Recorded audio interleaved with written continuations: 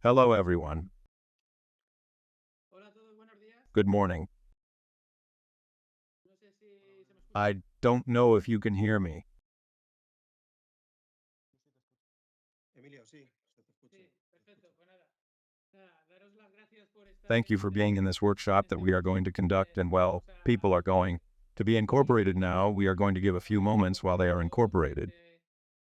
ahora. We are going to give them 3 or 4 minutes, and we will start to tell you about what we are going to talk about today, and that I anticipate that it will be all very, very practical. And I also encourage you to launch your questions. Ya os anticipo que va a ser todo muy práctico, ¿no? Y también os animo a que lancéis vuestras preguntillas. Bueno, pues nada, vamos a por Well, ello. nothing. Let's go with it. Bueno, Well, primero first of agradecer all, thank you for the vuestra assistance asistencia. Que sé, porque he ido comentando that I con know algunos because I have been compañeros talking to que some querían people who asistir, wanted to attend ya that, lo he hecho. having done it in the Esta morning. mañana, la verdad es The que, truth is that como les as it decía, coincides with otros temas work de and other trabajo, issues and such, entonces, bueno, it will be complicated for them tenemos so previsto well realizar as we have planned otros workshops to más carry out other workshops relacionados con later temas related to topics of big data, of big data intelligence, open source, cloud analytics, de herramientas data architecture tools, etc. etcétera. A lo mejor eso, Maybe we will put them in the afternoon because a lot of people told me that it would be more feasible to include it. sería más factible acudir, ¿no? Entonces, bueno, So well, I will tell you about it because we will probably do it that way. Entonces, bueno, pues como So well, comentaba, es decir, as I was ¿por qué saying, hacemos estos we workshops? do. These workshops, I really like to divulge a little because everything that is related to the subject of analytics, because what many others already know is not to say really in the end, these technologies are quite a complex a priori, then they are not so much.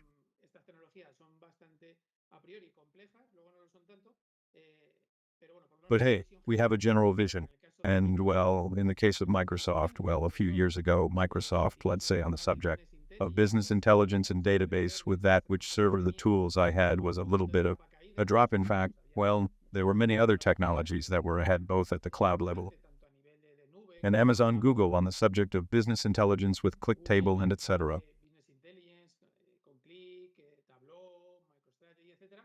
Pero bueno, desde But well, hace dos años about 2 years aproximadamente, un ago, poquito más, a little more, so to los speak, the piles have been put together and they have really han desarrollado developed a very, very powerful architecture. And also, it is that it changes day by day or evolves. o evoluciona, ¿no? Prácticamente estamos viendo Practically, we are seeing how almost week by week or even sometimes day by day, they bring out new features in a fairly aggressive way. They have not made a very, very powerful investment, and well, voy a I'm going to show you a comentaros little lo bit que vamos what a we are ver going to see in the workshop.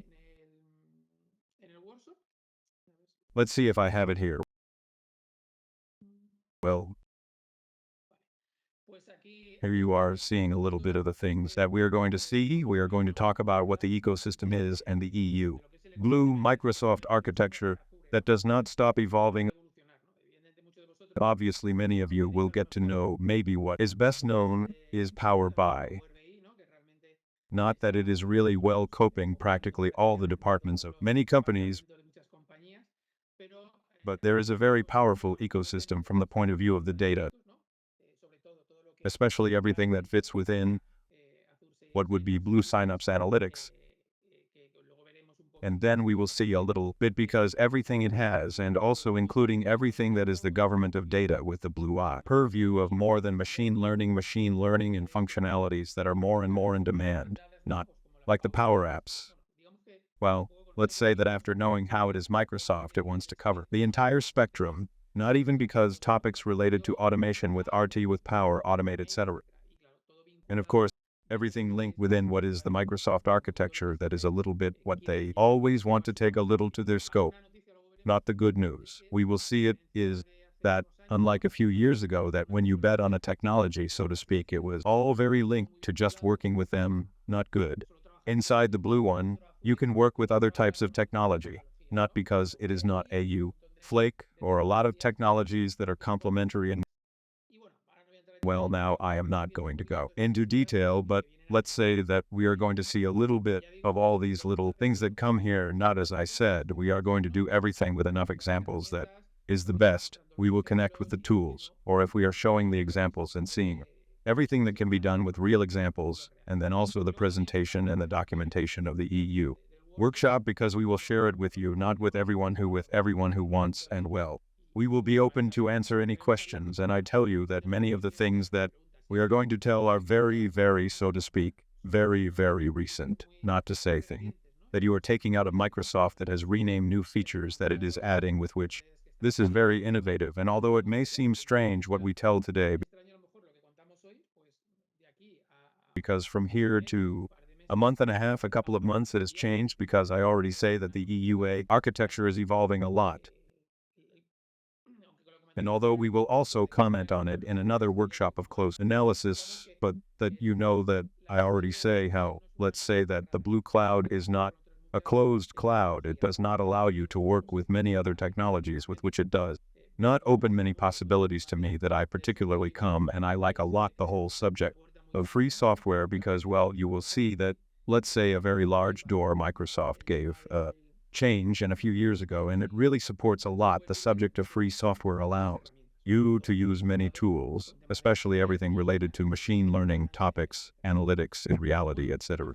Well, what else did I want to tell you a little efficiently before starting a lot of resources that you have that I usually publish and also with some colleagues and friends? Well, we have a portal that is called To-Do-Be that maybe some of you will know all about. And here we are publishing many, many tutorials, video tutorials, etc. that I encourage you to consult because there are examples that can be, let's say, step by step, how to use it. For example, here recently, because it is not an example, we have published, well, how to create a real-time application with Azure Python. In this case, we say that the real time is something that is increasingly requested in practice more than real time. On many occasions, it is not real time with a small margin of time to apply some business rules, but hey, technologically it is feasible, and well, that you know that here in all 20 many articles, and as you can see, we are explaining in detail, step by step, what components of the architecture to use and how I can create the whole process to work and create a real-time application. And also with real examples that then we have data from sensors that we can test that allows us to deploy, and I can use it. This is an example of the many, many components that you will see now that are part of the Azure ecosystem, and that sometimes it is complicated to know, and it is even very interesting to know what can be done and what cannot be done. Another point that we are also going to comment on today is we are going to enter because I think that the issue of prices may be useful to you. That is because, well, whenever we go to platforms in the cloud, one of the great problems with which we find ourselves is to calculate the cost. It is not like in the past, for example, because I worked in Oracle for quite a few years, then, well, you had your price list for each of the components of the database replication, analytical tools or other components, and well, you had your price list based on core and user license. And although it could be a very, very long list, but you could get to know the cost of the annual license for X years now. It has changed all that. That is, now you have to take it into account. You do not have a calculator for each of the tools, and you have to also take it into account depending on the use that you want to give it, not even how much, if you have the application raised, you use it on weekends or not at night, etc. There is another series of parameters that is very important when it comes to seeing the use that you give to the applications not good. An example of this is the possibility, for example, of using Power, and instead of that gives us a lot of flexibility when we have hundreds or thousands of users accessing, let's say, previously created reports in which, if we handle it well, we can save a lot of money. Not that if we buy, it is the best many licenses for all users. It is not an example like others that we will continue to tell you a little how the part of the price is managed. Not that it is something that they usually ask me how to do it. And well, I simply say that today it is not the object of detail, although we will comment, well, here apart from what we are going to comment, well, you have information here. As we speak, we are not going to talk about Purview Blue, but you know that also on the portal of all we have no, because already manuals of, in this case of Purview, and with a manual that you can have for which we do it in Spanish so that you can follow it, and not taking a little bit of the information that comes from Microsoft. But I always like to add a little bit of our point of view on the use cases, even comparing also with other tools that exist in the market to have a context we cannot with such a data catalog or other tools of data governance that there may be. Then good that you are here, because there are 30 so many pages. They are documents more or more detailed that you can also use. We always put a lot of content because always a little bit of what we see many times is that the decisions or the use of these tools are made very a priori, although we are going to use Microsoft, but then we find problems with how to work with them in the day on. Today, and well, of all they and me, particularly, that I like it a lot to divulge. This type of content here you have it because the analytical projects or data in general, unlike other technological projects of more closed applications, let's say that it requires very important knowledge within the organizations. That is, it cannot be delegated full-time to anyone external to do it. So the more knowledge you have in the organizations or the own consultants and implementers, it is much better because you have to share them with the rest of the organization. And perhaps this product in particular makes a purview for data governs not all that is the government of data, is perhaps the example of application that more knowledge should be in the house, even not only in the technological areas, but also in the area of business, and many times even the direction of how it implies to carry out, not with which it is very important to share and have this knowledge. The good news is that they are tools that are no longer as complex as before, and we can have all the information in a more accessible way. That is, it is not something that is a closed arch, very complicated to learn type, etc.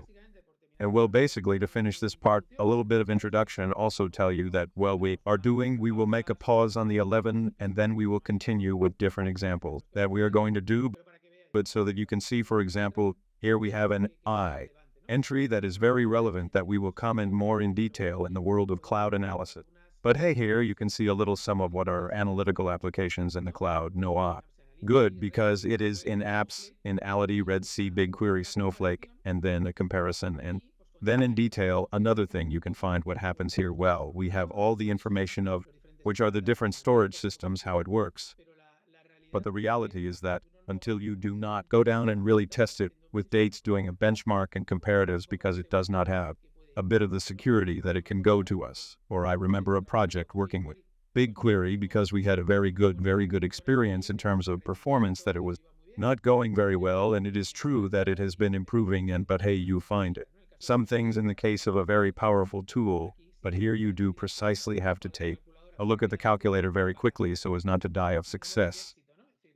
That is, not to see that it works very well, but then also when you have to pay monthly, the calculation goes a little away, and we will tell you in other workshops tricks to optimize that management a bit.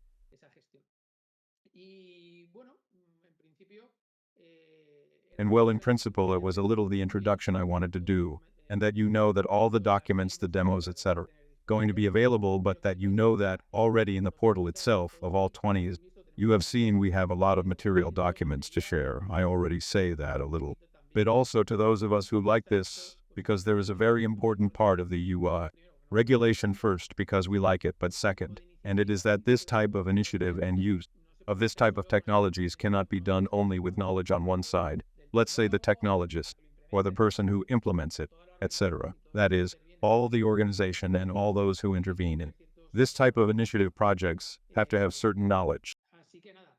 So nothing. I am going to give my colleague Raul a bit of the features that if you want a little bit, I already say, starting with a little the index of the documentation that we have, and showing at the beginning we are going to give an overview, a little theoretical, not much, a little on top of it, so that you can count, but I already say that we are going to enter into matter and with practical examples quickly, not that we have all of them to show. So Raul, I give you the word. Bueno, muchas gracias, Emilio. Buenos días a todos y bienvenidos. Well, thank you very much. Good morning to all and welcome. Curso de Azure. We are going to start with the más o menos el... A ver, un segundito. although you know more or less the sound, because now it seems that although you know a little what the theme is, it is worth simply to review. It is going to be structured in 3 blocks. A first introduction where we will talk a little about what the cloud is, the scale economy. I want to hear more and more about it. We will see later that it is how it works, the pillars of the cloud computing, and we will go through little by little, and we will make an overview a little of the portal and what it offers. It is a little introduction mode so that you know it, and then we will enter a little the part of what is within the services that are offered by it, because a little in the services that are linked to the world, and a little, as Emilio mentioned earlier, pues un poco en los servicios que están vinculados al mundo de los datos, que un poco los comentaba anteriormente Emilio. Haremos una we pequeña will make a pausa small y pause. luego vamos a hablar de And los then we are servicios going to talk analíticos about what Synapse Analytics is that good, because in the end, del it is the cloud. only one of the data we will see a little what the technical architecture, the functional architecture. Veremos ejemplos We'll see examples of what pipelines de Synapse. the Synapse, Veremos and we will see some example of data ingestion in real time, and then we will enter good, because to comment 2 points quite a lot of weights, y más que nada and more than anything, because it seems to be that it tends to pose strategies in a plantear estrategias en las cuales pues which it is tried to implement what is the data and what is machine learning. Entonces, bueno, Okay, veremos then, well, cómo interactúa. we will see a little how it interacts in these 2 parts with Synapse, and then in the Y luego, en último lugar, last place we will talk about what is Power Platform, that although it is not part of Azure, cierta it does have a certain link to belong to what is the technological stack of Microsoft, and well, y bueno, y porque and because it is true that the analytical system's many times good, because it is not only Power es Power BI BI for the operation of the data, but even knowing about the existence of PowerApps and Power Automate nos pueden ser de utilidad. cannot be of use to the effect, for example, of supplying certain sources of data that are in those organizations, such as Pitch or Excel, for applications where rules can be implemented for what the data introduction, etc., etc. Bien, pues, Well, then, going to what is the first introduction block in terms of what is the cloud computing, la computación en la nube, pues básicamente es la because entrega de basically it is the delivery of services through the internet. There are several providers, but well, it is true that we all listen to. todos escuchamos, ¿vale? Oímos hablar de We are going to talk about 3 main providers, as they are the ones that appear here, con, Microsoft, that are Microsoft with Azure, okay, Amazon with Use, and then for y luego por la parte de the Google part with World Cloud. ¿vale? En cuanto a la In terms of computing in the cloud, well, because they offer a wide variety of services, mainly those that appear here. los servidores, Okay, what are servers, storage, virtual networks, and y luego pues una amplia then a variedad wide variety of services related to data analysis mainly, and what characteristics are offered. Well, because ¿Y qué características se ofrecen? Bueno, pues las características que se ofrecen son principalmente the characteristics that are offered are mainly more intrinsically these that appear here, that are good, because the high availability, the possibility of climbing, and the elasticity, the agility and tolerance of failures, la agilidad y la okay, and then what is recovery before problems that may arise, well, because of the redundancy that we can apply in different services. en diferentes servicios, ¿vale? Raúl, una cosita, perdona. Que digo que antes se me olvidó comentar que podéis ir, vamos, si os surgen dudas y tal, que podéis ir comentando en cualquier momento. Si es una cuestión así rápida, pues la respondemos. Y si no, pues al final de cada bloque, pues más en detalle, pues la comentamos, ¿eh? O sea, pero que esta es un poquito la gracia, ¿eh? Que preguntéis y, por así decirlo, nos escribís a preguntas o cualquier cosa. En la medida de lo posible os contestamos. Las que no sabemos, pues lo apuntamos y luego os contestamos por mail o de otra forma, ¿no? En el portal, etcétera. Pero vamos, que preguntéis, ¿eh? Es decir, que no estéis solamente ahí escuchando, ¿eh? Cualquier cosita, lanzárnosla. Perdona, Raúl, ya puedes. Nada, no te preocupes. Bien. Any little thing to throw it at as well, following what we are commenting on the cloud. Well, because there are different types of cloud. On the one hand, what is the public cloud, where good, because it expires? What is the high availability? The agility is paid for what is used, okay? And it does not require to do just maintenance. Okay, some maintenance you have to do, but very, very basic. It does not require great knowledge of advanced technicians, and Y bueno, Well, it is true that as a negative point perhaps, well, you can fulfill it with certain requirements of very specific security that can have an organization at a time, and logically good because it does not have the control of the hardware. In terms of what the private cloud is here, because logically it has full knowledge and control of what the hardware's control security aspect. It's because logically everything is in our infrastructure requires a cost of hardware installations and supplies. Then as a negative aspect, also the scaling capabilities because they are smaller logically, and well, that forces us on occasions to make an additional hardware provisioning that we already have.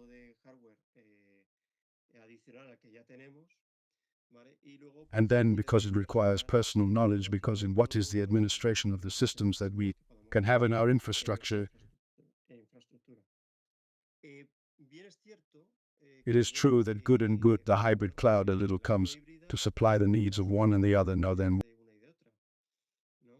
well, it is more flexible because logically it gives coverage to the negative points that we can have in the public cloud and the private cloud. It allows you to run legacy applications. In what is the private part, it allows you to comply with security requirements that will be more specific, as we had commented before, and well, logically it is based on the fact that it can be more expensive and that it is more complicated to handle, because obviously we have part in the public cloud and part in what is the private cloud, and logically it will require specialized staff in both things, in what the public cloud and the private cloud are very associated with.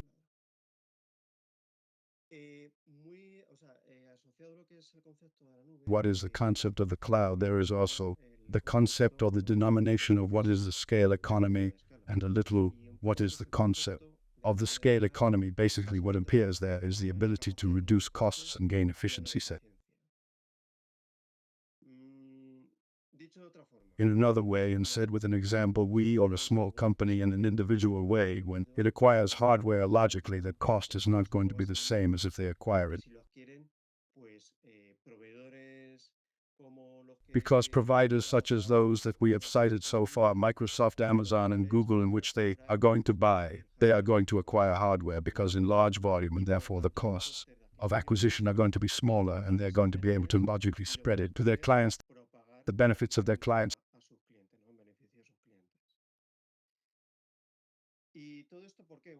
And all this because companies migrate to the cloud, because according to Azure there are different reasons here. Few appear, but for example, the first of them reduce the service to the data center. Logically good, because there will be companies that have a smaller data center, and there will be companies that have data centers because of a larger dimension, where a square meter surface is required because perhaps a few square meters where the servers are going to stay, and where they are also going to have to provide that space because of cooling systems that logically are going to lead to associated electricity costs, etc., etc.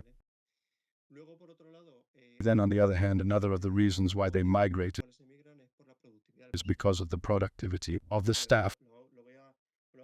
If we are going to focus on the DT staff that is normally doing maintenance tasks and revision of everything that the infrastructure, then the fact of passing the cloud gives way to that good, because it focuses more on optimization tasks, and logically because it is also part of those initiatives that can be carried out in the organization.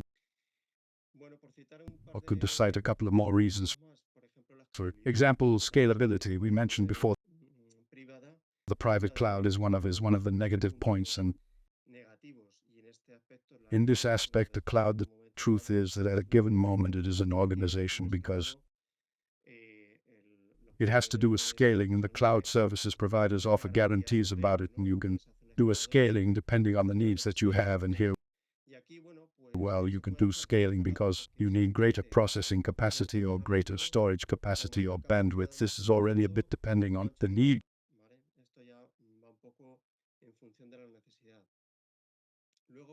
Then on the other hand, we mentioned before the availability, then well, there are companies that offer services to their customers that are critical services, where the availability of what other services that they offer is to be ensured, etc.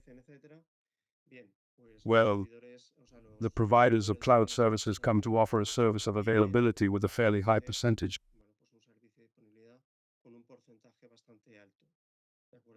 We are talking about 98, 99% practically. Then, well, it is quite interesting. And well, here I wanted to make mention because more and more talk about what the concept of the cloud is good. Because in media such as LinkedIn, in forums, in blogs, etc., not even good, because even in media and the press, then good is news. So last that I have been able to collect, because we have all surely heard about what data analytics platforms are modern then.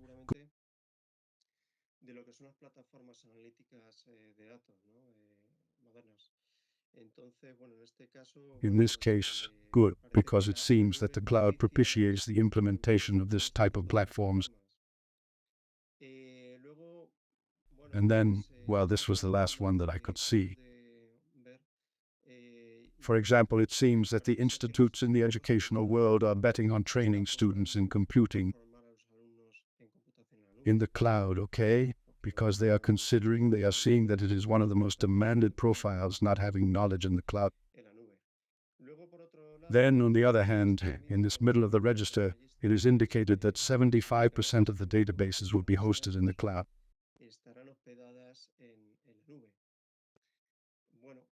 Well, a few years ago, it seems that there was more reluctance to use what are databases hosted in the cloud. But hey, it seems that today more and more companies are realizing that because it offers a capacity that cannot be had in premise infrastructure.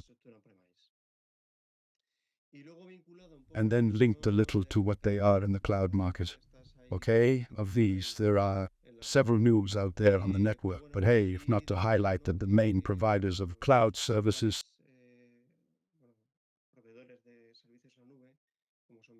such as Microsoft, Google, and Amazon, have coped with what is the 63% of the market. And well, we hope that there will be more providers, and logically the services that are offered will be more competitive.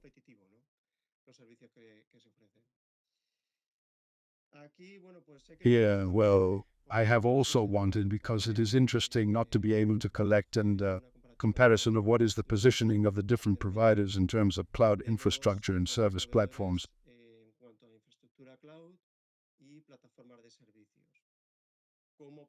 As remarkable points, well, because to see here and what is the time spectrum in the part of the left appears in August 2016, in mid-August 2020, and in the part of the right in July 2020. One is remarkable points. Good, because the number of providers that appear, for example, in this quadrant is worth, and that stop appearing later. Realize good as leaders are Amazon Web Services, and then Microsoft, Google arrived later. But hey, it seems that it has already entered what they are, as we commented before, by the news that made reference as a leader provider. Then another remarkable point is that, for example, Oracle does not appear here in this photo of August 2016. It does appear in August 2020, and it remains in July 2021. And then also Alibaba Cloud that appears here in the quadrant of August 2020. And it still seems that on the path, or it seems that it is heading to consolidate as a leader along with the three main cloud service providers.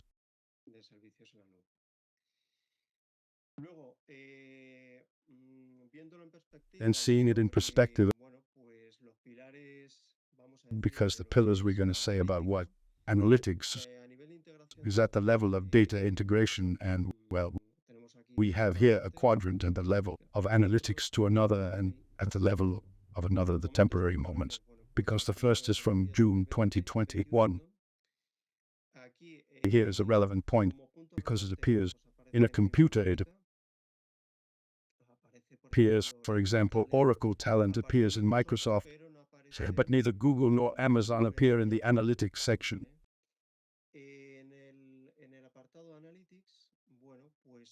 Because here appear the three main ones that we commented on previously, and some more of great demands such as Databricks, Teradata, Cloudera appears down here, and it is Snowflake that appears here too.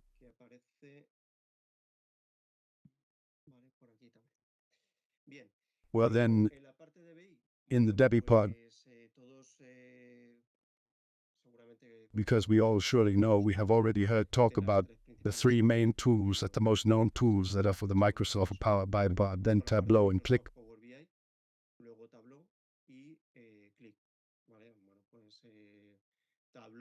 Because Tableau was the first tool to appear as in the philosophy of data discovery. Then PowerBI appeared in Click. Okay.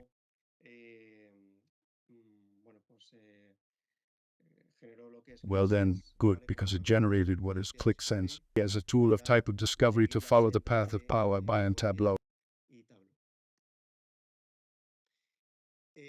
In terms of what is Azure, because in the end it is the set of cloud computing services by Microsoft, and it seems that we have little time talking about it, but well, seeing a little bit the dates that appear here, and a few years have passed. In October 2008, it seems that good everything emerged with a project called Project Dog. Then in February 2010, it seems that the name has already taken the shape of what is currently known as Windows Azure.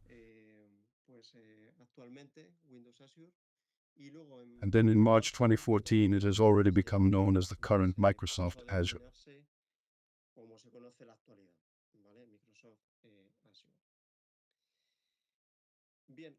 Well, here what we are seeing is a map of the different services that Azure offers, as you can see. Because it appears in the accounts, it does not appear in all of them, surely. This map is not updated if it collects the main ones, but good to comment on some. Then, here we see they are grouped according to the purpose of each of the services in the part of security and management, because they have services such as Security Center, the portal of Azure, that we will see later.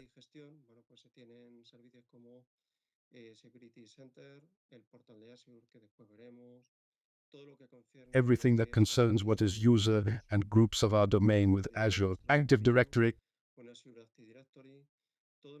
Everything that concerns the authentication part of multifactoring, the possibility of automating certain tasks with Azure Automation. And for example, with Key Vault, because it is a key storage that allows us to keep secrets certified, etc. And that allows us to then do what is the deployment and integration between the different services of Azure Marketplace. That is good because the media from which it provides us with all the different services that are offered in Azure. And then here a little further down, because it appears for what is the computation of servers, it's the possibility of generating virtual machines with operating systems, Windows or Linux containers. And then in this group, because services appear that allow us to offer resources to deliver content quickly,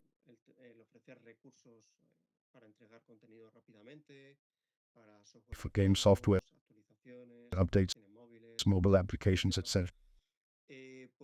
And around here, well, in this group, some services related to integration appear through what is the management of APIs and applications where we can define certain logic that can be useful for some cloud computing services. As for example, for virtual machines and scale and some services related to the development of applications, such as web applications, mobile applications development, and APIs. Then, for example, there is also the possibility of defining functions, for example, in a language such as Python, that we can invoke from the pipelines donde, bueno, pues, where the se data obtienen is datos, processed, etc. etcétera. Algunos servicios Some development gratuitos, services such as como Visual Studio Visual or Code, Visual Code, y luego, bueno, and then, si well, tenemos if we have adoptados adopted what otros are frameworks de desarrollo agile development frameworks within the organization y se apuesta por and Azure, embed on Azure, we can use to be able to use Kanban or, for para poder, bueno, pues, utilizar Kanban o, por example, Scrum Scrum para poder to be able to desarrollar develop the implementation of the projects in terms of En cuanto a lo what is que most linked to the part of the data. vinculado a la parte de los datos, bueno, pues tenemos diferentes We have servicios different services for what is the storage, como SQL Database, such as the database, las cuentas de almacenamiento the storage de accounts of Azure, donde tenemos where we have table storage. Azure Synapse, Azure Synapse Analytics corresponds with the second block that we are going to see in today's session. And then at the level of intelligence within the connective services of Azure, de Azure, donde, bueno, where we can create models para for processing natural language, reconocimiento de voice recognition to analyze images, etcétera. etc. En la parte In the part just below, some analytics and IoT services appear collected, y de IoT, como por ejemplo such as HDI, Insight, or for example, o por ejemplo there is machine learning that we will see later. tenemos, Stream Analytics, Stream analytics también comentaremos pues, that we will also discuss with an example to see how we can ingest data in real time en nuestra cuenta de in our almacenamiento, storage account and also be able to visualize the data in real time through PowerBI. ¿vale? By some analytics services, Analytics también as well as Azure Data Factory, para definir to define pipelines where we are going to ingest data from different sources of data and we can apply transformations on them. bueno, diferentes fuentes de datos y podemos pues aplicar transformaciones sobre ellos. Y luego, bueno, pues And then Power BI embedded, que, bueno, pues, that is useful when we want to offer Power BI reports in software as a service, informes de Power BI en modalidad de software as a service integrados modalities integrated with our own developments to offer our customers, etc. clientes, etcétera. Vale, y aquí en la parte And here in the lower part, some services appear related to the storage part, servicios relacionados con la parte de almacenamiento de lo que es what is services for everything that is related to the network, para crear to create virtual networks VPNs and VPN, algunos and some services for lo que son nubes what are hybrid clouds like the ones we mentioned earlier. anteriormente. ¿Cómo funciona Azure? How does Azure work? Bueno, Well, pues, a ver, cuando when we creamos un create a recurso, resource, siempre una de las one of the cosas things that we must establish, apart from the name of the resource and the subscription on which we want to create the resource, es la región. is the region. Azure is organized in regions. Here the map of the different regions that are available. que hay disponibles. Además, es un mapa que There's also a map that is being updated y destaca and highlight that what is marked with the marcadas con el blue punto point azul, appears to those regions that are available today, están disponibles a día de hoy. Luego, and then to those regions that are in ways of being available, and then to some regions that allow to have zones of availability. ser disponibles y luego algunas regiones que permiten bueno, pues tener zonas de disponibilidad. Ahora después veremos un poco qué es eso. Aspectos Important aspects linked to the regions. Not all the resources are available in all the regions without the vast majority. sí, la gran mayoría, pero algunos no. Luego, el coste But puede some variar, then, the costs can vary from one region to another. que debemos tener en cuenta. Therefore, it is an aspect that we must take into account when creating a resource, and then the latency that may be at the time of creating a resource in a good place here. En un sitio o en otro. Bien, Well, luego then también also comment que algunos recursos that some resources allow to establish redundancy between regions that is useful for organizations that have presence in different parts of the world, presencia en diferentes partes del mundo. Asociado a lo que associated with what the regions are. pues, comentar que están Well, then comment that they are physically and logically composed by localizations. aquí lo que aparece Not here what appears well because they are different areas. vale, la zona 1, zona 2, zona 3. Y and for each area there are one or more data centers, then this is, well, because it ensures that it allows us to replicate and synchronize the data between the different data centers and between the different availability zones well in the end. A little because it ensures us to have certain availability necessary before then failures that could have, etc. Nos asegura el tener cierta, o sea, la disponibilidad necesaria ante pues fallos que pudiera haber, etcétera. O, por ejemplo, también Or, for example, also linked to what our maintenance works that the provider can perform in a transparent way towards us. transparente hacia nosotros. En cuanto a los In pilares, terms of the pillars of computing in the cloud, bueno, pues, well, there are los three main pilares principales, pillars, el primero de ellos and the first of them is the one that has to do with the infrastructure as a service. bueno, pues, Well, because it is oriented to implement security systems, it helps facilitate remote work. teletrabajo en remoto. Además, esto, bueno, pues es This is interesting, y se ha visto que también and it has been seen that it is also linked to what digital transformation is, and that it has accelerated a bit because of the situation as we have lived in the pandemic situation. pandémica. Y, bueno, pues And well, también nos permite it also allows us to maintain the infrastructure in a more updated way, not more modernized, for más example. actualizada, ¿no? Más modernizada. Se pueden, por ejemplo, In this case, for example, you can have virtual machines with operating systems, Windows or Linux in the en el caso de case of platforms as a service, that is precisely the middle pillar. bueno, pues esto, Well, this is nothing more than facilitar herramientas facilitating tools for development and implementation, y, por tanto, and therefore favors the administration of the life cycle of applications. como ejemplos, pues, Examples, because we can consider in the case of Azure, Azure Data Factory, Azure Data Factory, y Azure Synapse. and Azure Synapse, Veremos que, bueno, nos we will see that it seems to us that it provides us with what Synapse Studio is as a medium, as a tool where we will be able to manage and implement the pipelines, etc., etc. los pipelines, etcétera, etcétera. Y luego el tercer y último, And then the third and last pillar is that of software as a service, que, bueno, which is good. básicamente Basically, es what it does is provide us, make certain applications available at a business level for its use. empresarial para su utilización, ¿vale? Okay?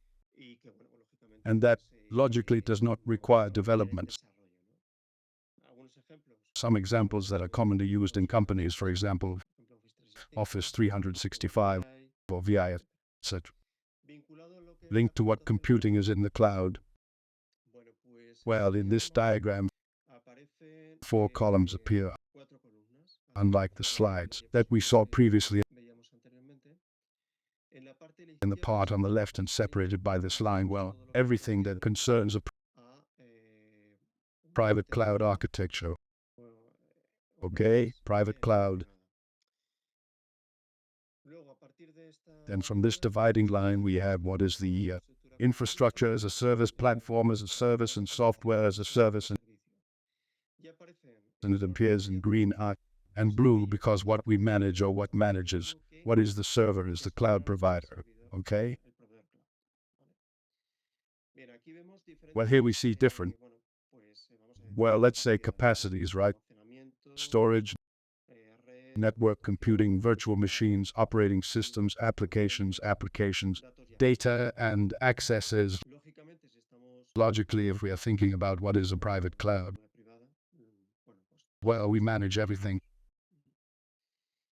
si vamos a lo que If we go to es what the cloud is, well, what concerns the infrastructure as a service? concierne a la infraestructura como servicio, parte la Part is managed by the cloud providers, como es el such as almacenamiento, storage, todo lo que concierne a la everything that concerns the network and computing, somos nosotros quien vamos and a we are utilizar, lo the que ones who are going to use what the cloud provider provides us para implementar to implement. o disponer de las máquinas virtuales When we en las have the virtual machines and the different virtual machines, las aplicaciones, the operating systems, the applications, and our accesses and our data.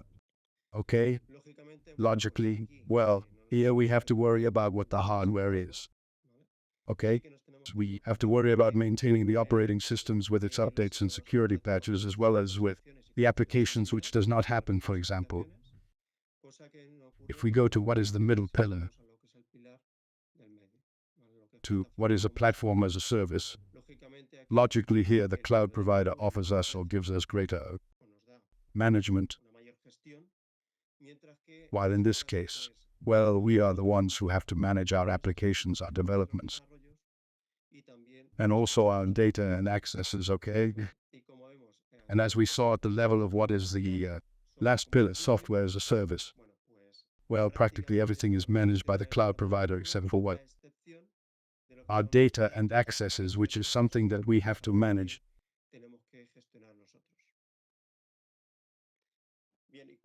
Well, and when an organization is set up, the step to the cloud is logically, well, the first thing to think about and how it happened and what costs this is going to carry, right? Well, there is a concept associated with this calculation, which is the total cost of the property, which allows you to determine on a product or system points like the ones we see here below, right? Direct costs, indirect, and also the benefits. And for this, well, we should consider certain key points, such as installation, configuration, guarantees, and licenses of computers and programs. That is, in the end, the servers with their corresponding operating system, the workstations with their operating system, the installation and configuration of the technology in the workstation server, and then the devices and software to establish communication, okay, between them through networks. Another of the key points is the government of technology, because, well, once it has acquired what is the hardware, the licenses, and so on, well, we have to be aware that we have to establish with certain periodicity the updates, the data migrations between the different systems that we can have.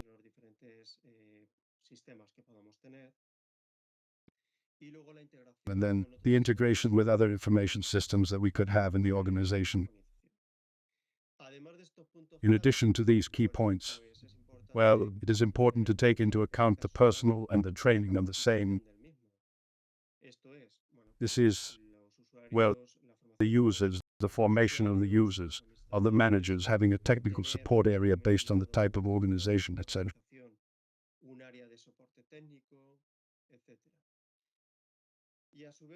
And in turn, well, it also costs them in the long term.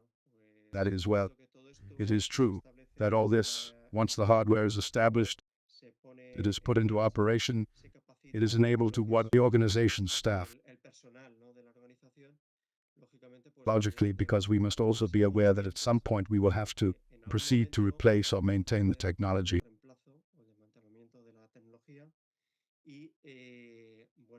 And well, we will have to consider what the scalability costs are for several reasons that can promote what is the growth of the organization. What is the template? The volume of data that we can have, and well, the one that the company becomes part of a larger business group, and that also promotes the dimensioning of our infrastructure in a different way.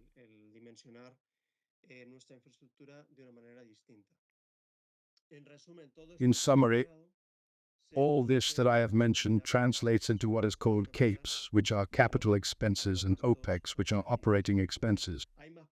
There are more points, but, well, I wanted to pick up and emphasize perhaps the most relevant ones associated with this that we are commenting. Well, Azure puts at our disposal, which is a calculator for what is the total cost of the property, which is established in these three phases that appear here, defining the career of work. In second place, adjusting a little, what are the assumptions, and then it provides us with what is a report so that we can see in the different chapters the cost. And the difference between what the cost is supposed to be at the level of having our infrastructure on-premise or having it in the cloud. We are going to show it for a moment so that you can see it through this page here. We can start the evaluation, and here, as you can see, it appears what is the first point, which is to define the jobs. Here we can add everything that concerns our infrastructure at the level of servers. For example, here I have a main server, which is a physical environment with a Windows operating system, standard licensing, formed by a server with a certain number of processors per server, cores per processor, and RAM. núcleos por procesador y bueno, una RAM, ¿no? Y bueno, pues And well, 16 GB of RAM. y aquí, bueno, pues And lo here, que es la well, optimización it is a bit what basa en los optimization is based on use, whether it is for CPU or memory. Bueno, aquí también tenemos Well, here we also have, for example, collected an application server with its characteristics, etc. etcétera. Y podríamos ir And we could add the different servers that we had in our organization organización. A nivel de base de at the datos, level of database. pues, podemos añadir Well, we can add as many databases as we consider necessary. necesario. Aquí en este caso, Here, in this case, estamos in this example, we are talking about what a school server is, but we could mention any other type of database manager, such as MySQL, Post. otro tipo gestor de base de datos como MySQL, Postgre. En este caso, In this case, we are considering that it is an enterprise license. The environment is made up of physical servers with Windows operating system, etc. Windows, etcétera. Y bueno, pues aquí And well, here the characteristics of that server also appear. servidor. Y en cuanto a And as for destination, well, here we can establish some of the options that Azure provides Azure para poder us to be able to move what this school server is to the cloud. En este caso, In this case, we will see later a little of the different types. I am considering an instance managed by school server. y bueno, estoy estableciendo And well, I am establishing a little certain characteristics that are necessary for that instance in the cloud. y a nivel de almacenamiento And at the level of storage, well, here we collect a little the type of storage that we can have, que podamos tener, tipo de disco, type of disk, diferentes different capacidades, capabilities at the level of backup file, input and output speed. velocidad de entrada salida y luego bueno pues And then, unas, well, some characteristics or specifications based on what is the bandwidth that we can have. podamos tener. Si le damos a siguiente, If we give the next one, we move on to the second point, el punto donde which is the point where los we supuestos, adjust the assumptions and where we y establish. establecemos, bueno, pues, por ejemplo, Well, for example, vamos a cambiar we are also going to change here what the unit of measurement is. la unidad de medida, por ejemplo, euro. It is a euro plan. Aquí lo que tratamos Here, de what we establecer try to establish, aspectos, como well, las certain características aspects de such as the coverage of the urines in the case of SQL server, ciertos certain aspectos, aspects such as, for example, storage with geographical redundancy, as I mentioned before when we talk about the regions, las regiones. Luego los costes de then the electricidad, electricity costs, costes costs related to storage of the staff in terms of the administrative fee per hour, tarifa por hora de administrador de TI, ¿vale? El número de máquinas virtuales the number of que open machines that they control or manage, administran, y luego, bueno, otros and then, well, other assumptions such as hardware, software, etc. ¿vale? Entonces, bueno, todo esto So, se establece well, dentro de all la this, once the different parameters are established, we can get to the screen here, pantalla de aquí, ¿vale? okay? Seguramente Surely, well, the parameters that I have marked, the data, they have been shot a little. datos, se hayan disparado un poquito, ¿vale? Pero aquí podemos Here we establecer, can establish the report, okay? ¿vale? Que nos da de salida, The data that gives us the output, we can establish what is the period of time, la the region in which, cual, bueno, pues tendríamos alojado well, we would have all our la infrastructure. infraestructura. Y, And, well, here we can see a little, well, through graphics, as we see what the calculation is, depending on, desglosado lo que es, well, if we are talking about data centers, en función de, networks, pues, si estamos hablando de storage, centro de datos, redes, processing of the staff, procesamiento de personal de TI, ¿vale? okay? Como vemos, bueno, pues We aquí see, como well, punto here, destacable, as a la remarkable point, electricidad que the figura electricity that appears here in what would be the local no lo environment. We do not have it. It does not appear collected in what is the total cost of an infrastructure in Azure, infraestructura en Azure, ¿vale? okay? Y aquí en la parte de And abajo, here at the pues, bottom, todo desglosado well, por a little las overshadowed by the different categories. dentro de lo que es, Within what is hardware calculation, software, data-based electricity, etc. ¿vale? Son informes que They are reports that we can also descargar, download, utilizar share, and save para, bueno, pues, to have them at our disposal. bien, volviendo Well, quizás, back to the presentation. pues, vamos a Well, ver let's go in a little bit to see what concerns the world of Azure.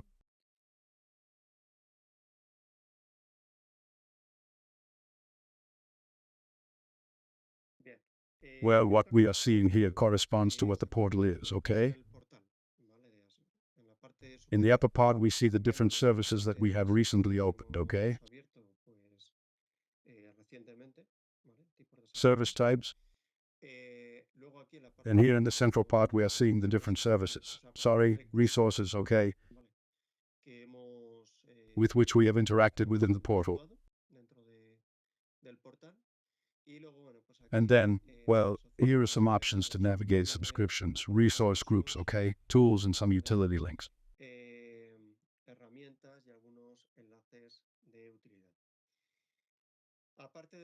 Apart from what the portal is, well, dashboard can be generated to be able to configure. Okay? What is the access to the different resources as we can see here? And then we can even connect different graphics that allow us to see the capacity of use, etc., etc.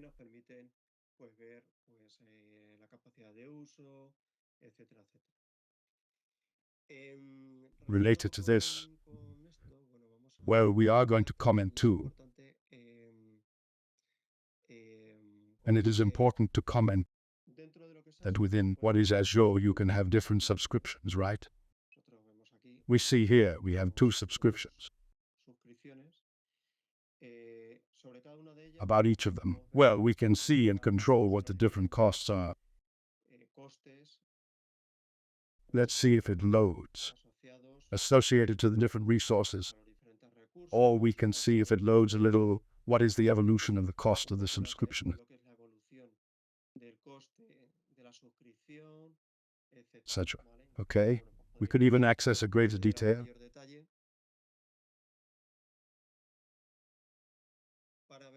To see the disclosure, well, by the name of the service, by the location, by the resource group, etc. Of course, thinking that, well, in the organization we can have a high number of resources. There is a concept that revolves around, and that is part of Azure, which are the resource groups that allow us in some way to group the different resources that we can have. For example, in this resource group that we have here, okay, well, we have high numbers of the different resources that we are going to see in this session. Some of them have been created by us, and others are created in an intrinsic way when creating a certain resource. For example, here we see that we have a storage account, which is here. For example, we have a machine learning type resource, which at the time of its creation creates in an intrinsic way these other resources from here that I am marking.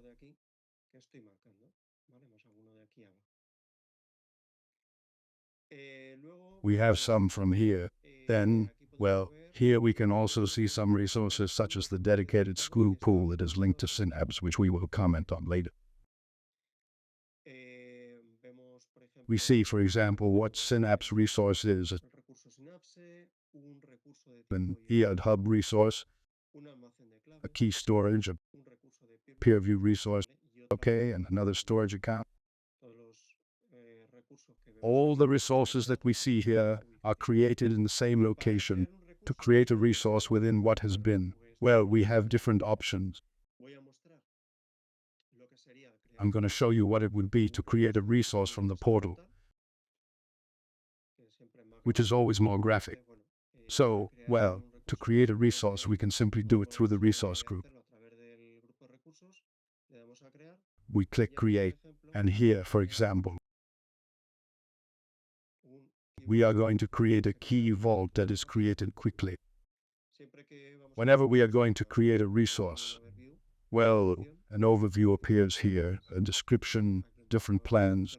Okay, here a little information related to the use, and then, well, reviews that have been made. We click Create, and here, well, we see the information that we must establish to create the resource.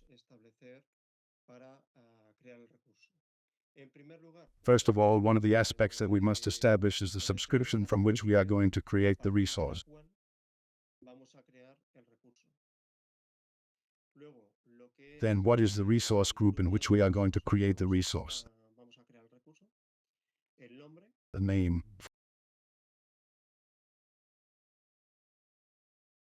por ejemplo, este de aquí. For example, this one here, La región, que the region, which is one of the aspects that I mentioned earlier.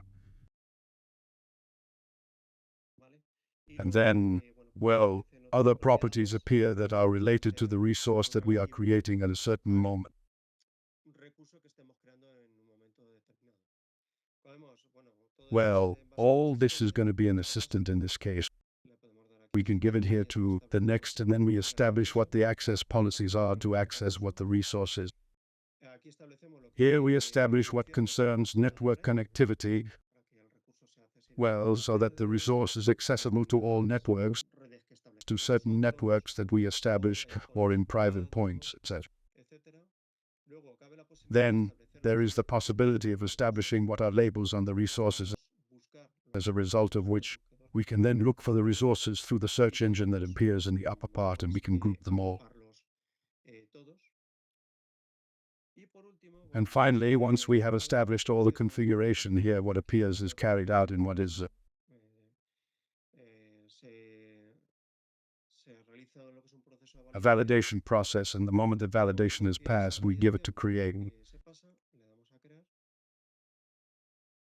Y aquí, And as we nos see, aparece, it appears in the en upper el part, usuario, in the notification part, notificaciones, pues un mensaje a diciendo message que indicating está that it is realizando proceeding to do what is the deployment of the resource.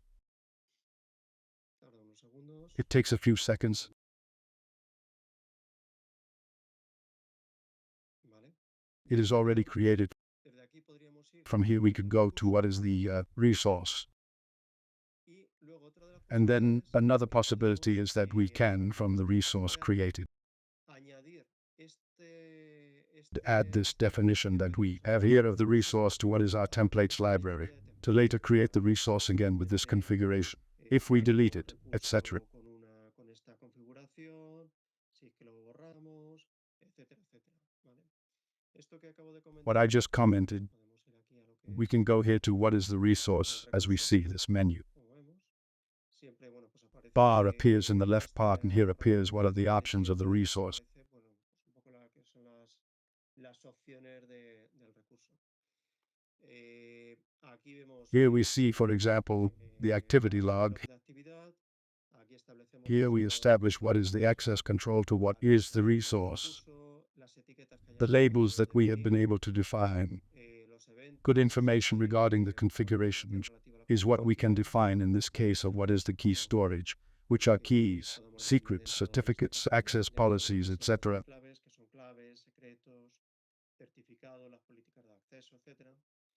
Y luego, And then, normalmente, bueno, normally, almost always associated with each resource. aquí tenemos Here we have this option for templates that we saw earlier, so that at a given moment, we can add this definition to what is our templates library. a lo que es nuestra librería de templates.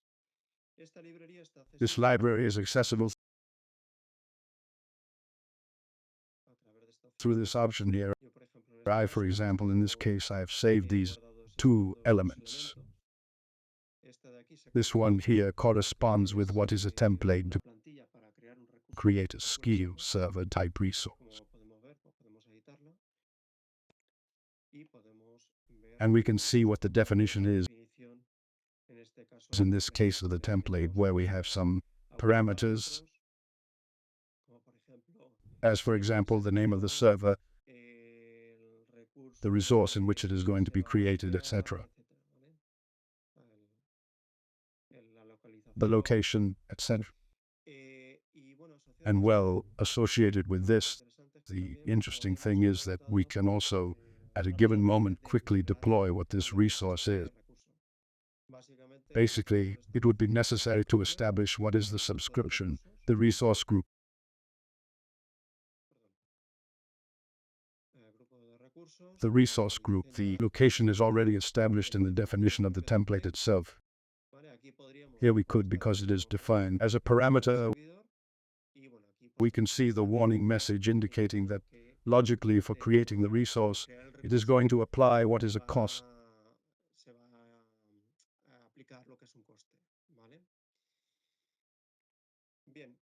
Well, more things to comment. Well, it is the marketplace,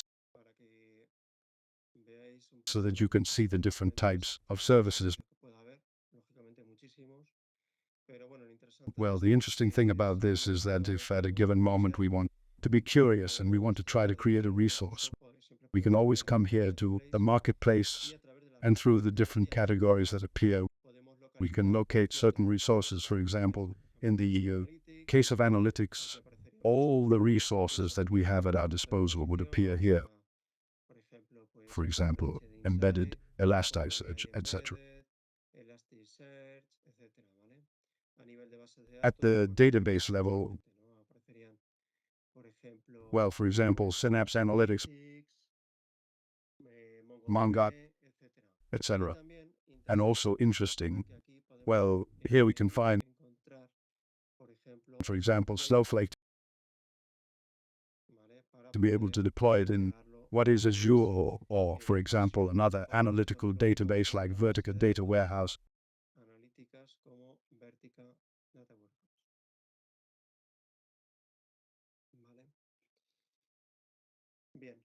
Well, continuing with the presentation, well, as I was commenting, we have seen a bit of Azure commenting that there are also tools for managing Azure. For example, what is the PowerShell through Azure PowerShell? What is the Azure CLID? Or, for example, the Azure Cloud Shell, okay? And we can also manage and control the resources through Azure App, okay? Well, if you remember previously, we showed what a map of different services was. We saw that these were grouped a bit by the different purposes they offered and making an extrapolation of those services, okay? Here what I was showing and collecting is, well, an example of architecture of services associated with data. Basically, at the ingest level, we have for what are streaming data, Azure Event Hubs. Well, you can use Azure Data Factory through the pipelines. Then, at the ingest level, we have Azure Data Lake Storage, and from the information that is supported in Azure Data Lake Storage, we could explore it through Synapse Analytics of the different capacities that we will see later.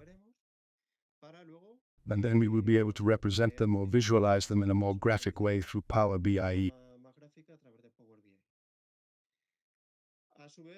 At the same time, well, the information that is supported in Data Lake, that is ingested through data source, can be used to prepare and train models through Azure Machine Learning or through Azure Databricks to then offer those models by leaving them available through service, through Kubernetes service, or for example, store the information in Cosmos database. And thus, well, this can be consumed through our applications.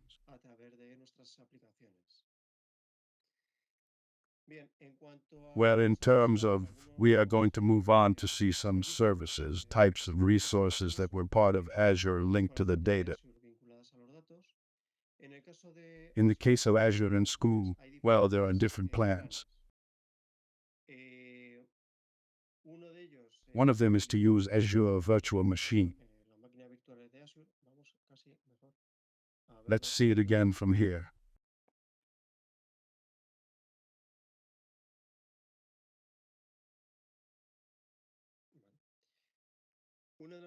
One of the options is to use Azure Virtual Machine from Azure from School. Then here, well, already a little in function of what we need. We can access different images where we have the different versions of School Server from the 2019 Enterprise version, Standard, etc., to some more old ones like 2017 also available here. Logically, in this case, we are talking about infrastructure as a service. Okay? It is interesting to comment that here there is the possibility of using our license that we could have at the level of organization. And, well, it is also oriented to, well, to what are migrations of what is part of our architecture enterprise infrastructure to what is the cloud.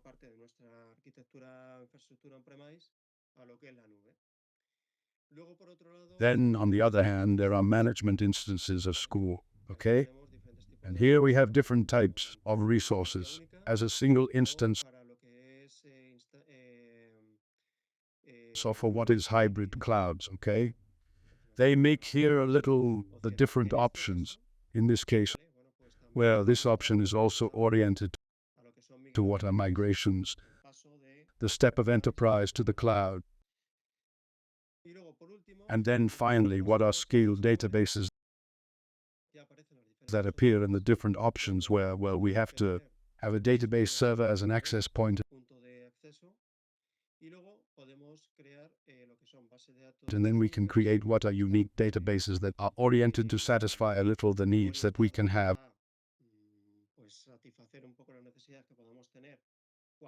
when we are able to predict the dimensioning that we want to have. Okay? It does not vary during the time. However, the databases in elastic pool modality, well, are more oriented to a more variable use. Okay? Well, because at certain times we need a greater capacity or a lesser capacity, okay? These are a bit the different options that are offered. Going back to the presentation.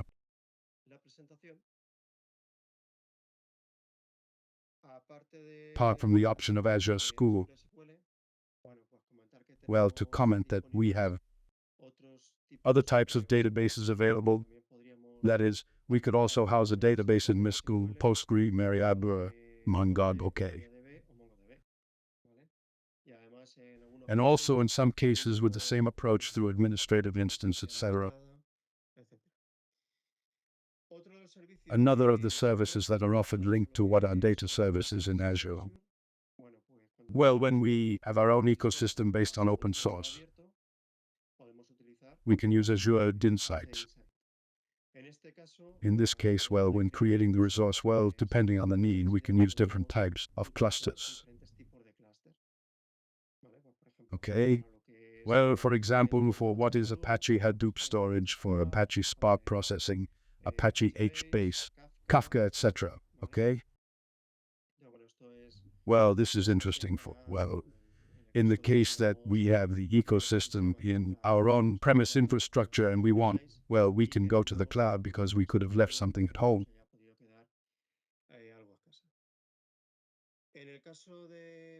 In the case of databases in NoSQL, when we have needs, we can use Azure Commons DB, which is a NoSQL database administered for the development of applications. Main advantages. Well, it offers different APIs depending on the need we can have from MongoDB, Cassandra, Table, etc. It is also important that it guarantees us a relatively high speed. It seems to me, I don't remember well, of 10 milliseconds, okay? So, well, it is an aspect to take into account. It logically allows the development of simplified applications. It is prepared for critical situations because it is a database that, well, has associated what is the aspect of redundancy in the cloud between regions. And then it is also interesting to know that it allows to maintain integration with Azure Synapse.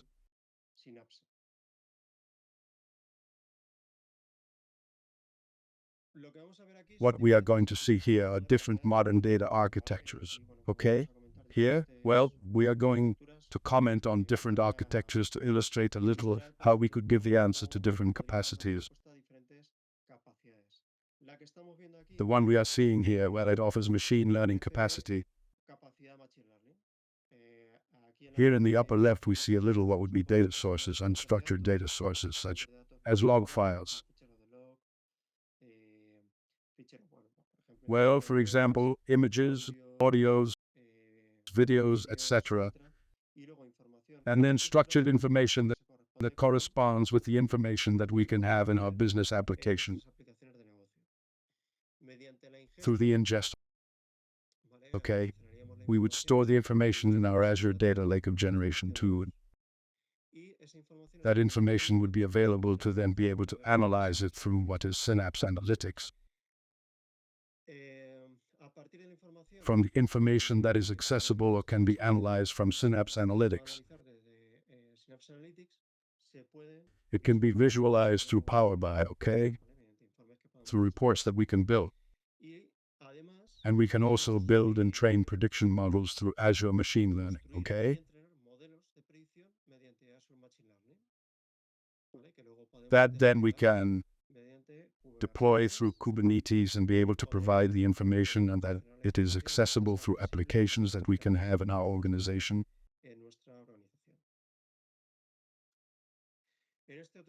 In this other case, we are illustrating a data modeling architecture oriented to real-time analysis.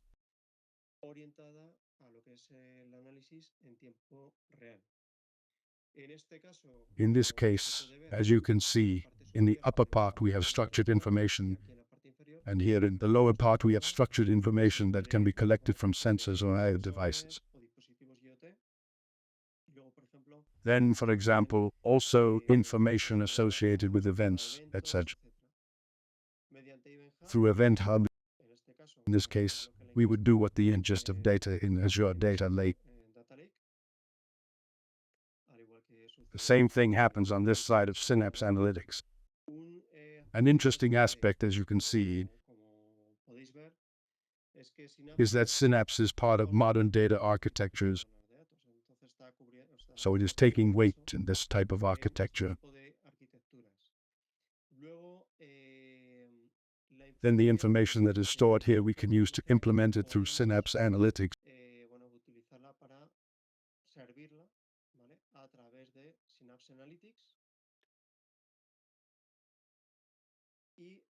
And on top of it, to implement tabular models using Azure Analysis Services to then be able to mount the reports with PowerBI.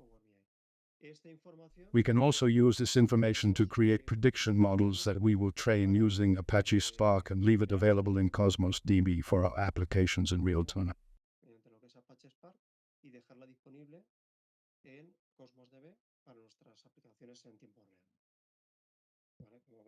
As you can see, there are different resources with different purposes depending on what we want to do.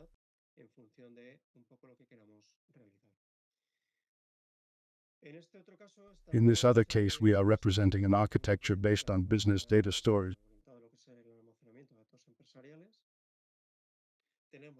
We have the same types of data sources that we saw earlier. Here, as you can see, Synapse Analytics still has more weight because through the pipelines, what is ingested in Azure Data Lake is done. This information would be available to implement prediction models through Apache Spark to serve them through Synapse School and Analysis Services.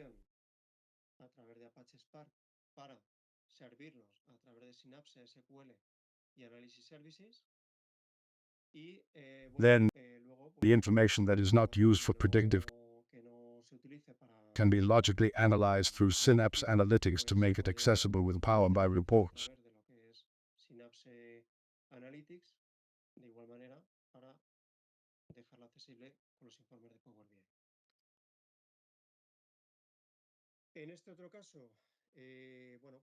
In this other case, the only variation with respect to the previous architecture is that we are storing information in a database, not school, in Cosmos DB, and leaving it available for web applications.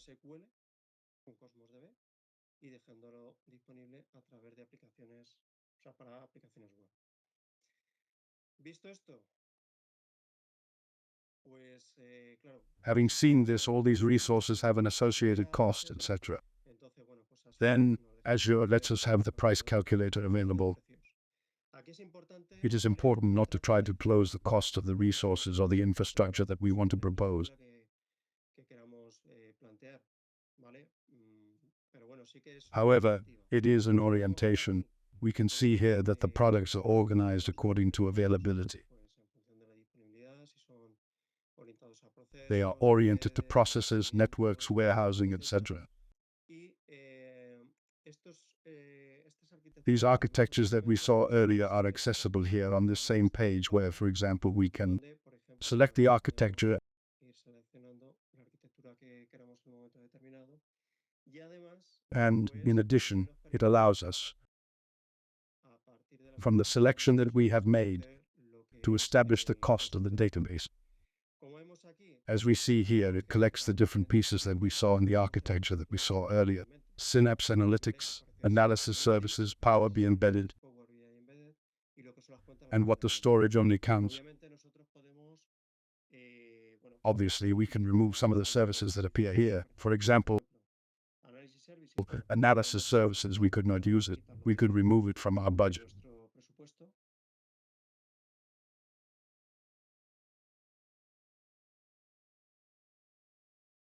Un segundo. 1 second. A ver ahora.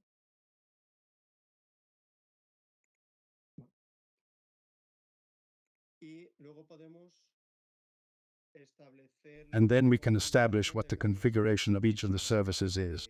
For example, in the case of searching Synapse Analytics, una de las cosas one of the things that is always associated with all the resources is the region.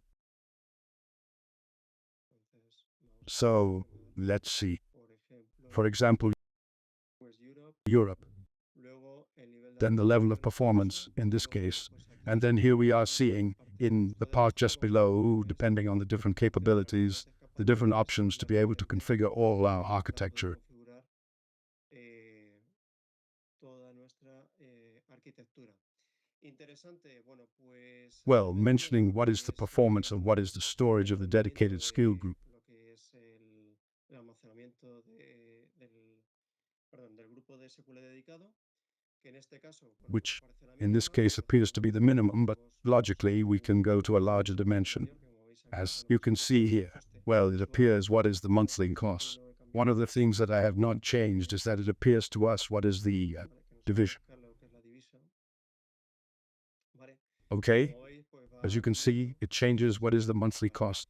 lógicamente aquí, Logically, here it is putting us as a temporary reference of departure, which is a month of use. pero bueno, todo esto But hey, podemos ir all this we could adjust it, por ejemplo, en lugar de 700 for example, instead of 730 hours, 200 hours, un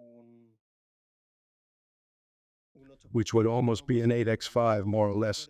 Then it is true that if we go to a temporary scenario of a month, we could adjust, de un mes, pues podríamos ajustar okay? And we could set savings options as they appear here by default. por defecto, It is not considering nothing more than the payment per use. pero por ejemplo, But for example, we could set creo que es un what is the year of reserve de tal forma que in nos such a way that we are applying a 37% savings, 7%, ¿vale? okay? Or 3 years of reserve, which would be a 65%, okay? Es una de las It is one of the characteristics that it has in terms of cost configuration. y luego bueno, pues se puede lo que es establecer And then, well, you can set what is storage, a little the terabytes, si queremos redundar, if we want geographical redundancy or not. luego si vamos a Then, utilizar if we are going to use Spark Pool, para lo que es well, what is creating prediction models or doing certain treatment, transformations on the data, setting the number of instances that we are going to use and the size of the cluster. utilizar y el tamaño, ¿vale? Del clúster.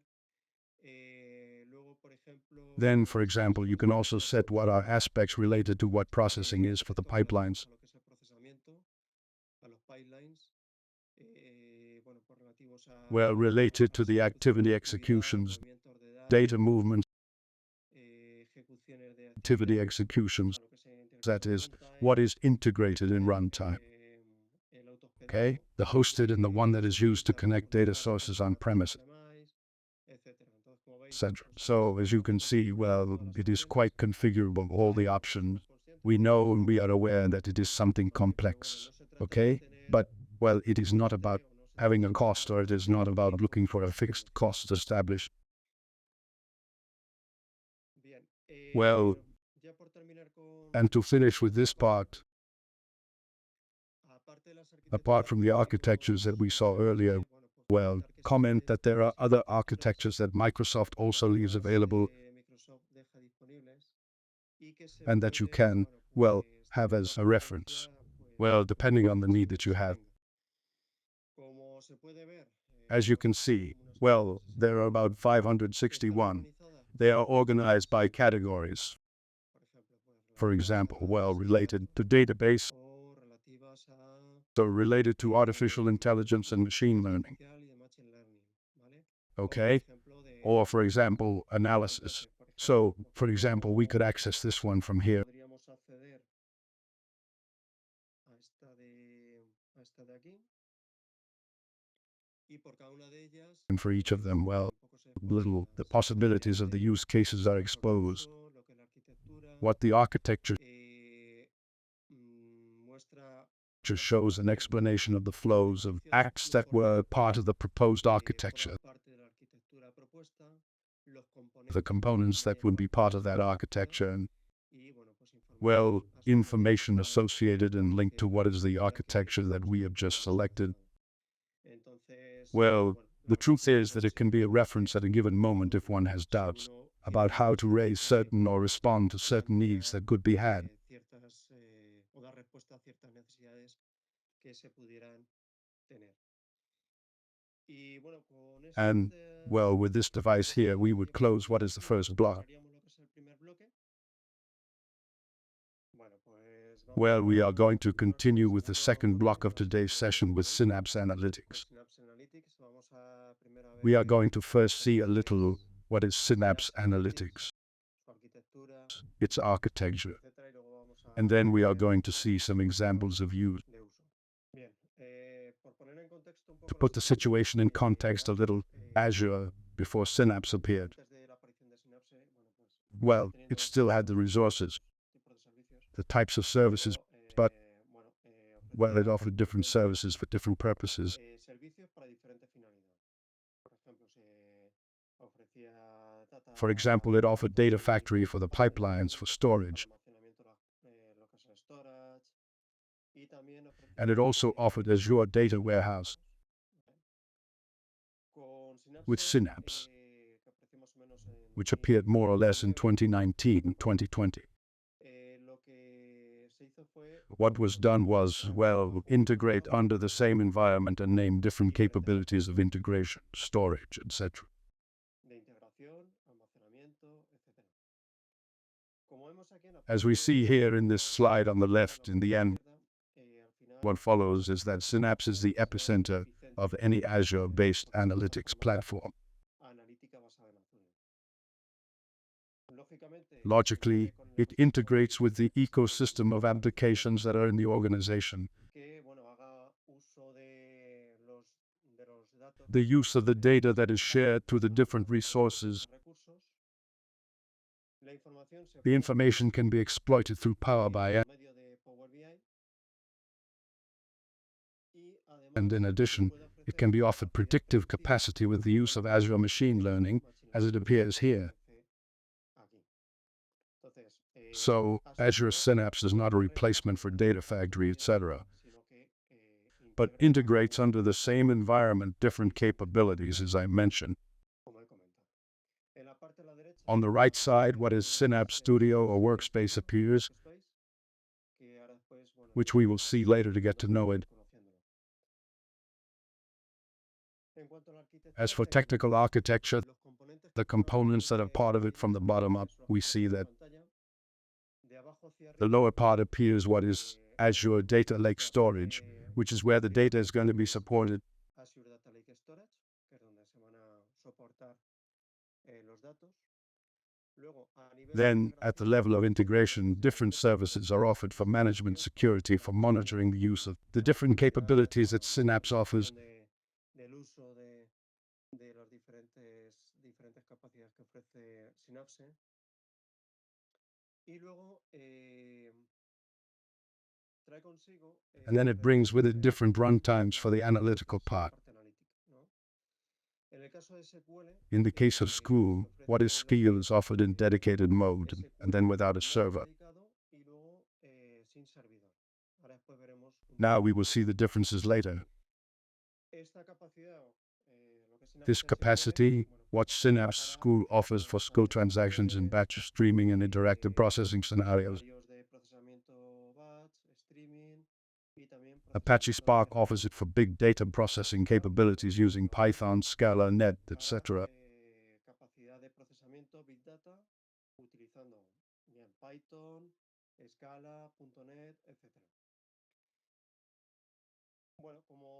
Well, as I just mentioned, different languages are offered to interact with the runtimes available in Synapse.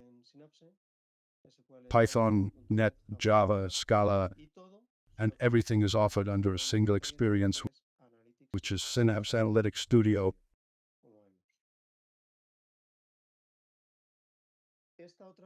This other architecture is similar to the previous one, but it includes Data Explorer, which provides capacity for interactive consultations on thermometry and log data, mainly. At the moment, it seems that it is in preview mode,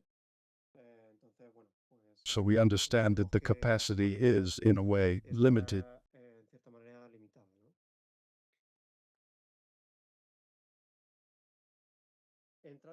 Going a little into each of the architecture parts. As I mentioned before that, as for school, there are two operating modes, two types of pool, the dedicated pool and the serverless pool. Both, as we see,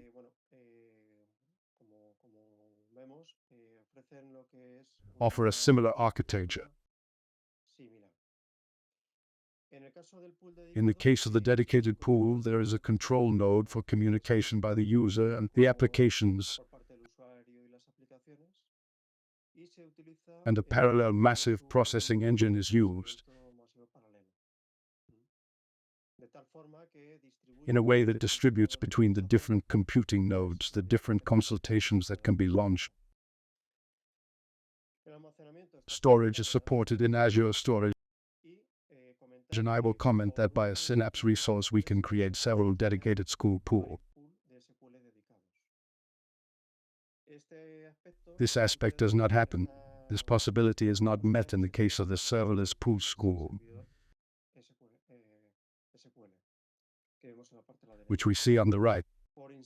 For instance, in Synapse, in an intrinsic way, you have what is a serverless pool, and you cannot create more. In this case, the control node, what it does is distribute the consultation between the different computing nodes.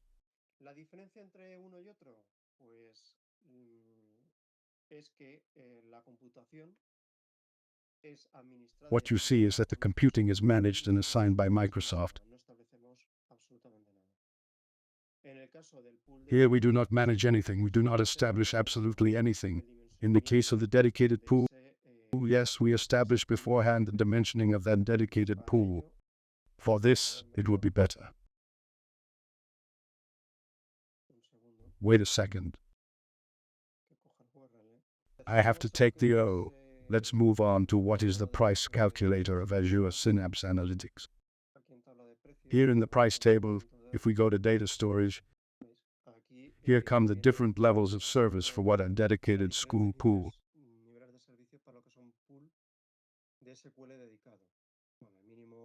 The minimum is this level of service, the 100. It is based on the unit of measurement data workhouse unit, which varies from one to the other in computing capacity, storage, etc.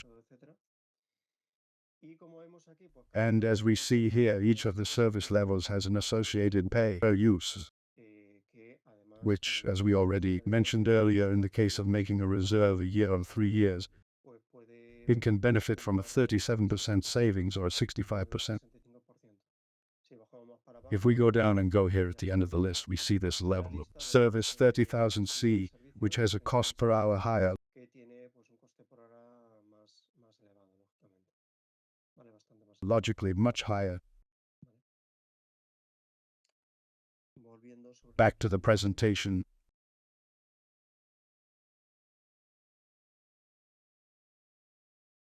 Bien, una de las Well, one of the el objetivo The main goal of the school pool without server is that it is an interactive service that allows you to create school queries about files that we have in the storage and data lake.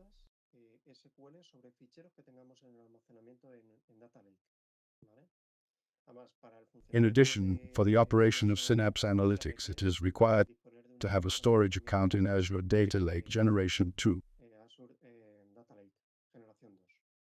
Entonces, So, what it allows us is to launch queries about the Kisu V packet so that we have it stored in our data lake in a fairly easy way, as we will see later. de manera bastante fácil, como después veremos.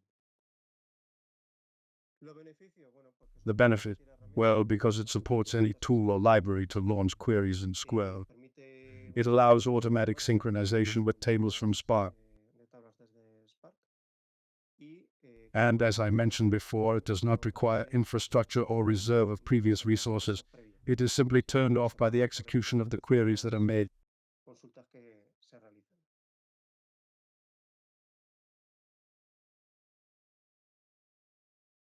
Luego, si Then, if you remember when we showed the technical architecture, well, one of the runtimes is also Spark. In this sense, we can create what are Spark pools where we can, through Spark School, launch interactive queries, or we can implement, repair, and train prediction models through Spark Mib, and then also, well, through graphs to save what is computing graph. implementar, preparar y entrenar modelos de predicción mediante Spark Melip y luego también, bueno, pues mediante GraphX abordar lo que es computación de grafos.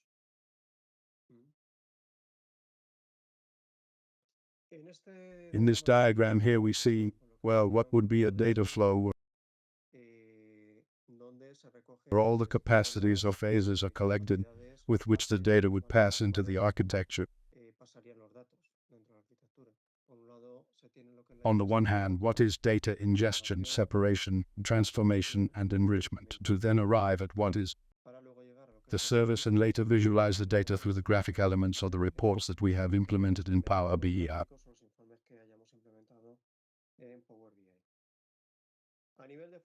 At the level of data sources, and abstracting a bit of what the type of data source would be, the ingestion would be through the Synapse guidelines.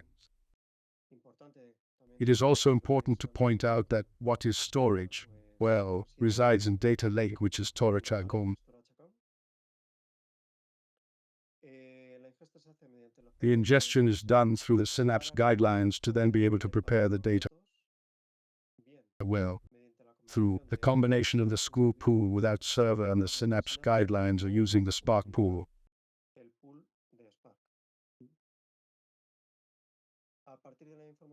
From the prepared information, well, we could transform or enrich what are the data that we have ingested.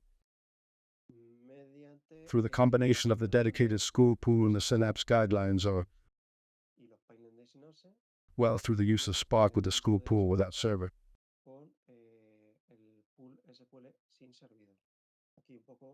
Here, depending on the need to have,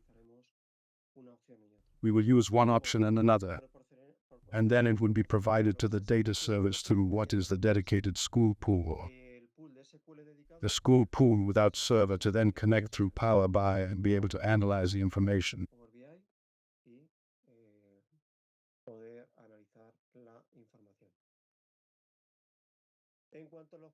As for the Synapse guidelines and what is Azure Data Factory, which would be the common element, it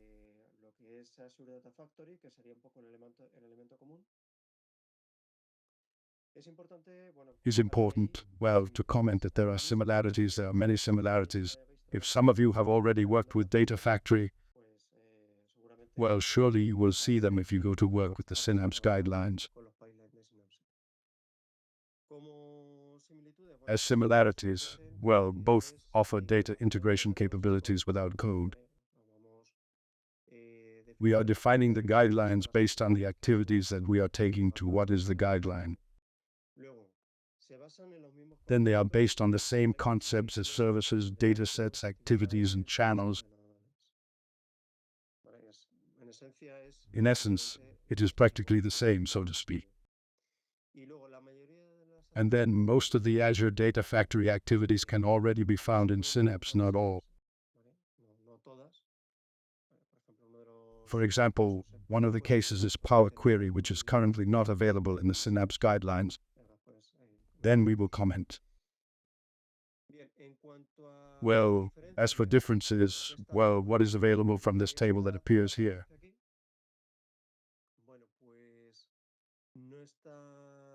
It is not. It is preview mode, which is integration with those processes that we have been able to implement using Scale Server integration services. Then,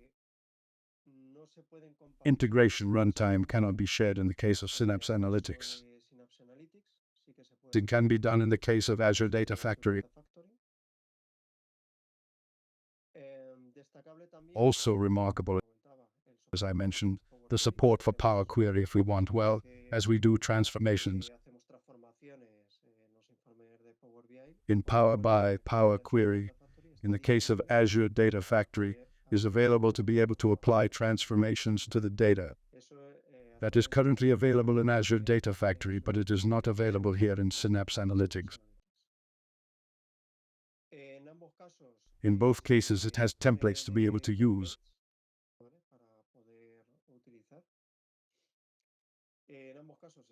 In both cases, it has integration with Git. Some time ago, it was not available in Synapse Analytics. But little by little, it seems that it is aligning the differences, and they are increasingly aligning one and the other. Then, in terms of monitoring, Spark jobs cannot be monitored in the case of Azure Data Factory, but if in the case of Synapse, well, because Synapse has integrated what is the definition of the possibility of creating Spark jobs.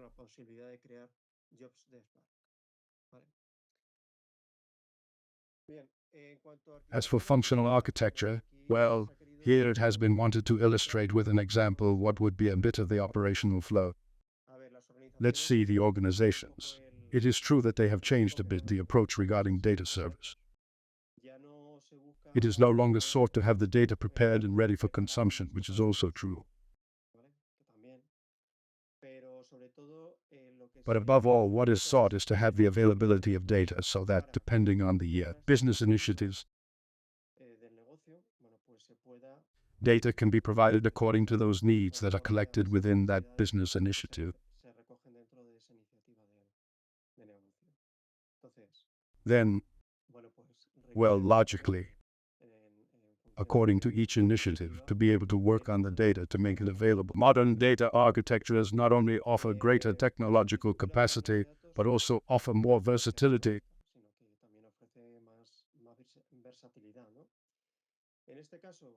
In this case, well, here it is collected a bit what would be the request of a business.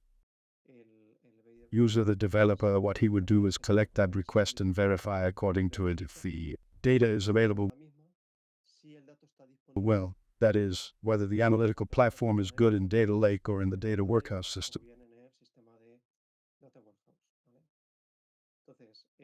So logically, if the data is available, it gives an answer by preparing the necessary report for the business user and providing the information.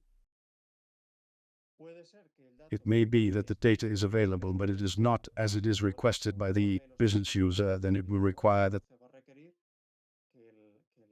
the need is understood, the request,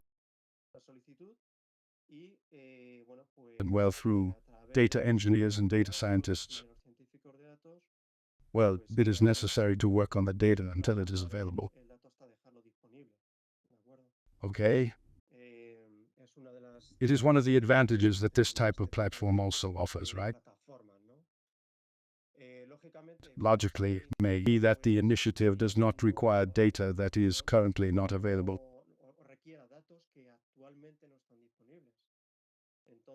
So, well, logically, the data engineer will have to do the ingest of the corresponding data and to carry it through the different layers that are part of the platform until it is available in the storage systems to then be able to respond to the request.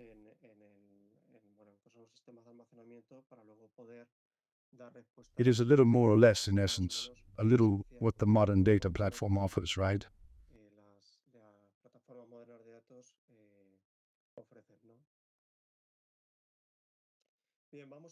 Well, we are going to do, well, an overview about Synapse Studio. For this, we are going to go to the platform.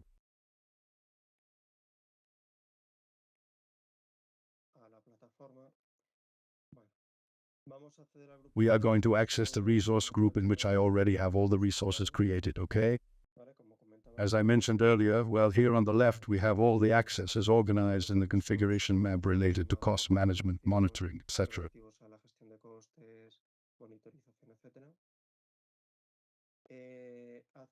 We access what is Synapse Workspace. As soon as we enter what is the overview option, information, well, the main information, the resource group to which it belongs, the state, the region, the subscription. And then also, well, here we could see if we had added the corresponding tags, the tags. Then on the right, we have what is the user manager of scale with which we access the pools.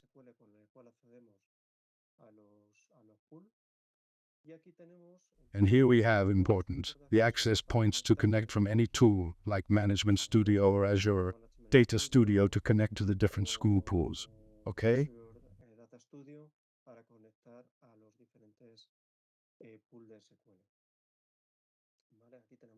Here we have, for example, the dedicated skill pool, and here the school pool without serving. Well then, now we will see that through Synapse Studio, the analytics pools, for example, are also available through Studio, okay? But here we see the school pools. Here we have the Spark pool, etc. Well, to enter what is Synapse Studio through this option here in Overview, we can access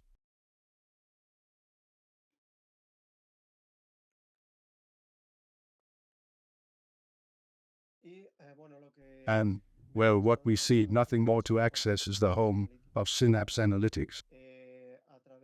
Through this, what is the environment workspace? We have these options here, okay, relative to what are data.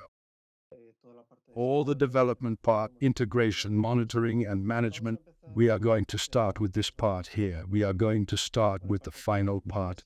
And so a little what we are going to see is, well, a little how this corresponds to what I'm going to show for what is the part of theory that we saw earlier. As we see here, everything is organized by sections, which are the analytics pools, external connections, integration, security, etc. So, for example, in the case of analytics pools, we see that we have two types, right? One without a server type and another dedicated type. If you remember what I said earlier, is that without a server type, at the moment we created the Synapse resource. It is created in an intelligent way, okay?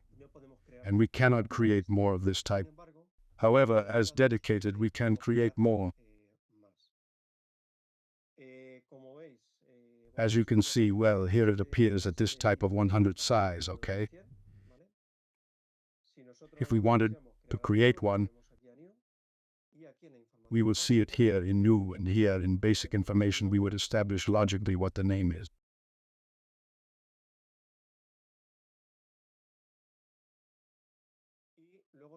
And then service level, okay? Service level that we can adjust depending on the needs through this bar here.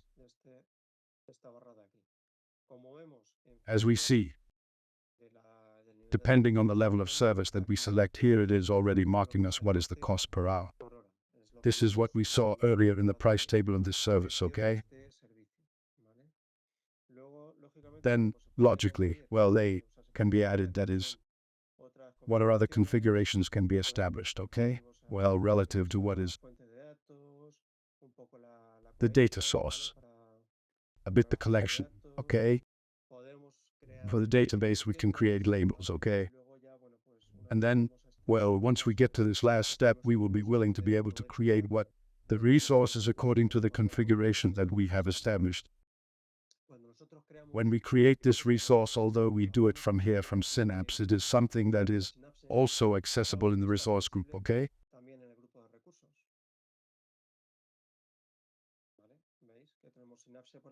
You see that we have Synapse here and we have the dedicated school pool. Okay? Well, in terms of analytics pools, well, we have the Apache Spark here. Here we have already created a pool.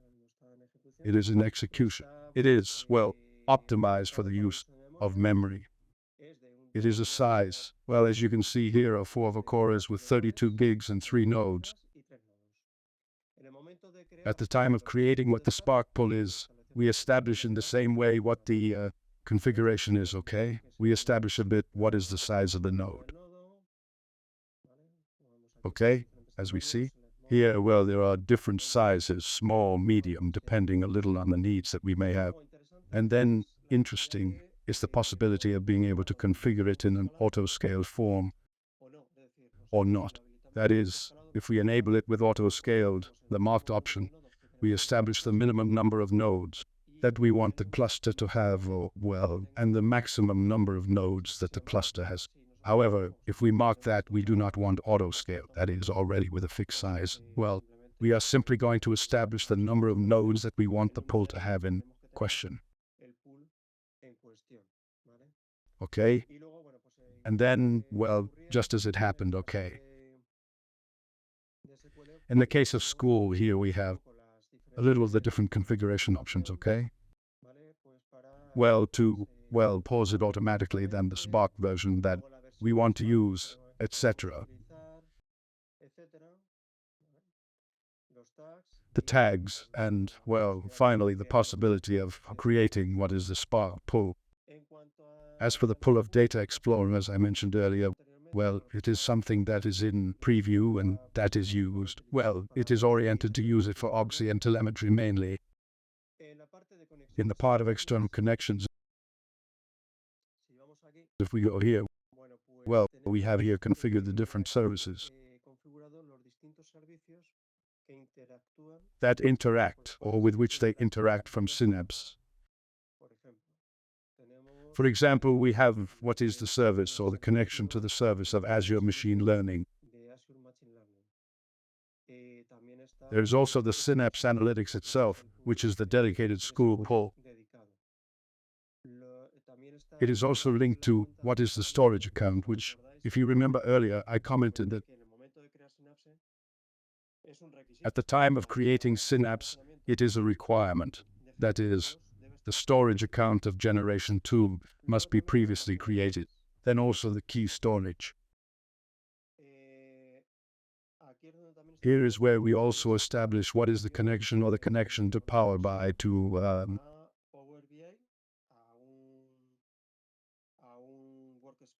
a specific workspace where we are going to have the different reports.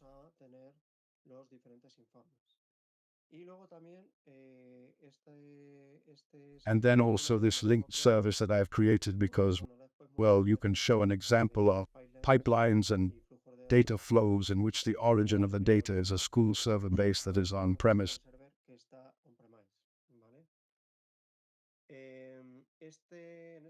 In this case, this integration runtime is being used to be able to connect from the service to the school database.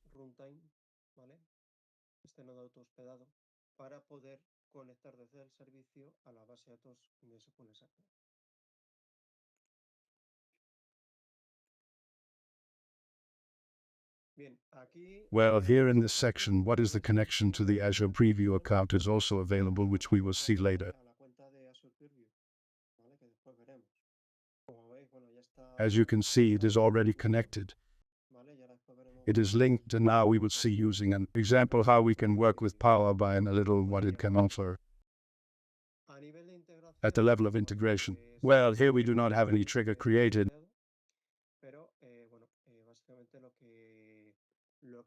but basically what we do is establish the periodicity or the automation of the processes that are defined within Synapse, the pipeline E.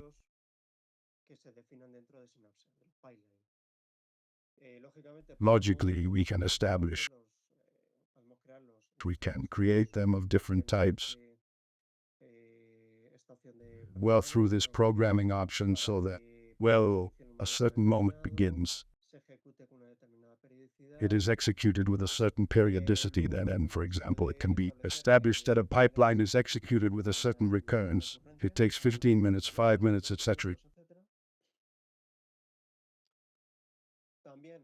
Also, well, you can launch pipelines based on events that occur in the storage account. For example, when a file is left available on a certain route, okay, to proceed to what is ingested by that file. Here, everything that concerns subscription would be established, the account where the file is stored, and then you could also, well, launch a pipeline based on events. Well, custom, let's say, well, for example, wait a second. Wait a second. Okay, these events are the ones that occur. Okay, which the truth is that it offers quite a few possibilities of launching the pipeline. Well, within this category of integration, here are, well, the different interfaces. This first one that is available here is created in an intrinsic way when creating the Synapse Analytics resource.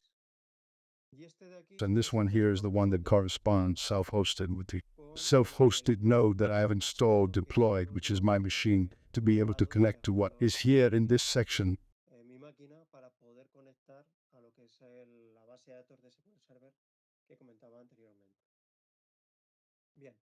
Well, the different access controls credentials are established. Then, in this other section of code libraries, well, what we do is upload those libraries that we want to use in Spark pools, okay? To be able to reference them a little in terms of the needs that we can have, okay?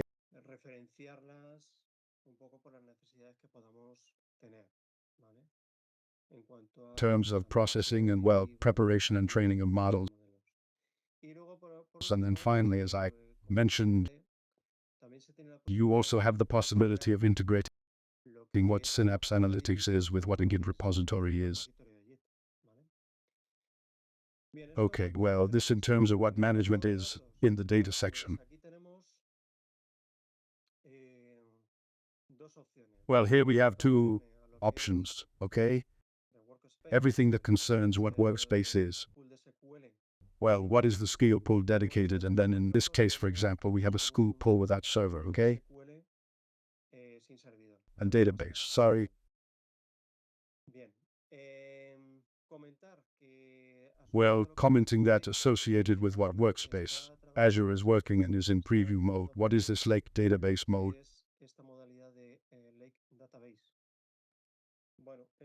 Well, this comes a little to offer the possibility of mapping the different data that we could have in a data lake, okay?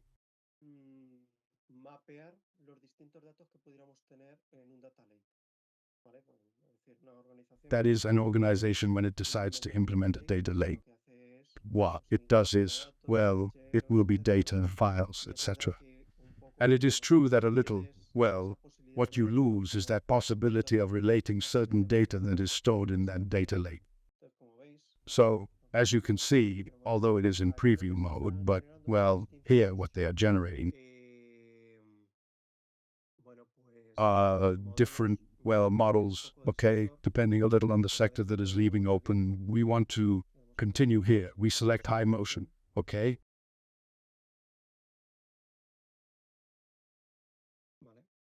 We see that in the left part, different categories appear, right? Diferentes categorías, ¿no?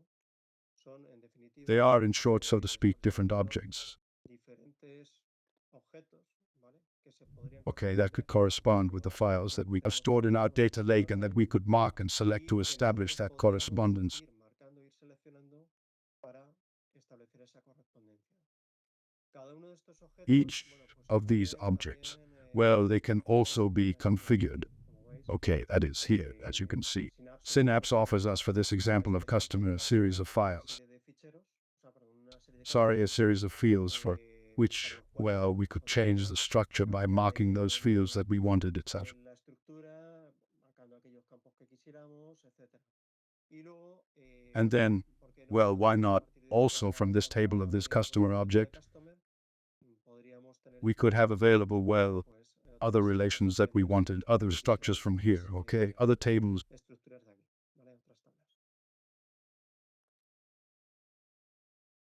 Siguiendo con el apartado Continuing with the datos, data section. bueno, pues, Well, en cuanto a lo que as for what they are, por los servicios for the linked services that we mentioned earlier, tenemos accesible we have accessible what the storage account is. almacenamiento, ¿vale? Nuestro data lake Okay, storage, our data lake storage from this option here. ¿vale? Vamos a Synapse. Okay, let's go to Como Synapse. veis, bueno, And as you can aquí, see, well, here a series of folders appear, okay? carpetas, ¿vale? Caparo, Layer, application. a efectos un In poco effect, de it is a bit of structuring the different layers of data. capas de datos. Luego, Then, on the other hand, tienen lo que we se have llama what are the data sets. ¿vale? Okay, bueno, then, estos well, datos, these data sets, los tenemos we have to define definir, por las by the activities that we are generating in the pipelines, or we are incorporating in the pipelines of the integration part that we will see now. So, well, here you can organize, as you can see, okay, what are data sets related to what Azure Data Lake is. Data sets related to what the dedicated school pool is, or data sets related to what the source origin is, okay, what the data source is. As for the development part, well, here we can create different scripts, types of scripts. SQL custom query, language for Data Explorer, Spark notebooks for Spark, flows of acts, job definition, PowerBI Informer, etc. Well, here we have already created some examples that later we will see, some data flows and relative to the integration part. Well, here what is done is create, you can organize, as you can see, in folders the different pipelines that, well, we need to do the data management and everything that is the data flow within the system, within Snaps.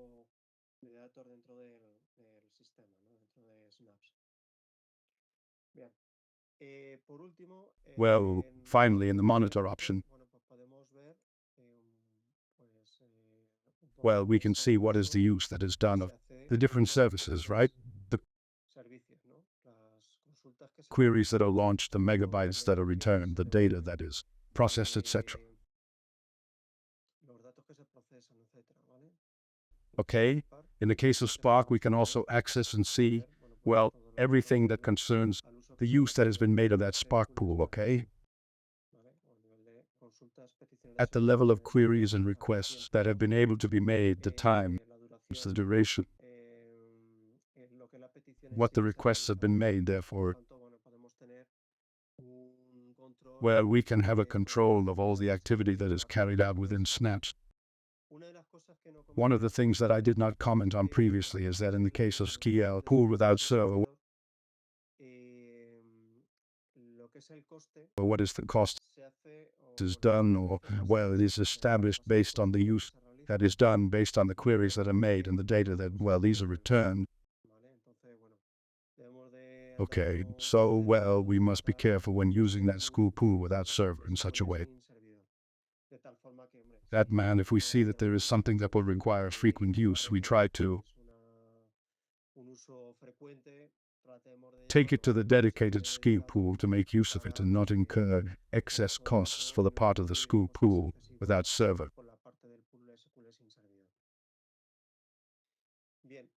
Well, so far, a little overview of what is Snaps Analytics. Let's go for a moment to the presentation, and we are going to see different examples, okay? So for now, what we are going to see, first instance, are some capabilities that Snaps Analytics offers. In this sense, for example, if we go here to data, by doing this here, we can access the data source gallery that leaves Azure Microsoft.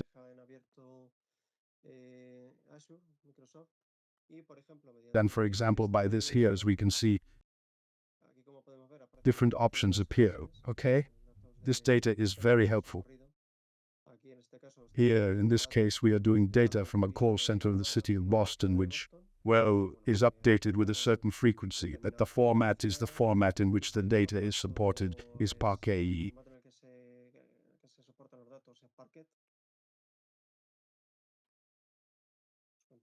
Let's continue. And here, well, information appears associated with the data source and a sample of the same.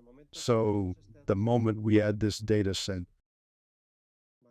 okay, we see that within what is the data section, this option appears here, Azure Block Storage, through which we can access what that data source is. In the same way, by having integrated this data source, here in Manage, when we go to Internet Services, we see that it is collected what this external connection is.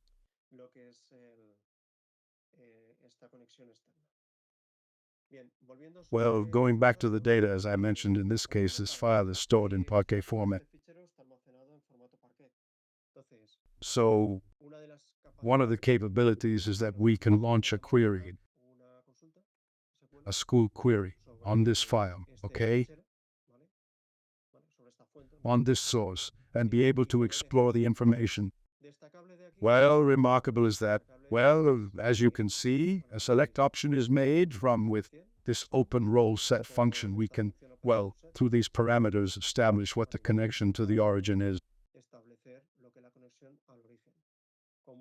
As can be seen, in this case, a Parquet file is not being made in concrete, but a set of different Parquet files is being made.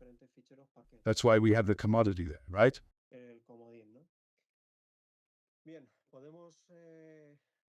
Well, we can launch this query here, which, as you can see, is being launched on the school server pool and, well, on the Toastmaster database. Okay, here, in some way, we are seeing, well, the type is being collected, okay? The size, we can save what the script is, which we have just launched.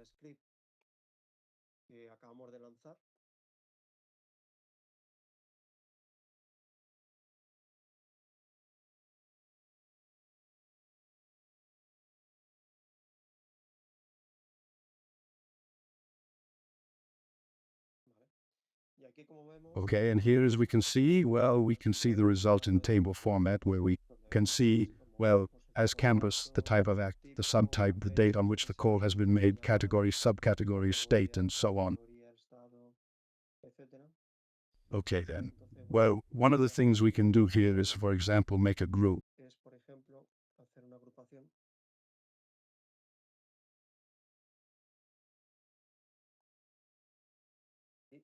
And set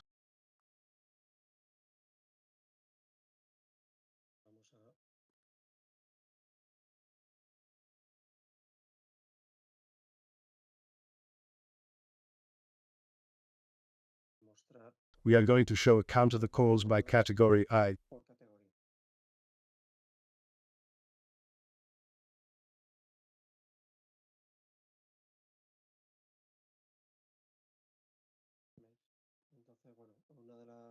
So, well, one of the possibilities we have is, apart from seeing the result, in table format, we can see it through graphics, which, well, we can configure here by these options.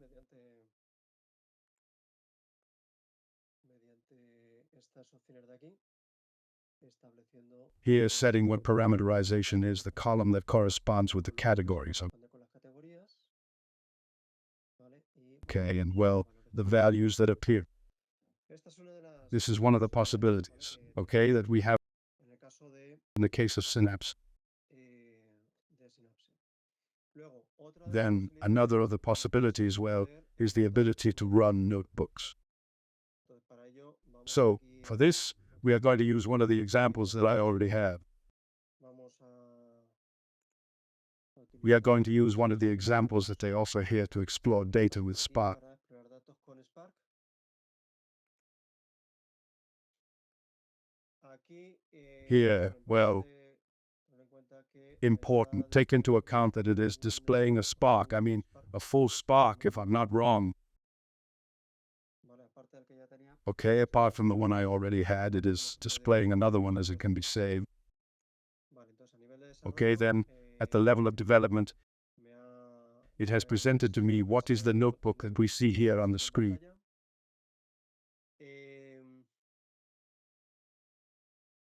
Bien, es este de aquí. Well, it's this one here, okay? Let's say that we are going to tell it to run using this full Spark from here. El lenguaje que se está The language that is being used is en este Python. caso, In this case, pues este notebook, well, this notebook here, what it does is connect to a data source.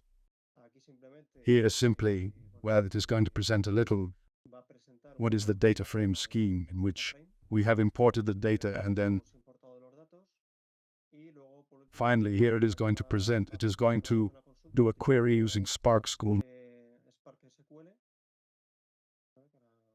Para agrupar los datos to group the data through the count of the passengers and making a couple of calculations, y haciendo un par de cálculos como la distancia media such as the average distance y la and the sum of the total distancia distance. total. Y luego, bueno, pues And como then, podemos ver, se puede well, here as we can see, you can import certain libraries like Matplotlib como matplotlib para luego representar la to then información. represent the information, and here we can add some more code. Vamos a Let's run one of the cells here. aquí.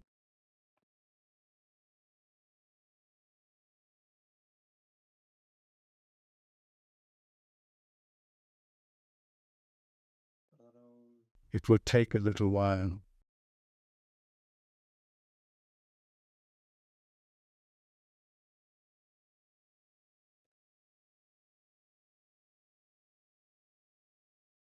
mientras vamos a ir While we are adding the code that I wanted to add, añadir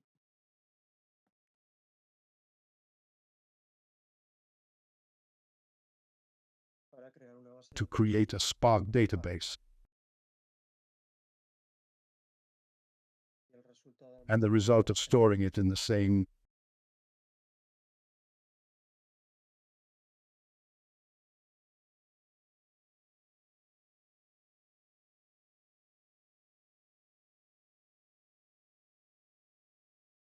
vamos a coger el data we are going to take the data frame that we are going to write in this database. escribir We write the name of the database.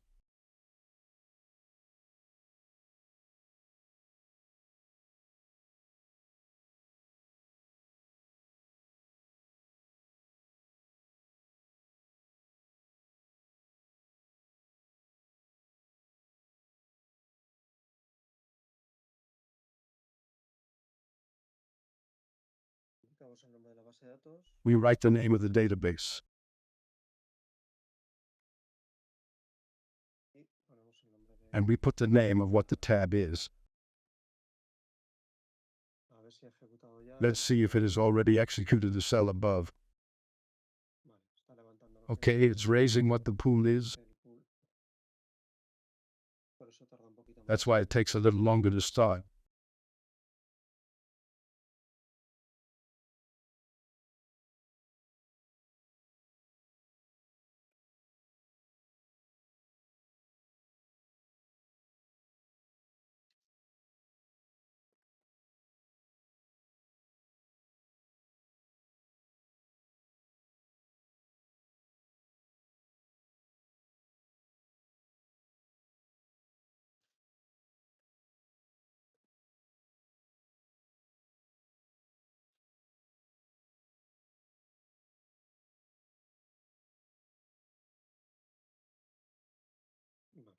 Let's see if it works. Inicio la Okay? sesión The session has already started, y está en ejecución. and it is in execution.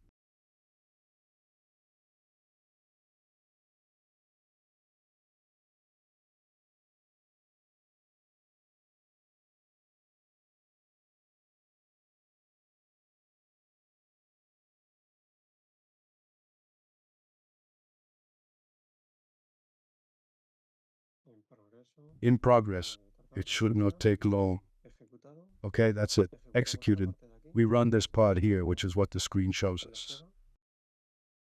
Vale. Okay? Aquí ejecutamos. Here we run. Bueno, creamos Well, un we data create a frame new para data crear frame from the grouping that we have previously indicated. indicado anteriormente. Perdón, un poquito It segundos. takes a few seconds.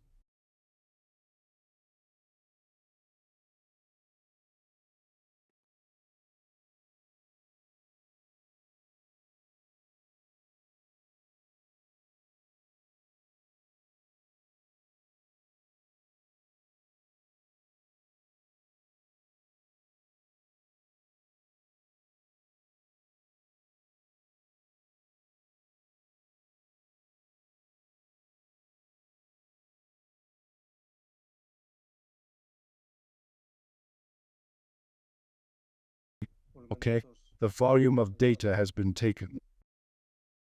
vamos, debe Let's see. It should take a little while. muy bien. Vemos que We see that it has made us a display of the data frame in table format. ha hecho un display del data frame en formato tabla.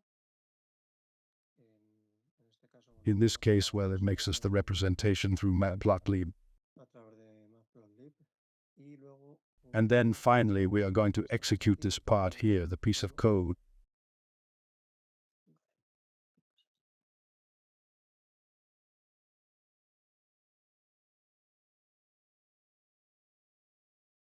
ejecutamos estos We dos execute these two sentences to para create the database and store the result of the data frame in the table that we have specified here as a parameter. el resultado del data frame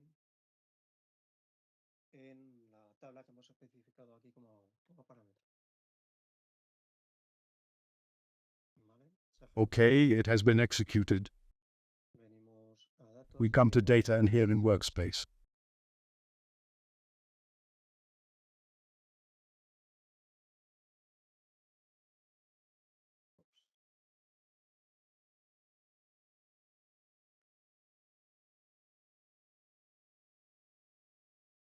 Debería de Oops, we are going to refresh.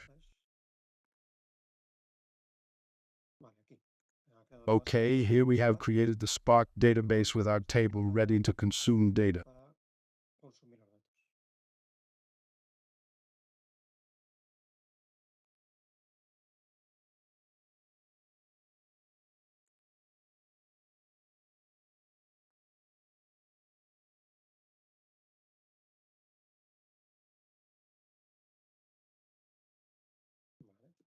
Vale. Okay, Bien. Pues, well, with bueno, this we have pues seen another of the esto es una capabilities that Synapse offers. Okay, now to continue, we are going to go to the slideshow to show another example. Okay, this is the example of notebooks that we have just seen. And now what we are going to see is an example of ingesting data in real time. In this diagram, as you can see, we are going to use a Raspberry Pi simulator that is going to send data to Azure.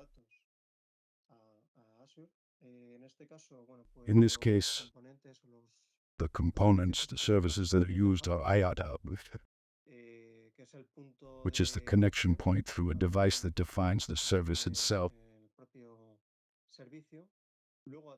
Then, through Azure Stream Analytics job, we are going to define, well, what is the input of the data and where we want them to go. On the one hand, the data will be written in Azure Data Lake, and we are also going to send the data to a PowerBI report that we will create, well, a panel specifically.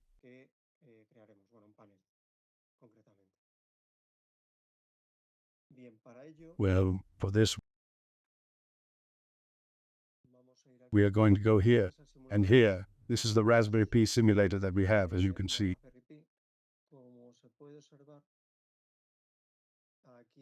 Here this connection stream appears where we are going to establish the data input point. ¿vale? El punto de entrada de los datos. Bien, Well, going back to what the resource group is, vamos a we are going to access IoT Hub to this resource that we have here. dentro de lo que la Within the configuration of this resource, well, what is the management part? se establece lo que son los dispositivos. What are the devices are established? So, well, here in this case, we have created a device. It is this one here. We have associated this ID, and where is the connection stream, which is going to be the value that we are going to establish in our simulator.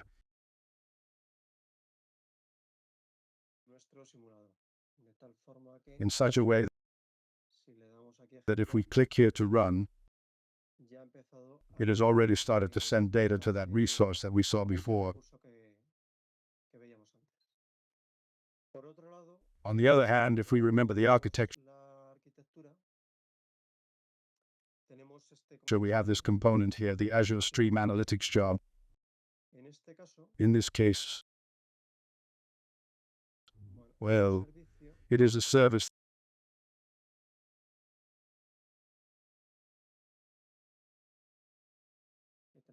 that we have here, and which is now stopped.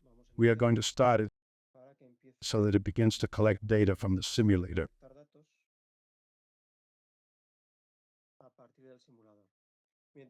In the meantime, what is important about this Stream Analytics service?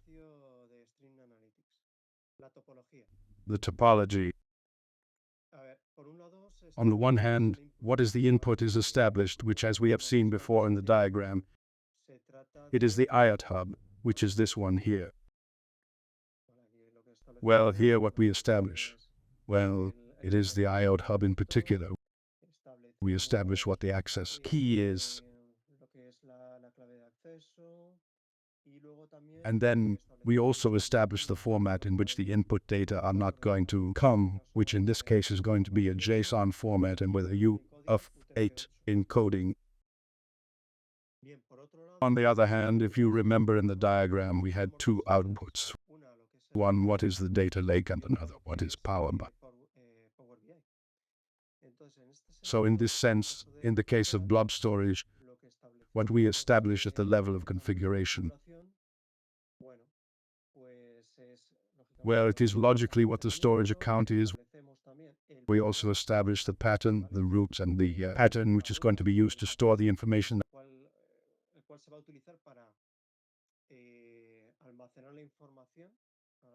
And I will show it to you. And then what is the date format, which in this case, as we are seeing, the year, month, day format. And we are also indicating that what is the format in which the information is stored is the Parquet format, okay? We have that, we can see it well through what this Azure Storage Explorer tool is. If we access the storage account in question here in Synapse and we go here to IE, have it here in application sensors, you see, from this root, which is the one that is specified in the pattern. Well, what it does is store the information based on what the data itself is. So first of all, the year appears, then the month appears. Okay? And here we are already seeing the different Parquet files in which the information is stored. We are going to comment in the meantime, because associated with what topology is, you can create here consultations to test. Okay? Consultations to test the input and output of the data. In this case, as you can see here, we have as input the input that we mentioned before, that we saw before, and then as outputs the two that we saw. Well, then notice that we are doing a select asterisk into in the output and front from the input of what is the input that we have here.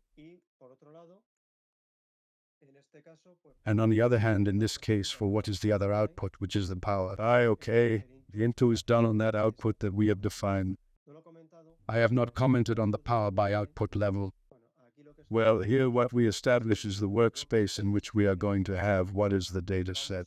We are going to connect a moment to PowerBI. de datos. Vale, que ahora veremos. Vamos a conectar un momento a Power BI.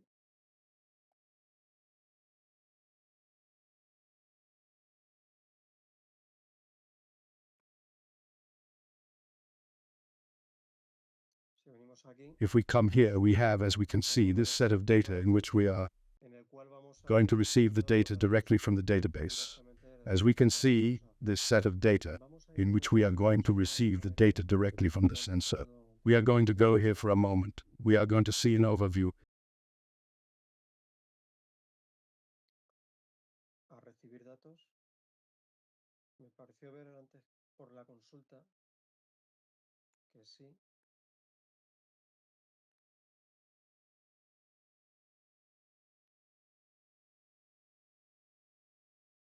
Por la fecha que tenemos By the date that we have here, 16. 16, okay?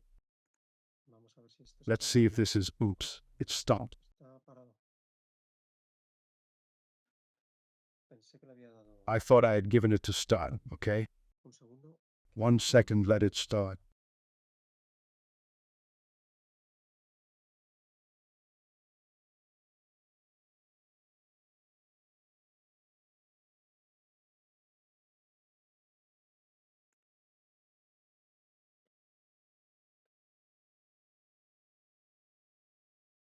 Mientras tanto, vamos a In the meantime, let's go creating a panel un panel que va a tener como that will have as origin that set of data that I was commenting on. ese conjunto de datos que comentaba.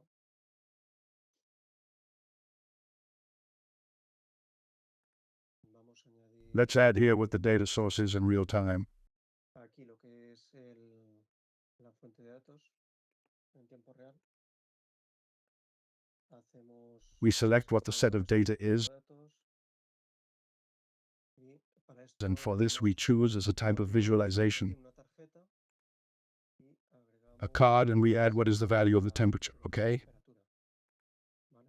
Es lo que está generando. That is what it is generating. Bueno, aquí podemos configurar. Well, here we can configure a title and others.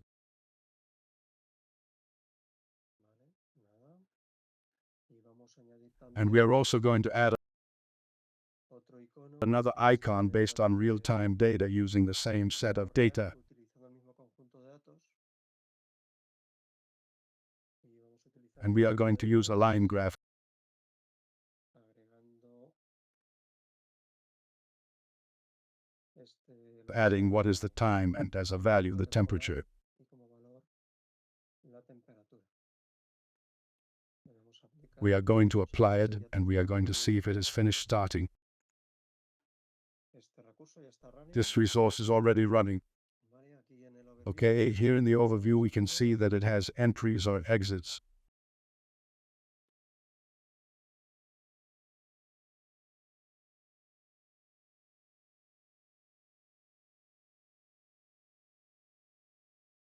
y, a ver, And let's see. vale, sigue enviando Okay, they're datos. still seeing data. ¿No? Está aquí. Vale, ya. Vale, vemos Okay, we see that it is already starting to collect data. Vale, Okay, el IoT the IAT Hub and through the y a través de Java stream it is passing to what is the PowerBI data set. lo está pasando a And in turn, if we go to the tool that we saw before, okay, si vamos a la herramienta que veíamos antes, vale, seguramente surely here for el today, día de hoy, día 16, day 16, it is already beginning to generate files as we are seeing here, estamos okay? viendo aquí. Vale.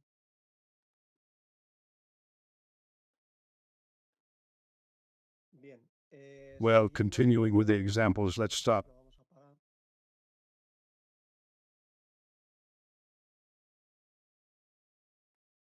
Exterior. Y otra de las cosas que And another of the things that, well, just before I mentioned it and we saw it with an example of one of the sets of these that Microsoft offers is, es, bueno, well, logically the ability to exploit Parquet files, right? In this sense, no sé si aquí habrá generado, in this sense, I don't know if it will have generated more files here, pero si relacionamos, por but if it is ejemplo, related, este día yo tengo for solo example, una this day I have several files here. y And if we go to the vamos data, to what is our storage account in Synapse, y vamos aquí a los datos, a lo que es nuestra cuenta de almacenamiento en Synapse.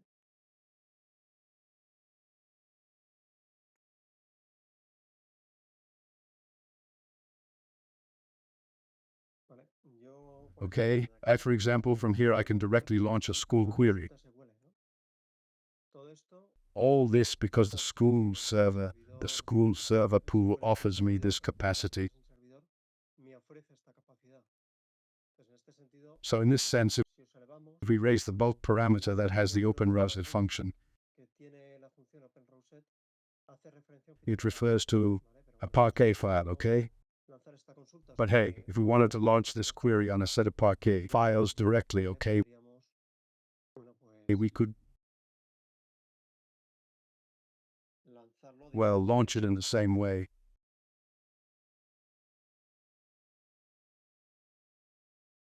¿vale? Y bueno, ¿por qué no? And well, why not? Well, we could order the results Por by this one here, which is called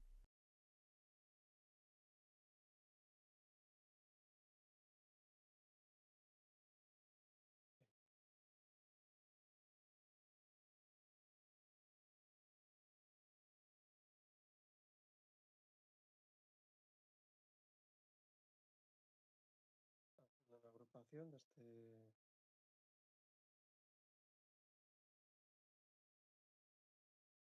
Bueno, no tenemos caso. ¿Sí? VG.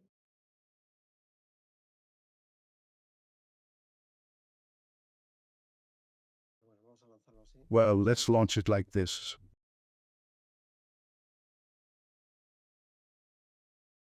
With this, and that's it. I still need one here. Pero no está impuesto. We have also put the name of the column.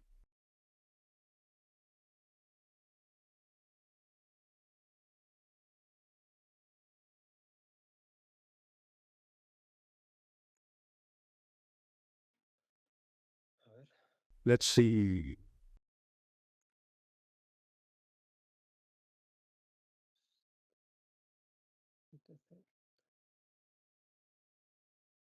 Bueno, Well, what I wanted to vamos a show, dar los datos ordenados the data ordered by the processing time, the effect of being able to illustrate this graphically, as you can see here. por defecto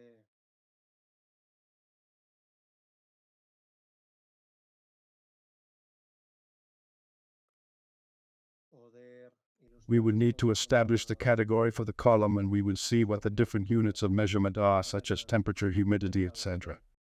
pues lo que es la categoría para la columna y veríamos un poco lo que es el bueno pues distintas unidades de medida como la temperatura, la humedad, etcétera. Vale. Bien. Para Okay, good. To continue seeing more examples, vamos a volver por aquí. let's see here. Antes, bueno, comentar Before, que I wanted to comment that Emilio already talked about the example that we have published throughout Bay, how to make real-time solutions with Azure and Python. soluciones real time con Azure y Python. In this other example, we are going to see how to load data from a school data source to what the school pool is dedicated to. Datos desde una fuente de datos SQL Server on-premise hasta lo que es To what was previously known as Azure Data Warehouse. hasta lo que antes se conocía como Azure Data Warehouse. In this diagram, what we are seeing is that logically we have a certain part, that is what the data source is. And through the self-hosted node that I have in my team, I can connect to what is the data source that we have here in this diagram. Then, in the Azure part, we have this element here. Well, this is what Synapse, where it is defined as a series of pipelines. And then in the lower part, what is the storage in Azure Data Lake? Here, well, we have wanted to raise a scenario. Here we have two layers in the data lake layer. A layer, let's say, for the data in raw, where the data is stored in CV5. And then, through data flows, we pass the information from the data here to what is the level of application, storing the data in Parquet. All this orchestrated by a main pipeline that invokes these pipelines here, the transformation and load ingestion. The ingestion is the one that recovers the information from here to take it to the lake in raw. Then the transformation invokes two data flows. And finally, the load pipeline, which is what makes the data flow in the school published dedicated.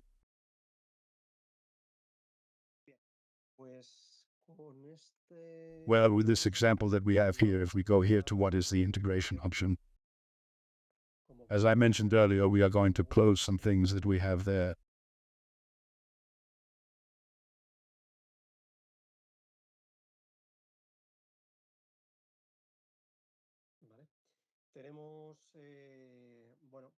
We have this pipeline that is composed of these three activities. The activities that are here are available at the Synapse level, the possibility of invoking to notebooks, stored procedures.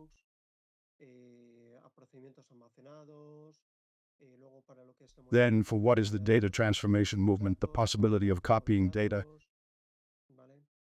adding data flows, executing, consulting on Azure Data Explorer.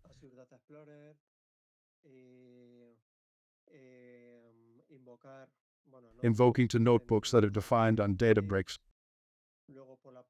Then, for the part of it inside, execute Spark processing that we have defined within some inside type resource. Then, for example, at the general level, the possibility of creating variables, obtaining metadata, making lookups.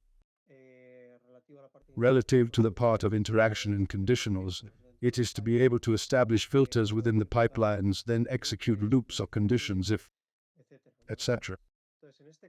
So in this case, well, in these pipelines that appear defined here, selecting, for example, this extraction here, basically in what is the configuration, we simply mention what is the pipeline that we want to execute.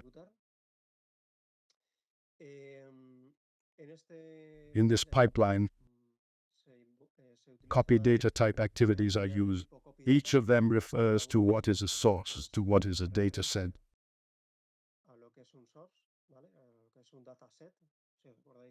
If you remember previously, well, it is mentioned that for certain activities you have to define the data set source and destination.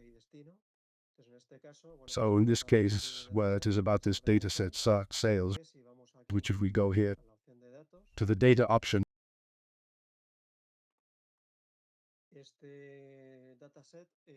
this data set refers to what is the external connection of the school server that I have in premise.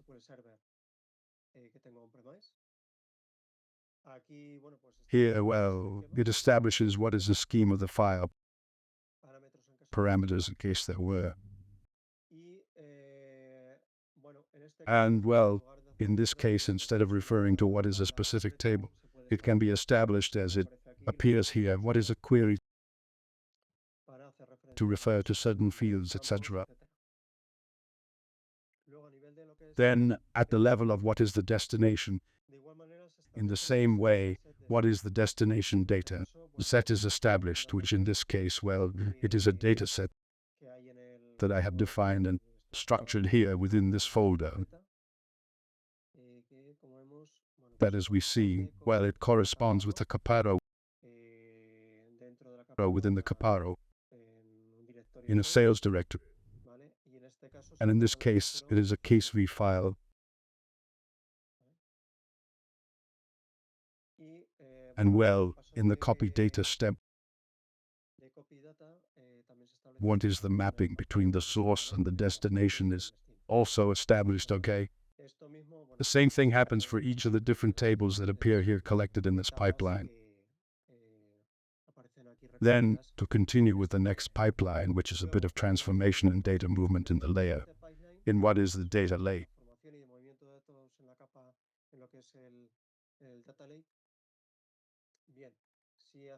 Well, if we access it, we are seeing that this pipeline is composed of two data flows, okay? Quite simple. In this case, well, it is taking the different CV files, generating an open key. And in this case, saving the information in Parquet format, okay? From a little bit of what the configuration that is being established here is okay. The mapping and the sync, okay? As we see, it appears here. And then the other data flow, which is this one here, is basically taking the sales information that we have in CV format. It is collecting the data from clients, products, territory, etc.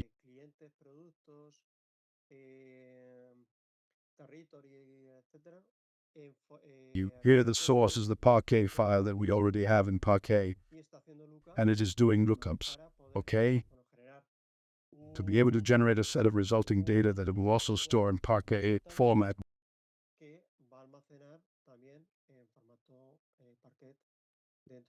Within the application layer, okay? That we saw in the previous diagram. Once this is done, well, what is the last pipeline? What it does directly is take the Parquet file that we see here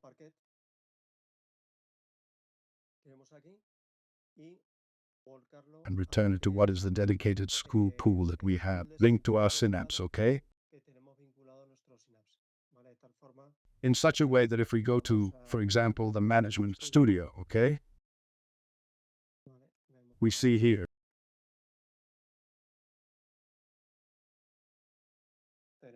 We already have the data loaded, okay? So that it does not take a while to execute it. Interesting to highlight here. Well, everything that has to do with the data flows, really what is being invoked below is a Spark pool, okay? To execute the processing, okay? And I only do it in an intrinsic way.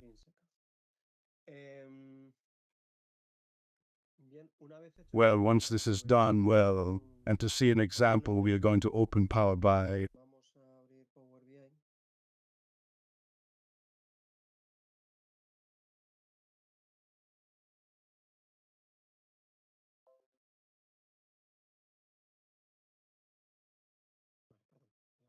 Sorry, I'm going to start here in development. We are going to go here to PowerBI, okay? Here we are going to create what would be a data set from this option here, okay? Here.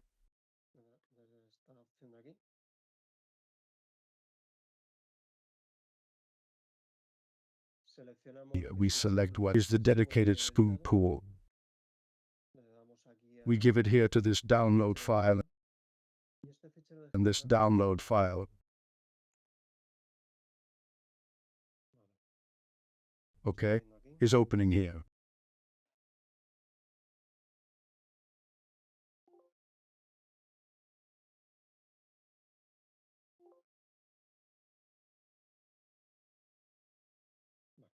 Okay, as we see, it is already allowing me to connect to what is the tables that I have defined within that dedicated school pool. We have customer, product, the format that we give here to load.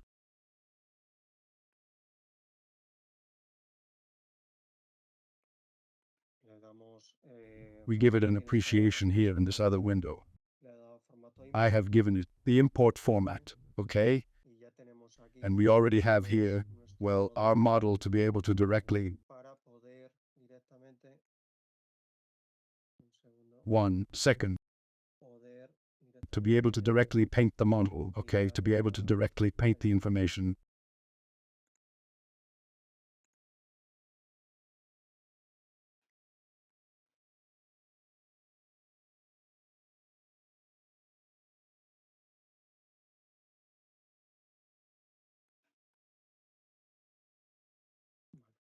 ¿De acuerdo? Okay, Pues como veis, as you can see, well, everything is integrated. integrado. Podemos guardar We este can save this informe. report.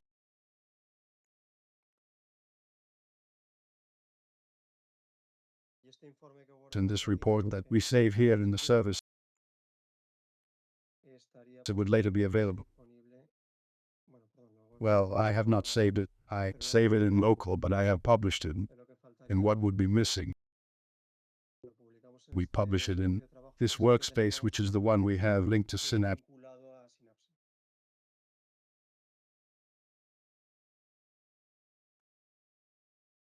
De tal forma que In such a way that now we podamos can access to our report. a nuestro informe. De acuerdo, ya podamos Okay, we can already, well, introduce new graphics, new visualizations, etc. visualizaciones, etcétera. Vale. Okay, Bien. Antes de well, before continuing with the next example, ejemplo, bueno, well, start that. Well, here basically we have already tried what the endpoint is, as you have seen, to what is the server, the dedicated SQL, dedicated, and to see, for example, how to connect to a pool of school without server. One of the things we can do is create an external table, okay, in such a way that, sorry, let's go here. What I wanted to do.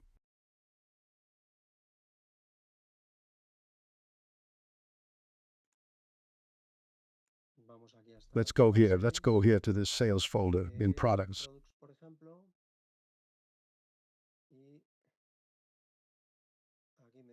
For example, and here, within this option here, okay, instead of, well, generating the school query or saving it in a script, we can create an external table, which, well, then avoids the possibility to be able to do another type of necrusis. In this case, well, it is making reference, as you can see, to what is the root in which is the Parquet file that I am using. We give it here to continue.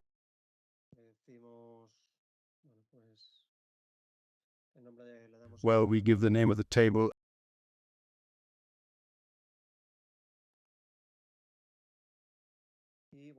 And well, here we can create it automatically or using a script. Let's go here to open the script then. Well, we see that it shows us what the definition is. On the one hand, it would be what is the format of the external file that we would have to create. Let's go here to select the database so that it allows us to make use of it. And, well, here it is.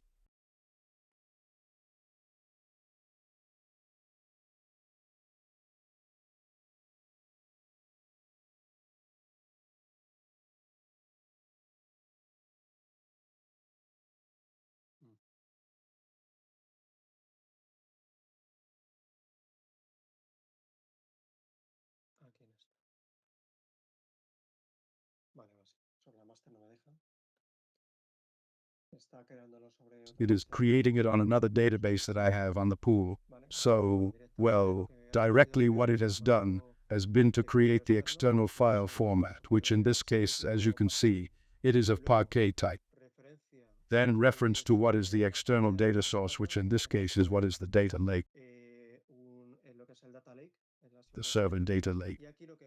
And here what it creates is the external table. Well, with this format and using as parameters, or using what is the Parquet file, the external data source and the external file format, so that later it is as simple as being able to come here, launch the query, and we would have,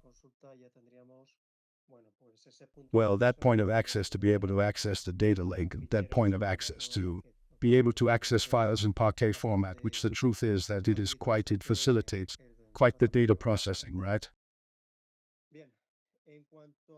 Well, as for more examples, well, from the Synapse part, we have already seen a little bit of everything. I would like to make mention a little above.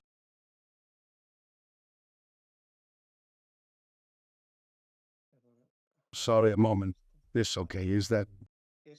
Well, in the case of using or connecting from PowerBI, you have to take into account, well, a little of the different cases of use that there may be. Simply highlighted, okay, how we will facilitate the presentation. In the case of using direct query, it implies that for each visual element, a school query is triggered, okay? And that, logically, in the case of what is the school pool without server, you have to control, or it is important to take into account the costs. Then between CSV and Parquet is also a point to highlight, is that in the case of CFZ, when we access that type of data source, we are accessing what is the complete data set. While when we are making a Parquet format file, given that we have the definition of the format, okay? Well, we can reference some of the features of the file without the need to bring everything that is the file as such, okay? So, well, it seems that of all the options that appear here, collected the best, well, are logically to work with added data whenever possible and to be possible in import mode, okay? Well, for the pure view part, well, here to comment on the concept of data governance, which is something that is part of the strategy that many organizations are adopting. Basically, there are 4 main points. I'm not going to talk about each and every one of them, but I'm going to use the lever to talk later about pure view. In the case of data governance, well, it is important to take into account what the framework is, okay, that we want to explain or follow, okay? If it is a lady or any other, then the people who are part and the roles that are part of this strategy, that are going to be participants of it and the organization level strategy, all this has been compared, okay, and supported in technologies that allow us to make data governance. And in this sense, okay, it already helped me a little to talk about pure view, although here what is the roadmap appears, okay, from pure view to the effect that a little can be seen, well, with what is currently integrated a little at the level of what is classification, data lineage, etc.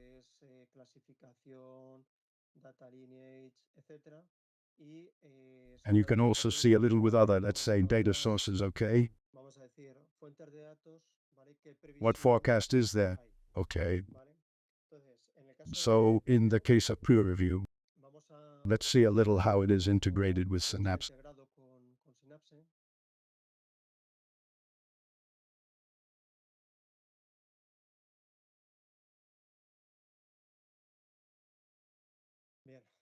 Well, just like, for example, in the case of Synapse, well, we have here this link to access what the environment is.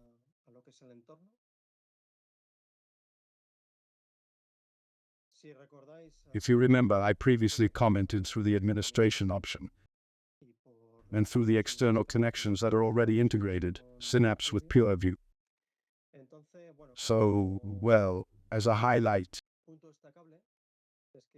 it is that, well, here through the data map, different collections can be created, okay? Each of these boxes that are at the top are collections. I myself have only created one collection, and on each collection what we do is add the different, or register the different sources, right? That can be, well, very varied, mainly from Azure. But as we can also see here a little above, you can also integrate with, have a certain integration with a Amazon source, right?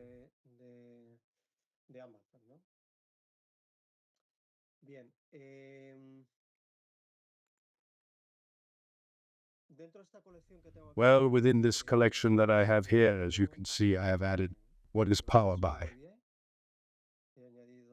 I have added Synapse, and also what is Data Lake. To get to do this, what is required to do is control access in such a way that PureView can read about this service, have permissions, right?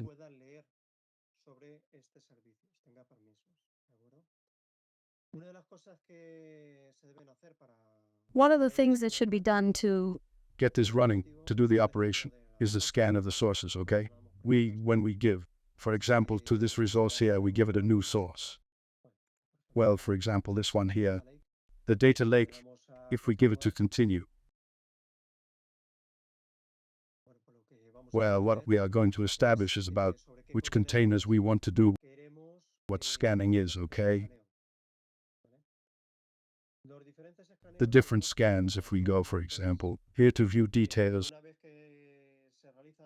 once it is done, well, we can control here the scans that have been done. We can also see the different assets that have been discovered, and also that have been classified, and well, these scans logically can be planned, okay? What we are seeing here, I have executed once this morning, but logically it can be planned so that they are executed with a certain periodicity. For example, because every day or every other months and so on. Interesting from here, well, because the -8 of integrating peer view and Synapse gives us the possibility of being able, through the search engine up here, search.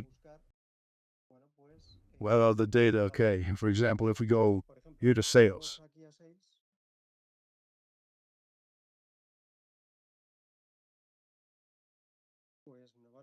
well, all the options are going to appear here, okay?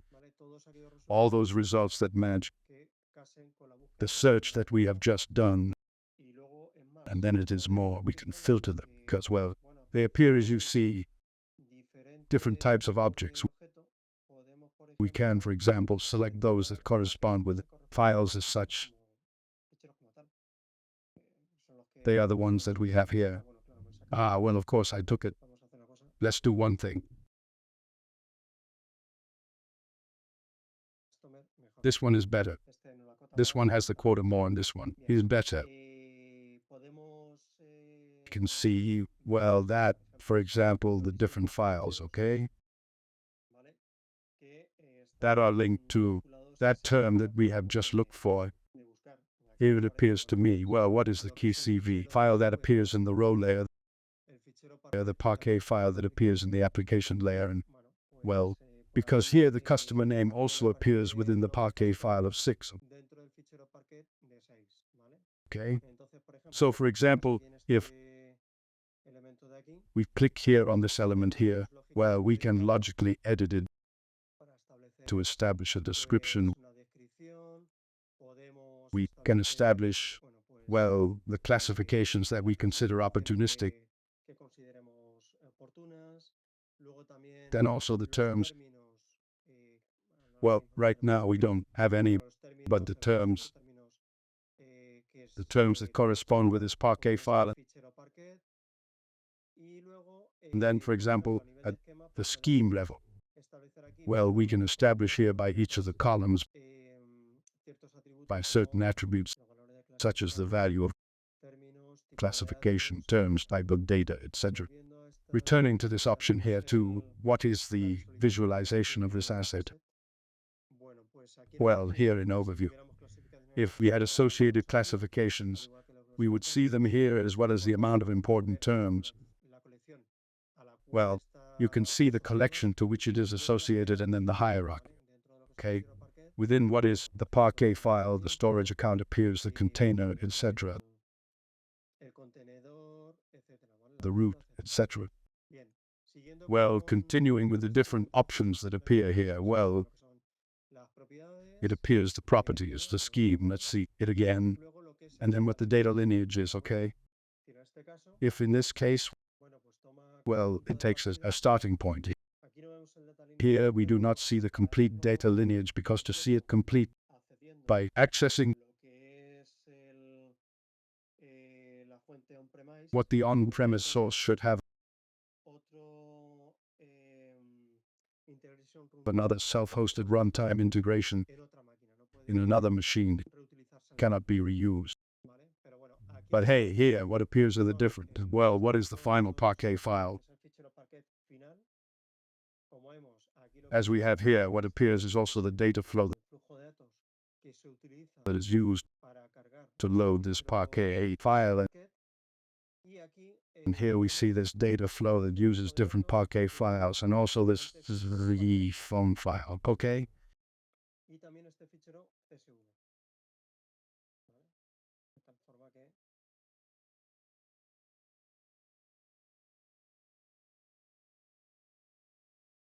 ¿vale? Y si recordamos, And if we remember, antes hemos in the hablado example that was shown earlier, caso de ficheros the de passage of sysphone Parquet files was done through another data flow, datos, que es este de aquí, which is this one here, para, okay? bueno, pues, To move the data. mover los datos. Bien, más cosas que, Well, more things that are associated with PureView. Well, pues, por un poco destacar, for a little highlight, some things, well, bueno, a nivel at the de level of what is management. gestión, pues aquí es donde Well, this is where we establish the connections. los servicios For de example, the Azure services of Azure Data Factory in the case that we had it, okay? u otros datos. Or other data. Luego, estos Then these, well, these opciones two están options are in preview mode, but, well, interesting, for example, to comment on the possibility that here cuenta la posibilidad de que aquí tenemos la posibilidad de crear we have the nuestras possibility of creating our own classifications y nuestras and our own propias classification rules in such a way cuando hagamos that when we do the scanning a cada asset, cada to each columna, asset, each column, it is attributed to the corresponding classification. luego And then in the search, we can do searches even for the classification values. por los valores de clasificación. Y por And for the parte PureView de part, PureView, pues, poco más que well, little more to comment on. ya lo siguiente And the sería next thing would be pasar to move on to what is Synapse and Azure Machine Learning. Synapse y Azure Machine Learning. Voy a dar I'm going to give way to my colleague Josie Antonio, que es uno de los who is one of the data scientists who were part of the team. forman parte del equipo.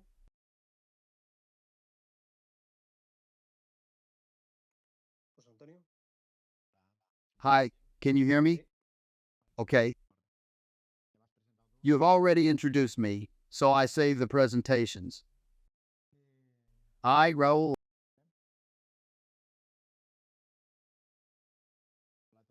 Hi, everyone. I'm going to take over, as Raul said, this B part, right? I don't know if you can hear me.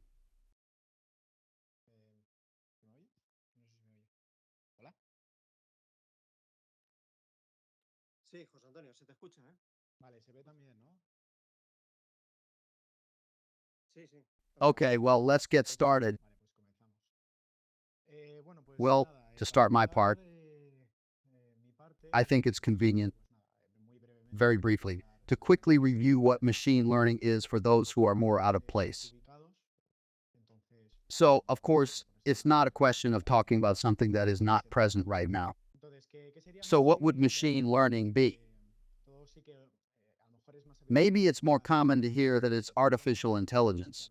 Artificial intelligence is that part of computer science that tries to emulate human behavior with the ability to self-learning, the ability to make decisions on its own, right? Machine learning would be part of what is coming to be a subunit of artificial intelligence. So basically, machine learning is a set of rules, whether they are statistics or purely by rules that allow you to make a decision that can be a prediction. When we talk about machine learning, we always think that it is predictable, but not always. Machine learning is predictable because we have other cases, right? For example, when it comes to making a classification with, you have a number of images, right? You want to calculate if the image you have in your hands is a dog or a cat, right? And you say, why do I want to do that? If I can do the same, right? I am a person and I know if the photo is a dog or a cat. Well, this is because when you have to process 1,000 images, it may not be so easy to do it for you, but for a computer, it does it in a matter of seconds, right? So that is not so much a prediction, but it is an automation of the classification.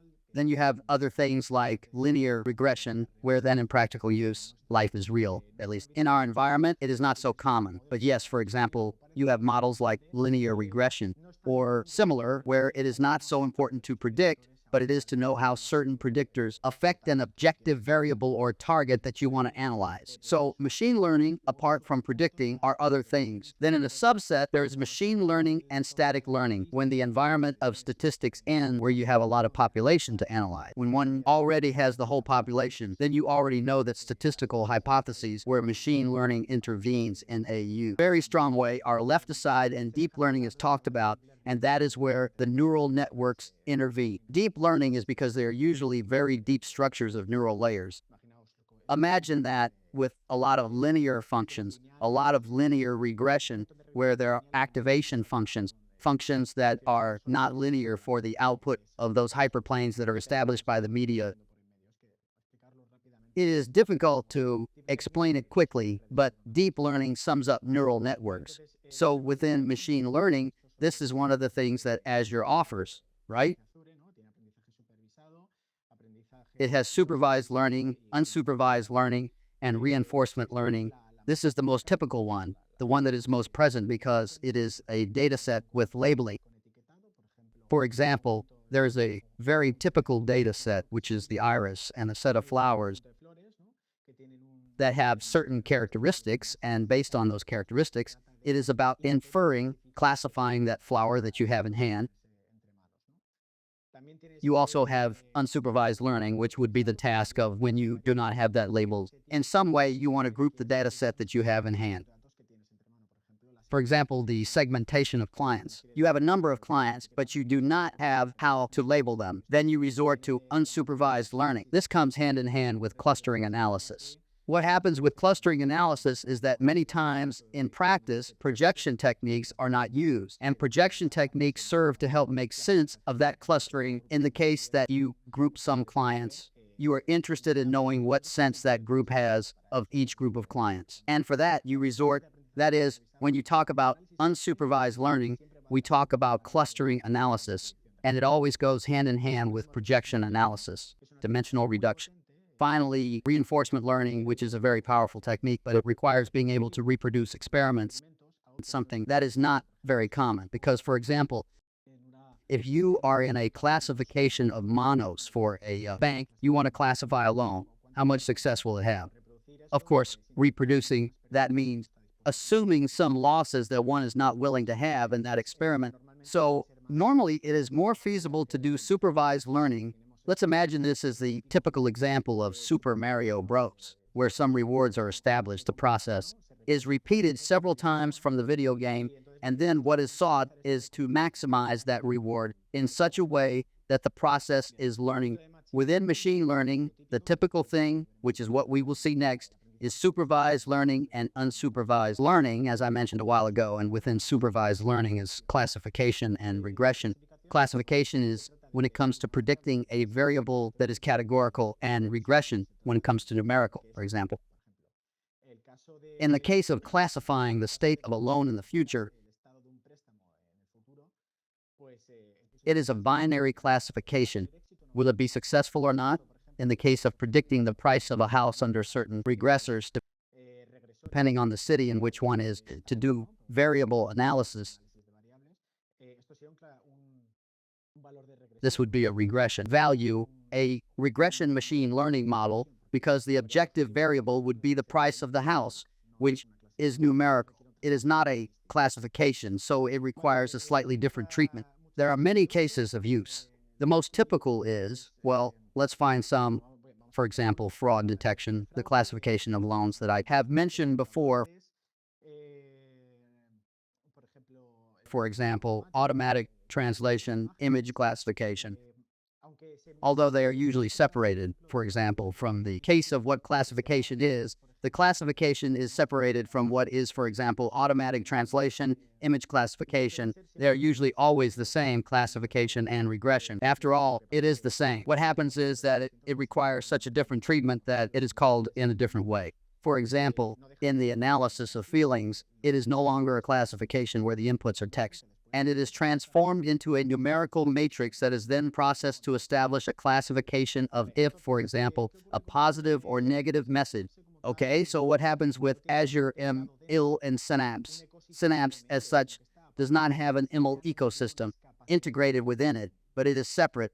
but some machine learning capabilities have been added to it. So for this reason, what we're going to do is comment a little on what is Azure Machine Learning, and then I will reflect what are those capabilities that have been integrated. But really what it is doing behind Synapse is to use the work area of Azure Machine Learning. Well, Azure Machine Learning is a top-level source process that practically has it all for what has been the task of machine learning. It has scalability you can establish. Well, now we will see it. You can establish certain types of machines that allow you to scale according to the processing that you're carrying out during the training. You have, well, data storage. Apart from that, you can connect to any data storage from other services, data lake, blob storage. Then you can orchestrate machine learning flows, register and manage those models that you have trained, monitor them. Apart from establishing certain metrics with which you can evaluate whether the model is good or not, and then even take it apart.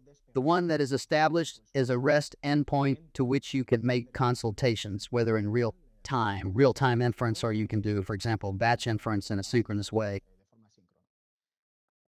Okay, the main features of Azure Machine Learning, although I have already mentioned them, we are going to do the review a little more specific. It is a cloud-based platform to create, manage, and publish machine learning models. It is a service platform, a top-level resource that I have mentioned a while ago.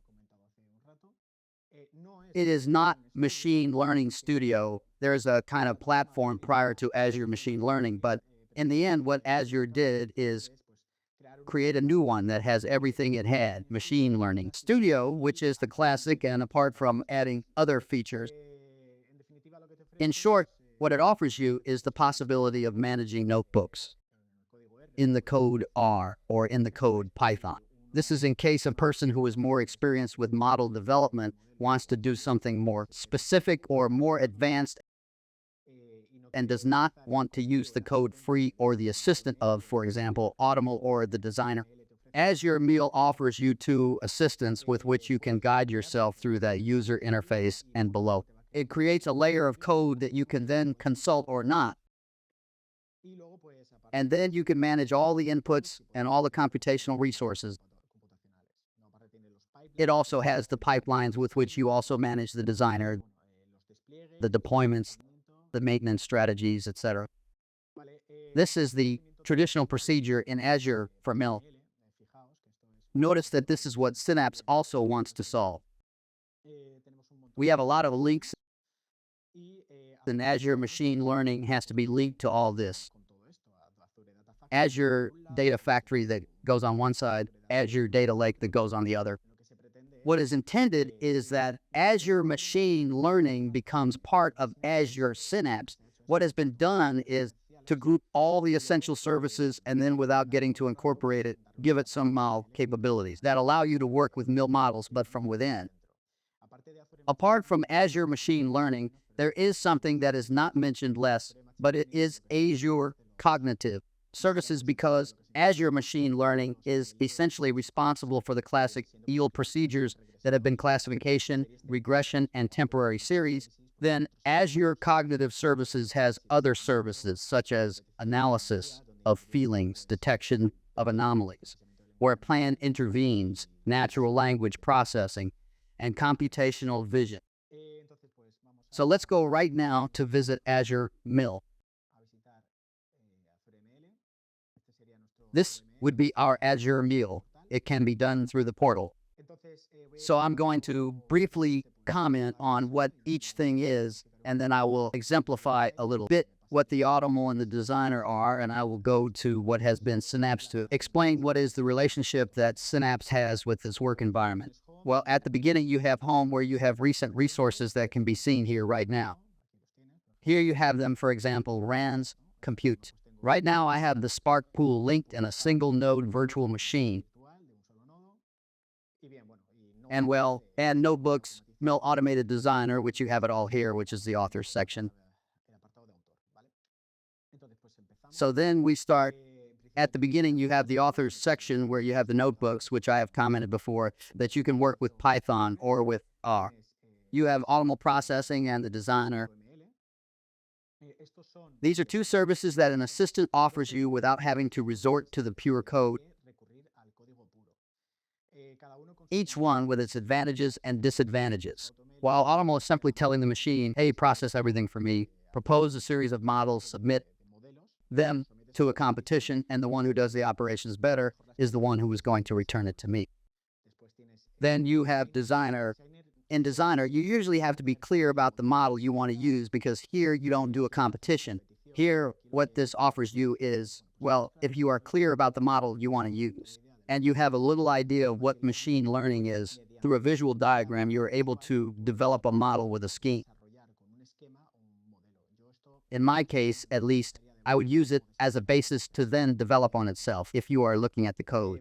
Well, it has some advantages, Designer.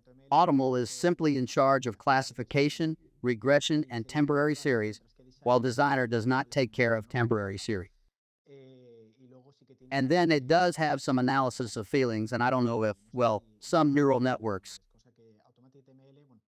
which Automl has too, but for example, Designer does not have temporary series. They treat it in a different way.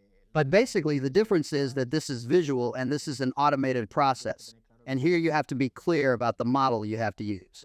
Now, I will give you some examples. Then you have a section where it is all about what is the management relative to the models that you are building in this part of the author, where you have the data sets, that is, the input from which our machine learning models are going to be fed.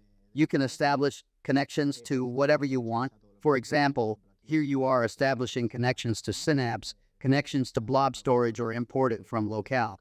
After all, if you import it from local, what it does is generate in the blob storage associated with the mule resource. It generates a copy and you have it stored there.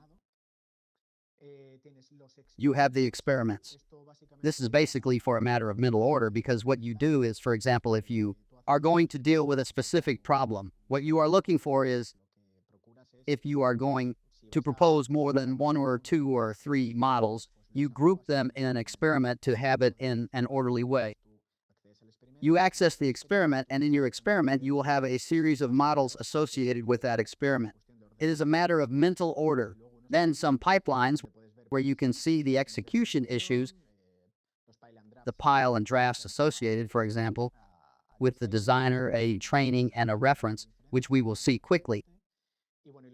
And the models from the Automl and from the Designer, models are generated. For example, the Automl has many models, and the winner is the model that, for example, is established here. For example, to make loans, as in this case, you have a resultant model of the whole competition, the one that has won, which you have here. And then endpoints, that is, the access points are established to deploy the model in question.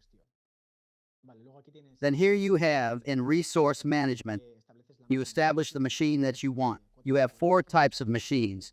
Compute instances. It is like a kind of virtual machine that offers you certain services such as Jupyter Lab, Jupyter, Visual Studio Code, ReStudio, Jupyter Notebook.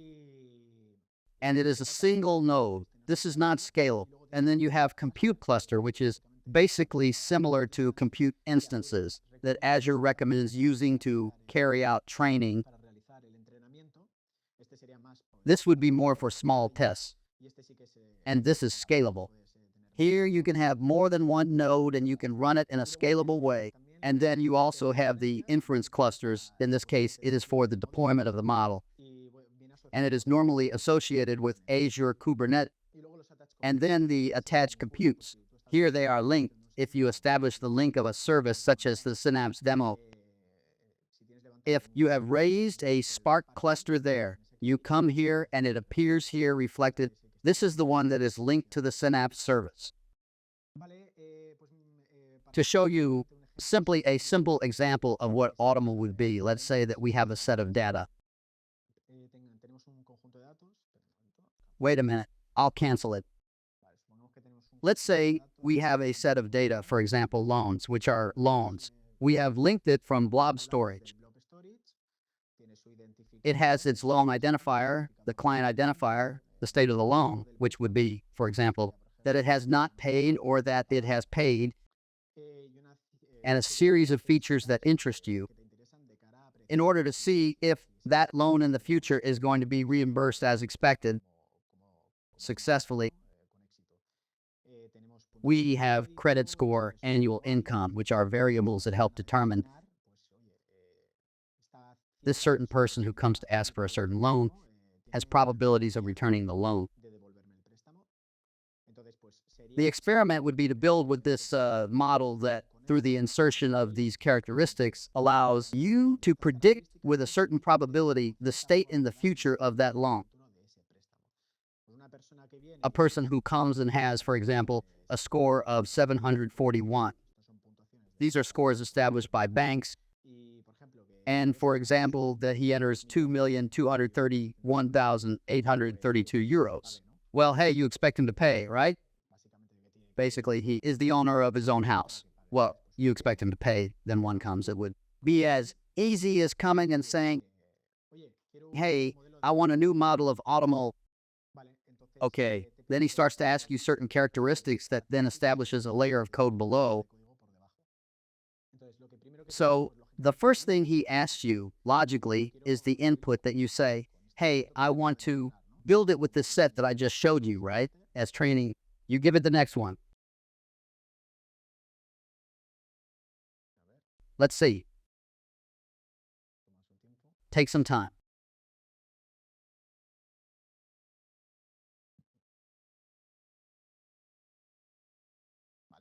Okay?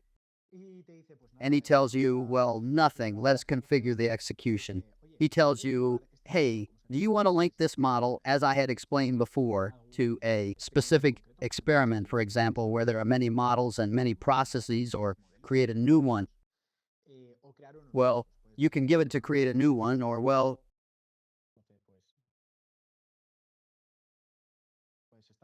you can establish a new experiment. And he tells you, hey, what is the variable that you would like to predict? For example, in our case, he tells you, hey, I would like to predict the state of the loan, right? And then for example, he asks you the type of computer that you want to use. You can use the instance, as I had told you, or the cluster. This one, although it is more focused on the rehearsals, the cluster that I told you is scalable and that I recommended to use in training. It does not mean that you cannot use the instance. You can also use it. Well, then you select one, and within the type of compute instance, select any of the ones you have raised. Next one. And then he asks you this variable, because he has asked you the variable that you want to predict. But then he asks you, of this variable, what is the task that you want to calculate here, right? What do you want to carry out? Well, classification, regression, or, for example, forecasting time series. In this case, it would be a classification because we want to classify the loan, It is a binary variable. Then we choose classification. Notice that it has an option that tells you, hey, do you want to allow deep learning so that you can somehow establish automable related to neural networks? In this case, we have not selected it because this has a disadvantage. When you install deep learning, you have to do the calculation of the tests. It does not allow you to do auto test during the execution process. You have to measure the results yourself. You want a classification, you come here, you tell it, hey, what kind of validation do you want? Well, if you know a little about what this is about, then cross-validation or cross-validation in Monte Carlo, data splitting, train validation split, or user validation data set. Anyway, and then, well, here, if you want, you have to provide one for yourself. This is the evaluation, and this is the test after the model has been built. Evaluation and test. Okay, you give it to finish. What this would do is raise the process. We are going to do it now. Apart from that, there are certain parameters that you can choose, such as the duration of the process. At least it requires half an hour. That's why you see that the processes last at least half an hour. And then, if you get involved in this process of automable, one that, for example, I have raised, this is a flight, a temporary design. We are going to go to the launch, which is the one that I was illustrating to you. So you come here, and then what it does is raise a lot of algorithms. They can also be the same, but with different hyperparameters, because what it is doing is raising a grid search. And what it is going to do is submit us to competition, for example. In this case, the metric that has been chosen is the AUC, the area below the ROC curve. So which is the one that has won? Well, for example, an ensemble model, which has reached 0.81. Then apart you have data. Well, in the pre-processed issues, because apart from calculating what has been the best model, Automl also does pre-processed tasks automatically. Read a little slowly.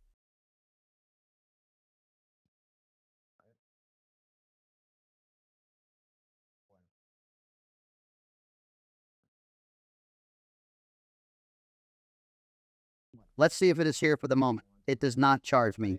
Okay, here in this case, what it does are tasks of, for example, calculating if the data is balanced, because normally if a bank, in this case with loans, goes very well, it may be that it has a lot of people who pay and few people who do not pay. So there's a clear imbalance in training. Well, Automl calculates it. It tells you, hey, there's an imbalance, and it tries to create a pre-processed technique with which to solve this problem. Because if not, the models come out. Because if not, the data is lost. Automl calculates if you have identifiers measuring the cardinality of the column. Well, for example, here it tells you that it has used validation. It has detected that there is an imbalance in the data. No, here, in this case, it has looked at you and it has told you there have been no balances in the data. Then it tells you we have detected null values. We are going to do some inputting techniques. That is, if there is some value missing, for example, you have to input a modem in case it is strings, or in case it is numeric, it uses the average. And then, for example, it analyzes you if there is any identifier in such a way that it says, this is an identifier. This does not give me predictive value, and it dismisses it. There's also some option by which you take, and previously you tell it, this variable, do not use it because I know it is an identifier. Then this would be the model that has won in this case. If you want more information, you can get inside and calculate, for example, a matrix, and it proposes a confusion matrix. It measures the precision and recall, the ROC curve. We know that the closer to 0.1, the better, and nothing. This would be the Automl process. If you want to deploy it, you have to come here and deploy your real-time endpoint. Then Designer, I'm accelerating a little. In Designer, basically, that's what I've been talking about. It's about building with code free, that is, without code. Also, machine learning models. I will quickly explain the case without going into too much detail. Here you have an example in which loans have been worked with the example that I taught you before to make classification, but through the Designer. Then you see that it is a visual way to develop the model in which you start. You say, hey, here you calculate. Well, here you detect all the data sets that you have linked. It would be about dragging the loans, which is in our case the one we are using, then column selection where you want, for example, here discard the identifiers. Here you say, hey, the loan identifier is a clear feature. That is, you do not use it because it is a raw identifier. You can also apply school transformations in such a way that here what you are seeing is that I am adding between a state of the variable and another to make computations. Then here you make the computations. You can make computations both with the step that Designer offers you as a step of Python script in which you can work up to 2 data frames. In this case, then here, those 2 data frames are joined. Once the value input has been made, here you do split data to use an 80% for training and a 20% for what has been the validation. And here, in a step called train model, what you say is, hey, in this training, of course, it requires 2 inputs. It requires the training, which is an 80%. The 80% comes out. Here, for training, and the 20% comes out here, that this will be used as validation. Then the 80% comes to the train model step, and you say, hey, what model do you want? For example, a binary application, for example, random forest. You could even establish a kind of Maya grid search so that it evaluates different parameters and different combinations. Then you train, you give it to run, you should give it to submit, and then publish. Well, apart from here, what it does is when it has trained the model, it comes with split data, and at 20% along with the trained model, it measures it. It measures how good the model is. Here, it measures the scores. Sorry, it adds a column with the results, and here is where it performs the evaluation of the model. You have a lot of machine learning algorithms. It classifies them in regression, clustering, classification, and if we come here, this is a part that I recently did not remember. For example, text analytics matrix. Word with text that you can build in the n-gram characteristics from text.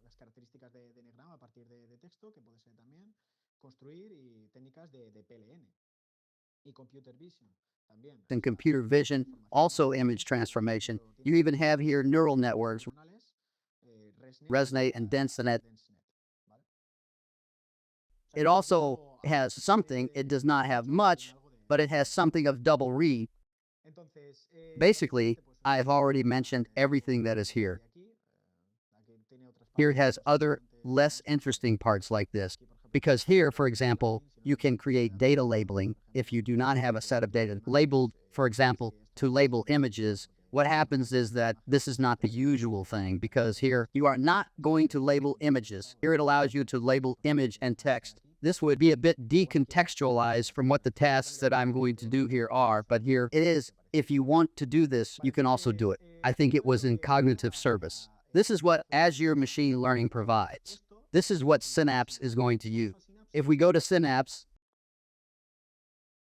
this would be Synapse. The first thing you have to do to be able to use Azure Machine Learning is to raise a Spark cluster. This rises very fast. You have to make sure I'm going to generate one, but well, in this case, if you select the smallest that there is, just to illustrate, I'm not going to launch it. I'm just going to show you that here when you choose the version of Apache Spark, you have to choose version 2.4 because it is the one that allows training. You cannot choose version 3.1. You do get an error. Then we discard changes. And what do we need? The first thing we need is that everything would be united in one piece, although we already know that it is not a complete integration of Azure ML, it is an XML capacity. Now we will see. Once you add the Spark pool cluster, you have to join here and you get an option, machine learning, then you can take and predict with a model. Before that, what would it be like? How do you train it?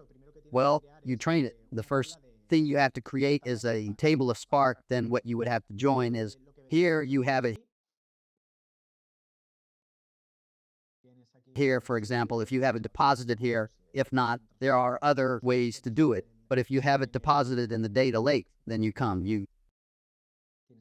have here a raw part. Here you have your Cephis with which you want to train. And for example, hey, this is the set of commands that I showed you before. I want to predict with this.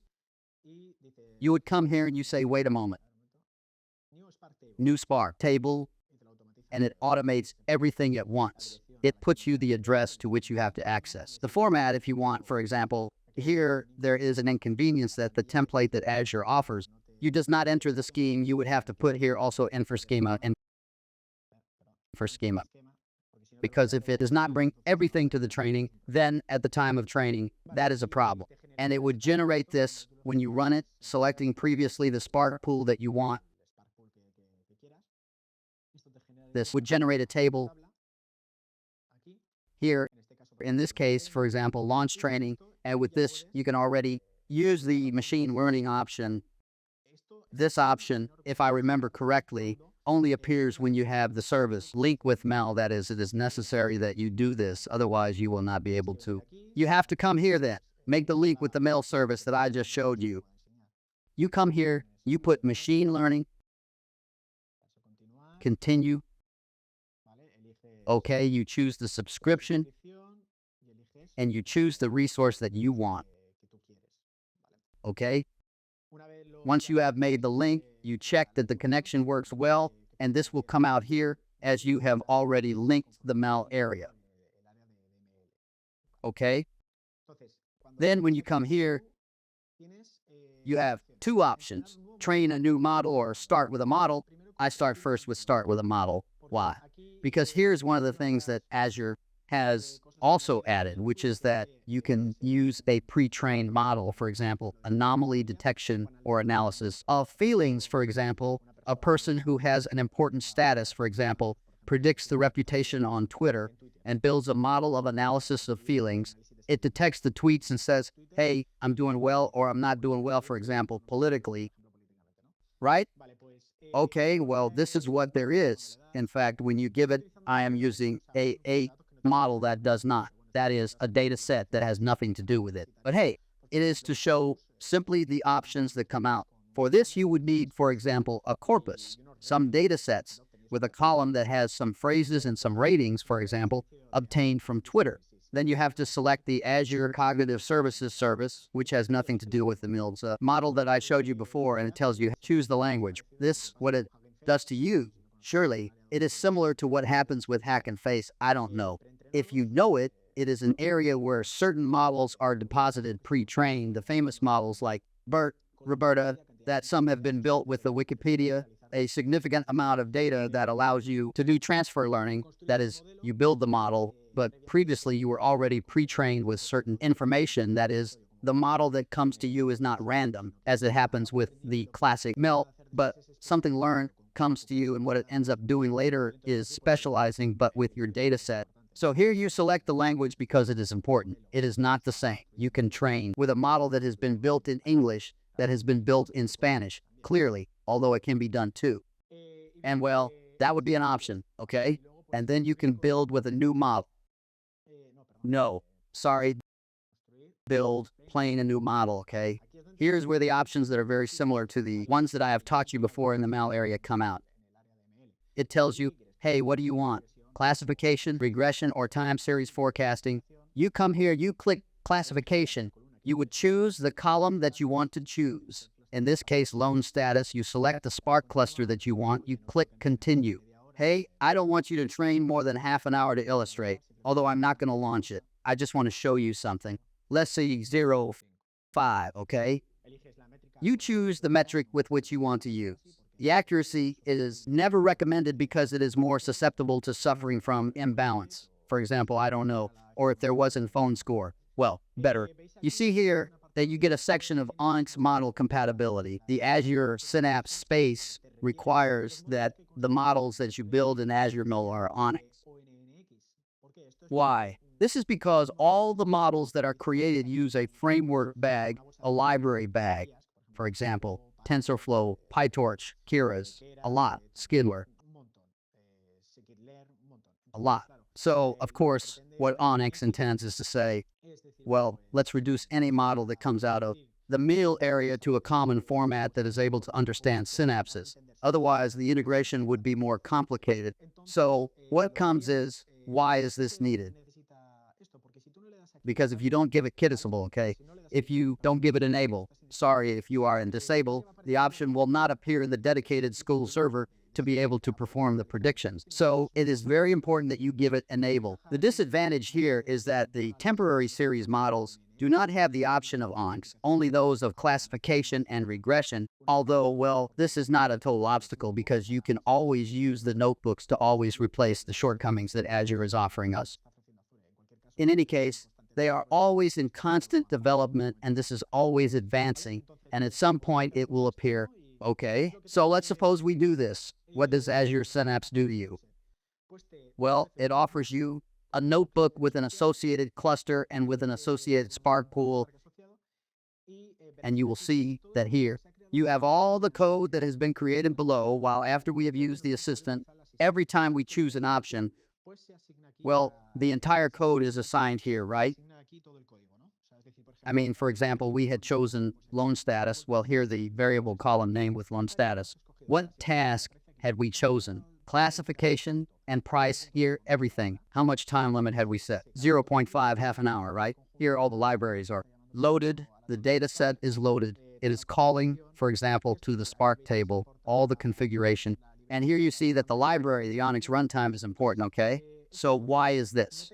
You don't really need to use this. This is in case you want to add something else, because since it is a service that, well, does not have many years, well, it is not stable enough. And in case you have some more consideration that you want to add, well, you come here with the code, and if you understand a little, you are a little versed in this topic, well, you add one more parameter and you say, hey, I want this to be like this, right? If not, you always have the assistant, which under certain parameters by default with some slack so that you choose certain things. It allows you to make the model. What will happen when you start executing here? This, you don't need to execute it from here. You could have executed it before launching the notebook, because this sends all the information to the MEL area and it will appear here.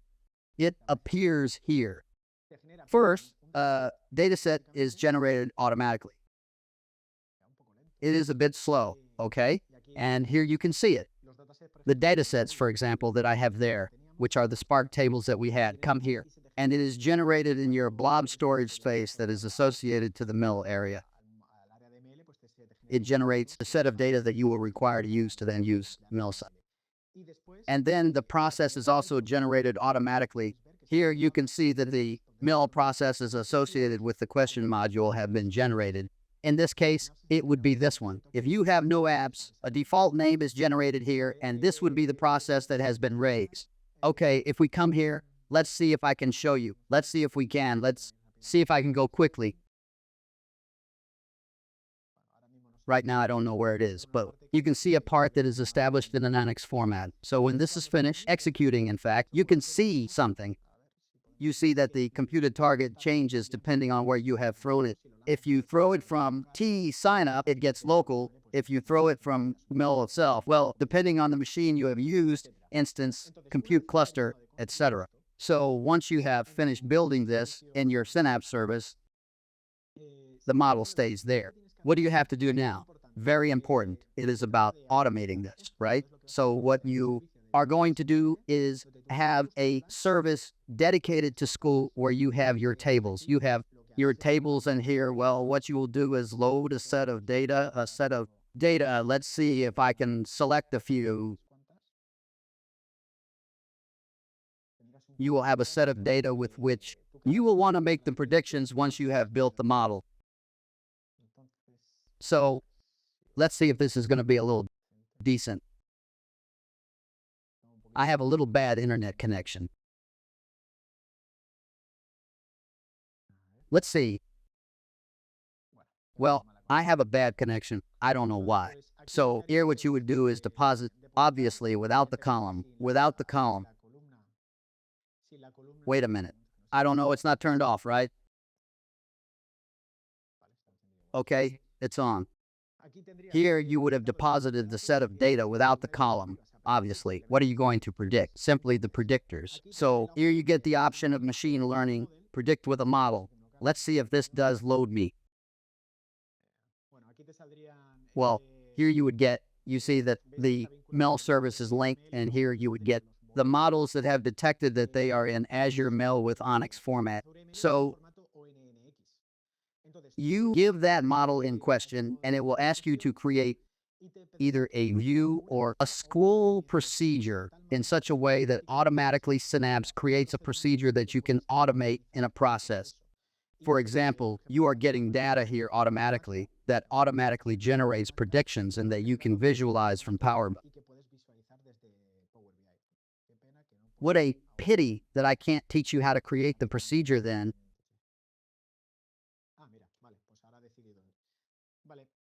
Okay, so for example, look, previously, of course, you have to create the table, okay? So first I'll show you how to load the table. It would be simply to create a schema and then load it from where you have it in the storage. This, although you see that there is a lot of code here, Azure offers you the possibility of generating it automatically.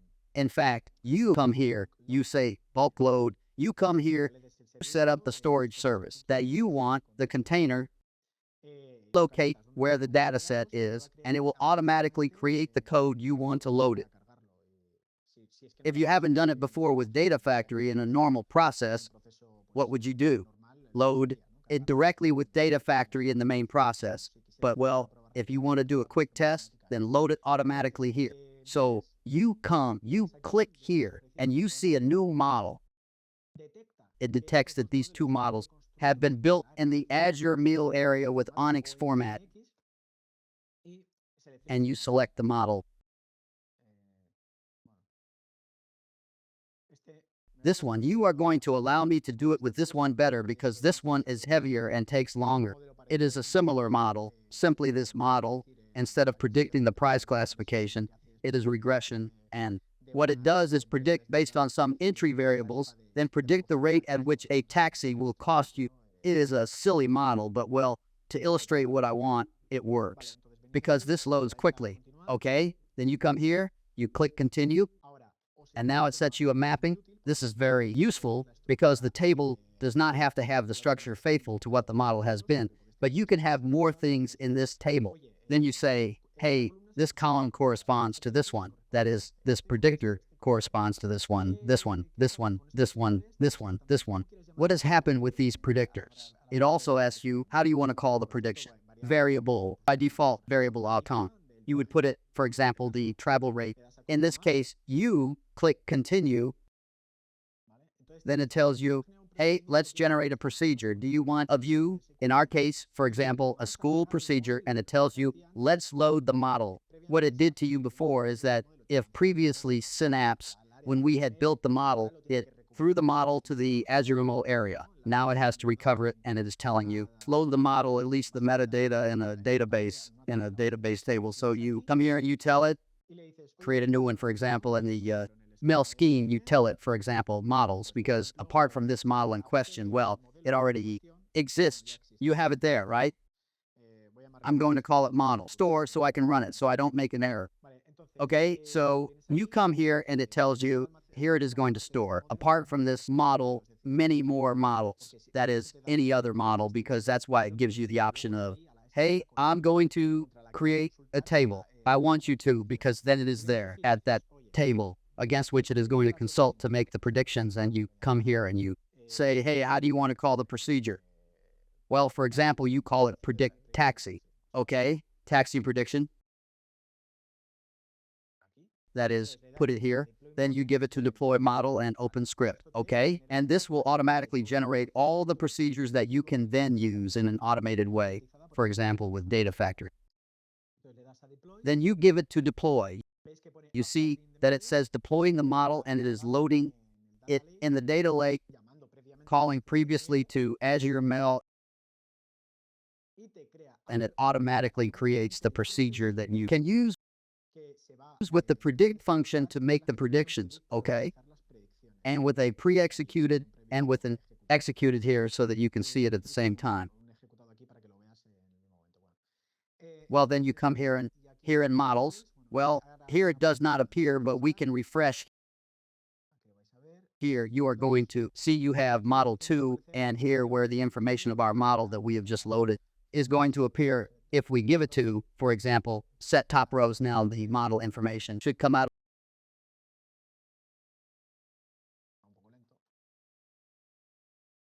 But we are already getting this out. This would be basically here.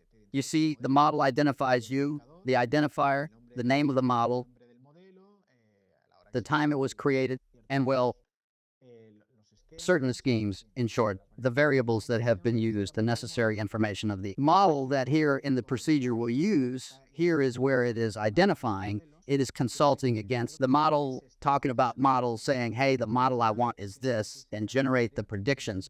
Once you have here, the procedure would be generated. Let's see.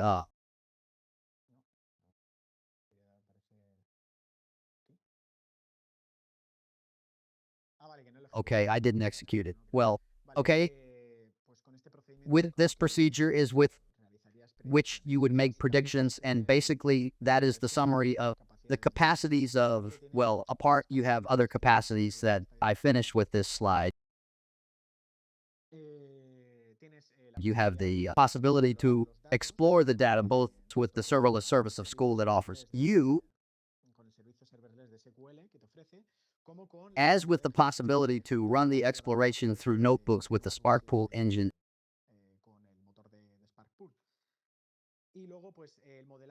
And then the modeling, I have taught you the code 3, which is the automated part of ML, which is the simple one, and the cognitive services part 2, anomaly detection and analysis of feelings. Although these are not the only ones, it also allows you to use cognitive services, but already without the assistance of a lot more processes such as image classification. And then finally, the model that you see, that the requirement is on models, and you can also deploy it through Apache Spark Pool, and these would be the advantages. But I also want to tell you that it is not only based on the assistant, but you could also build models with my library Spark, which is a layer that is above an ML-Spark, which is a layer that has been built especially in Microsoft ML Spark on this one here, Microsoft, and that's it on code. And this would be all. Okay? Thank you very much. Thank you. Thank you. If you think, well, I had planned to make a small pause before seeing the Power Platform part, but well, if you think, let's continue. Okay. I share the screen.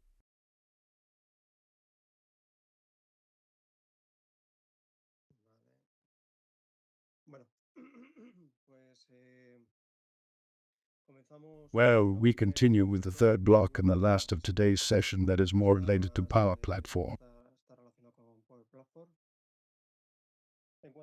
As for Power Platform, surely you have heard about Power, but surely you know it, or surely you use it in your organizations day by day. PowerBI is part of what is the Power Platform in Microsoft, which is made up of a series of components with different purposes and that are also really interesting to keep in mind at some point. As we already know, PowerBI is the tool by excellence for data exploitation that allows you to connect to different data sources and create dynamic reports to provide everything necessary for decision making. In the case of PowerApps, well, it is an environment, a component that allows us to create non-business applications, not applications for what is a global organization,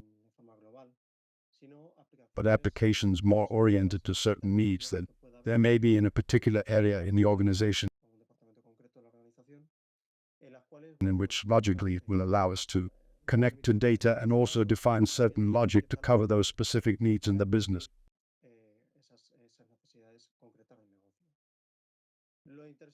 The interesting thing about this is that it is not required to use code to implement applications with PowerApps.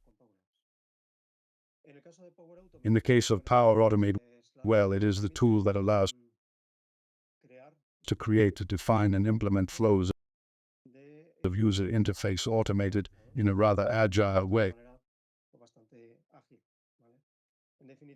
In short, we are talking about a tool that we can consider BM, business process management. And as it happens with PowerApps, with PowerBI, in this case it does not need code. We will see some example of PowerApp as Power Automate.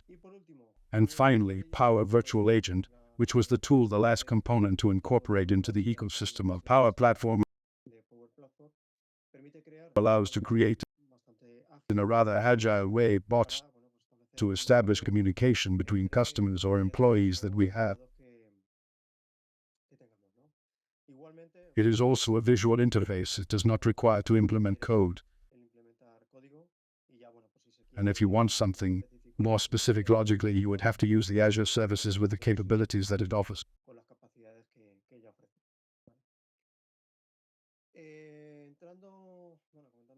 Entering well, talking a little about PowerBI as far as data connection is concerned.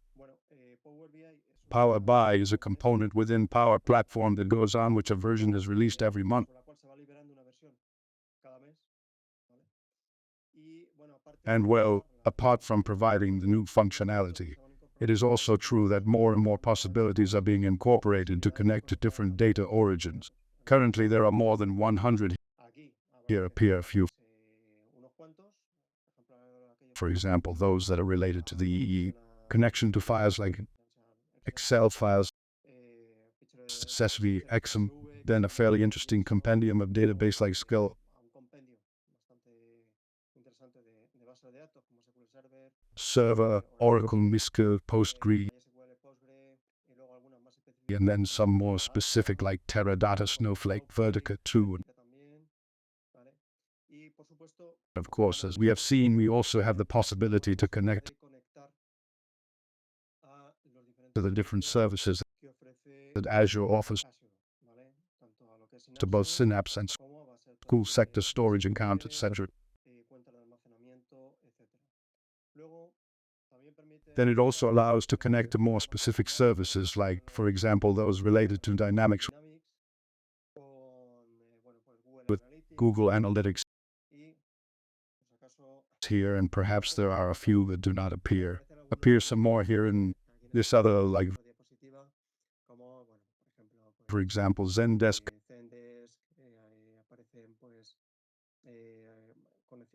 connections to Azure Databricks, or for example, microsatellite, etc., etc. As for the connection of data, it should be noted the basic connection types that the tool brings. There is one more that allows some type of hybrid connection, mixing direct query, for example, with import. In the case what we see here in rows appear different types of connection, direct query and import. Here in this first column is what this type of connection works, each of them, and then we will see in these two columns where the data is supported, the model that has been implemented in the data set, and then the visualization part that obviously always falls from PowerBI. In the case of live connection, it works mainly with analysis services. There's either SQL Server analysis services or the same service, the equivalent in the Azure service. In this case, both the data and the model reside in SQL Server analysis services, and logically through what are queries using DAX or MAX. We could logically confirm all that other visualizations of the PowerBI report. In the direct query mode, the type of direct query connection is oriented to connect to different databases, management systems such as SQL Server,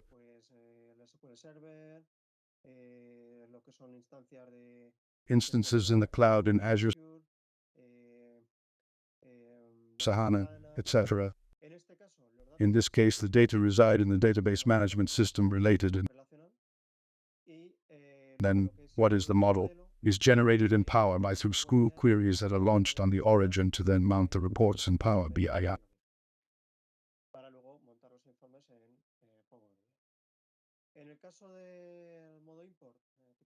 In the case of the import mode, the import type of connection here, all the data sources are supported, including the types of connections. And in this case, unlike direct query and live connection, we see that everything that is related to the data as well as the model and the visualization falls on the PowerBI side. I already say that it works a bit with the needs, with a better performance and so on. There is the possibility of using hybrid connections to get a better response time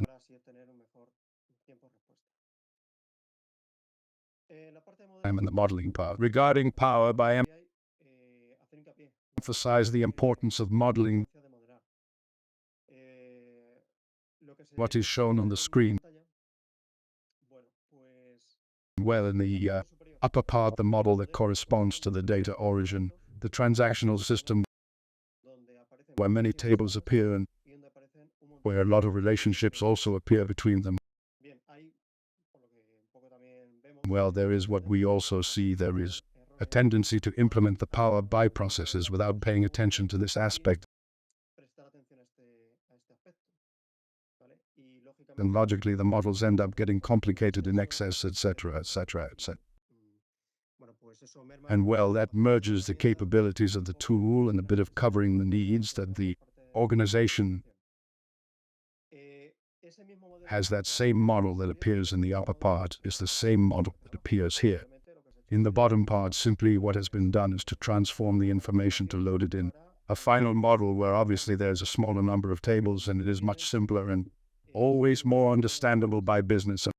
Y es mucho más sencillo y siempre más entendible por negocio, ¿vale?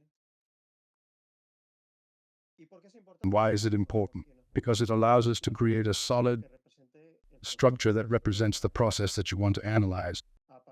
From the previous one, logically facilitates the definition of the needs that I have, the use of data that you want to give, etc. And logically it saves time and money and detail in trying to see how the data origin could perhaps be adapted to give a response from the visualization environment. Then it is also interesting to know that it reduces errors and improves the integrity of the data. Obviously, if we start from an origin, it explains a series of transformations, and if we have done it well, we have had to ensure that the integrity of the data is the correct one. And then the fact of having a model based on the example that we saw before is that it increases the speed and performance. Therefore, we emphasize, although it is much emphasized in blogs and others, it is important to model in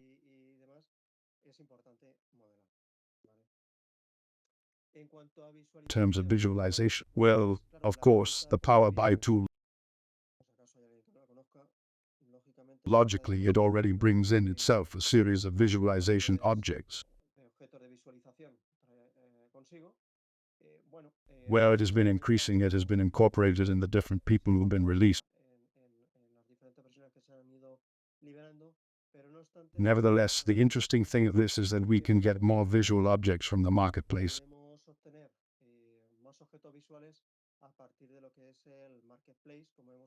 As we see here, well, depending on the necessity that we have, we can filter depending on whether we are looking for an analytics type component or data filtering or KPI to represent KPI, etc.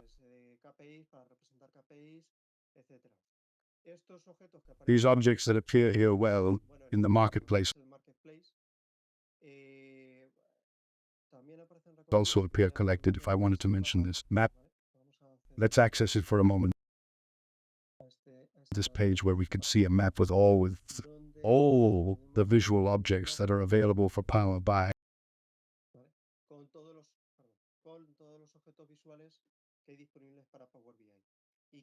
And that also, this is important, also pay attention to if the component is certified by Microsoft or not, in such a way that we can be sure that it will work correctly and the information will not be broken.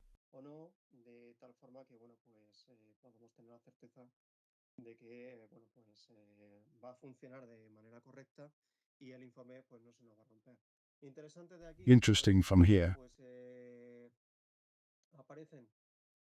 Well, appear classified by preference of Microsoft, certified by PowerBI, and then we can enter each one of them. We see a little what the vendor is, a little what the product name is, a brief description, and then we can also consult to see if that component is free or paid, etc.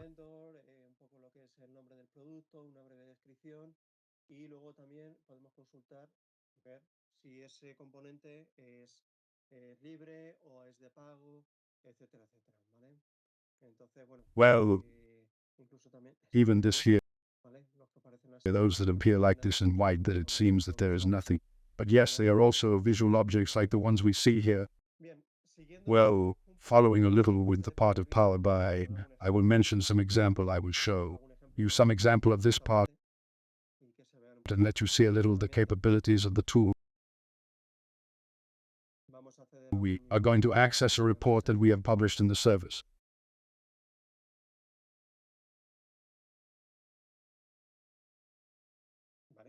Okay, well, what we have here is a report that is well proposed so that you can navigate through it through this navigation menu. For example, here in this air quality option, I will briefly explain what is collected in this report. and they are data associated with air quality in the city of Madrid. Okay, then, well, there are different representations. Basically, the main indicator is the air quality index. As we see, well, there is information represented in different ways here. Well, with this visualization here, we see that in addition, this information is being updated, not in real time, but yes, with a frequency. And well, as particularities, the data is being collected from different stations that are in the whole city of Madrid. Then we can focus on a certain station in such a way that we can update the different visual objects on the map. We see that it is already focused on the location of that station, and well, then we can see here the air quality index without magnitude regarding what is nitrogen dioxide and ozone, and a graph where we can see a bit of pollution of the air. Quality index today, and also the same value for the day.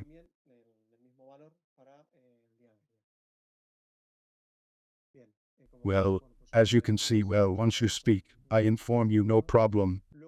Then here in this other visualization, well, here what we are showing are mainly evolutions in the same way stations are as a filter element, and then also in the different magnitudes of air quality.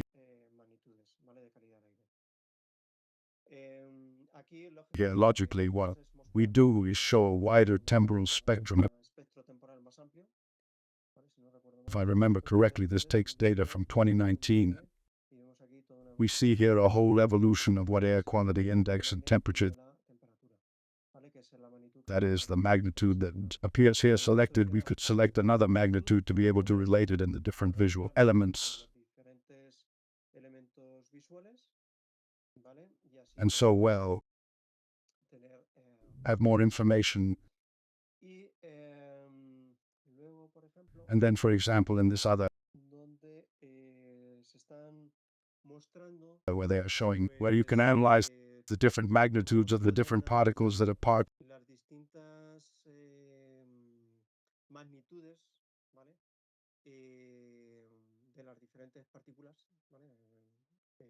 And determine what the air quality index is. Well, then, well, here in the part inferior, we see an average of the air quality index by contaminant, by ozone, nitrogen dioxide, blue dioxide, etc. And here we can see an average of the different measures in the course of time. In table format, we can go deepening and navigating through the information. And this little in terms of what is visualization and power. I have here some more examples. But well, almost I prefer to go to PowerApps and show. Well, talk a little with an example. What are the PowerApps, and show an example so that see the operation well. We have already commented briefly at the beginning of this block in a very short way what allows us to do PowerApps. But a good way is try to understand it with an example. In this case, we are going to assume that our company manages data in an external file.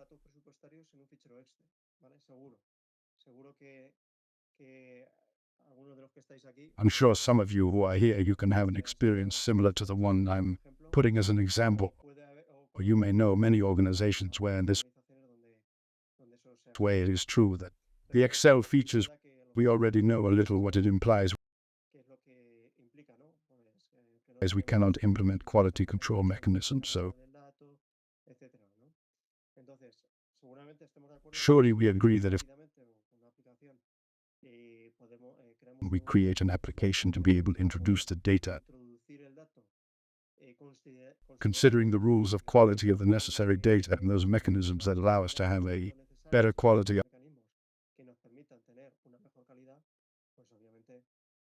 obviously it will be much better, and it will be a data source much more reliable for everything that is the platform that we can create.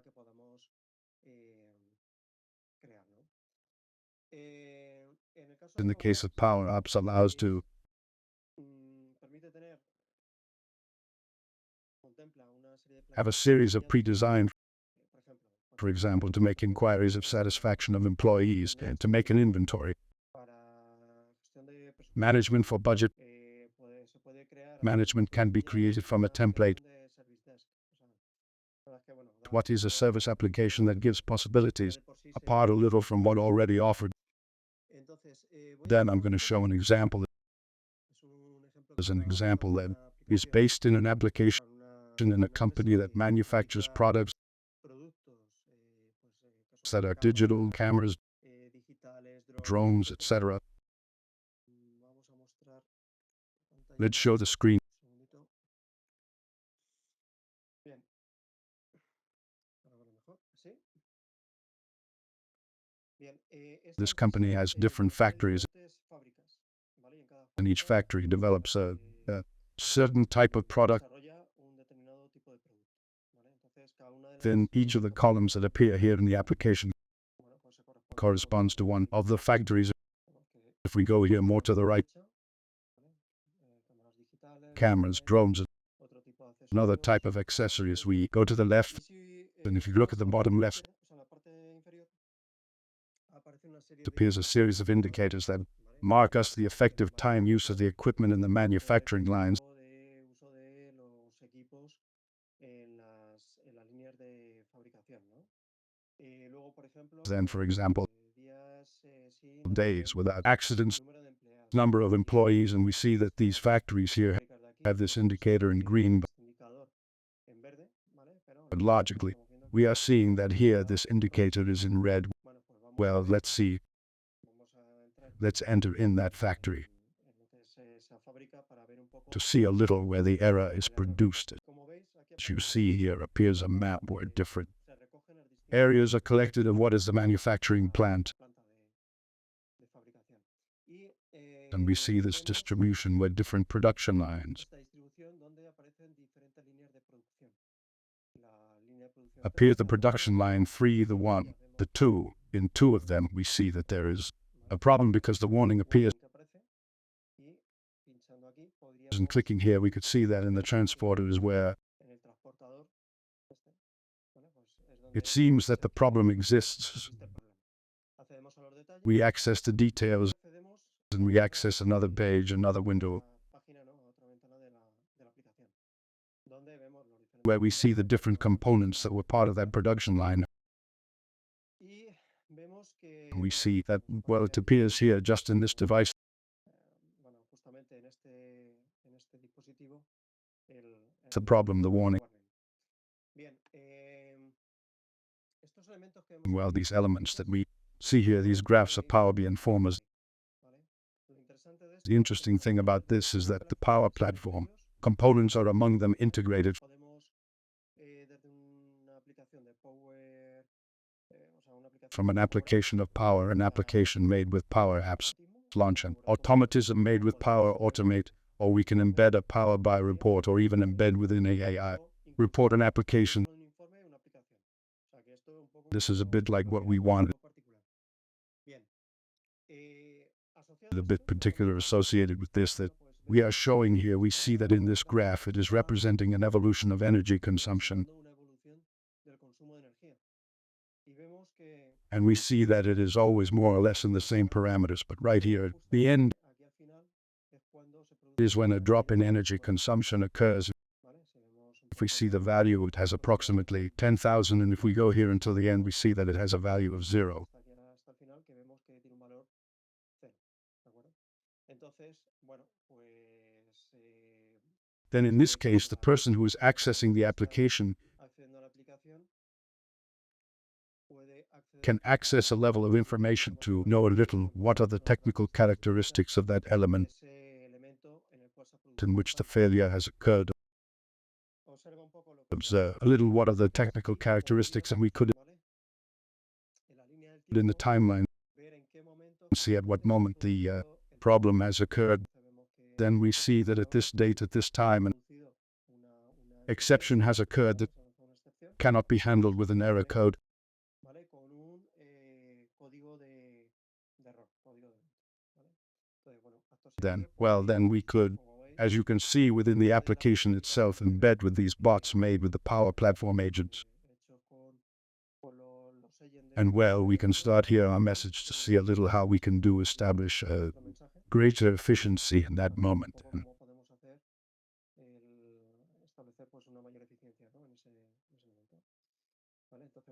Well, it tells us that we have to configure a certain value with a value with the value we want. And we put this in knowledge a little of what the support channel is so that they act accordingly.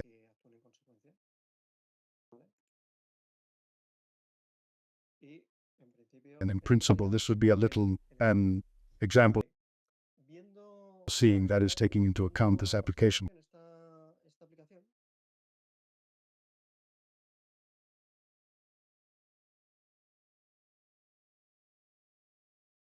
Well, what things can be done in a program?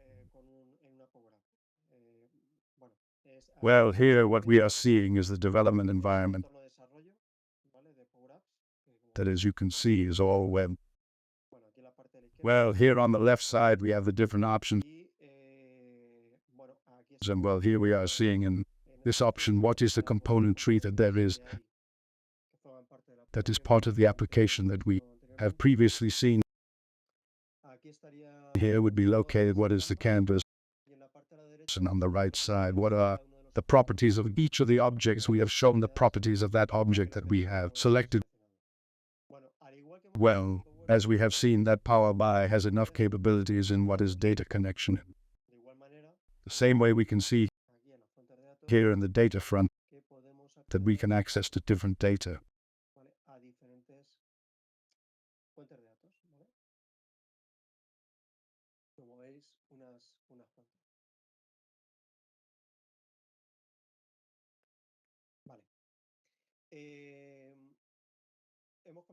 We have commented previously that one of the columns corresponds to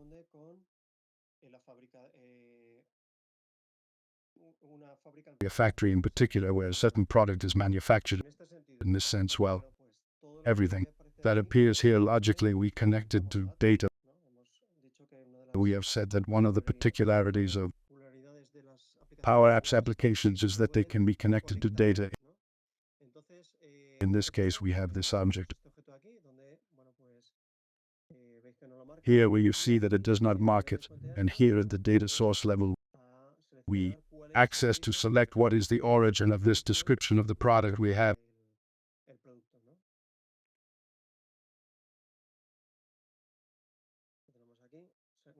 Here, once we have selected what the external feature is, well, what we would do would be to select the field in which the data would be in question.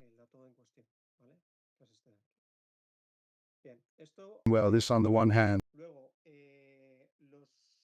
and then the objects that are incorporated in the application. Well, at the moment of what the implementation is, you can define what a state is, but that state can change as we go or browsing through the information that is through the application or because the data itself which are connected change. In this sense, if you remember, here precisely associated with each of the components of the production line that we saw before an icon appeared, then we can establish expressions as shown here in such a way that depending on the state, it shows one image or another.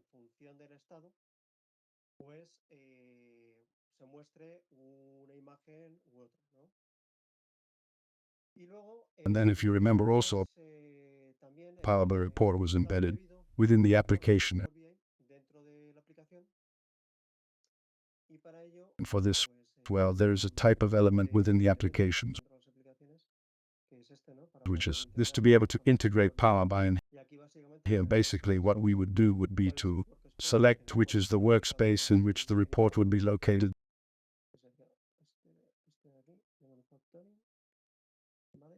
And for the command box and the visual element to make them visible in the form.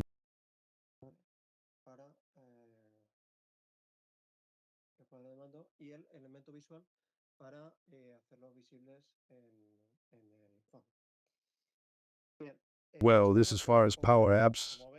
As you can see, the personalization degree is quite high, can be provided well, a capacity quite interesting, and you can do things as cool as this application that I have shown you, then following with what is the script that we had marked in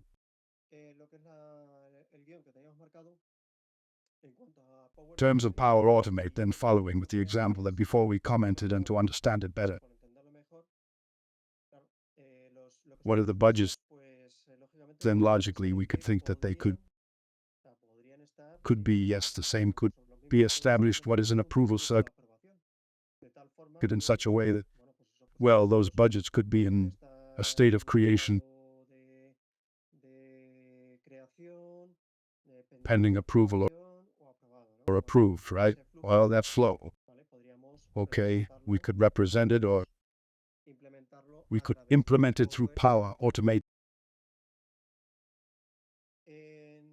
In Power Automate, there are different types of flows. There are flows that are, well, let's say automated, okay? And within the automated at the same time, there is like a second level, the desktop and the commercial processes, let's say in the automated. Well, they are activated by an event that occurs, okay?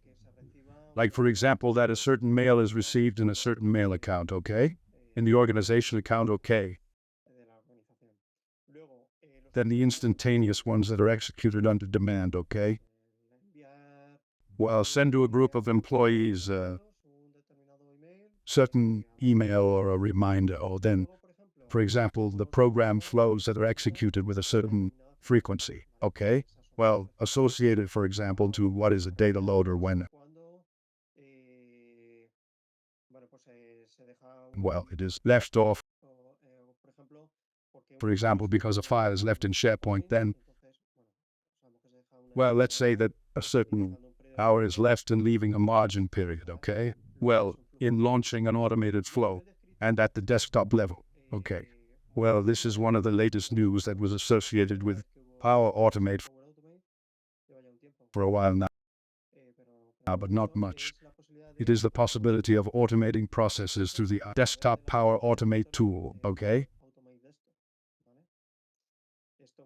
This, well, logically, it allows us to automate certain processes that are repetitive, okay? That logically require time, and that, well, we all know that it translates into cost, right?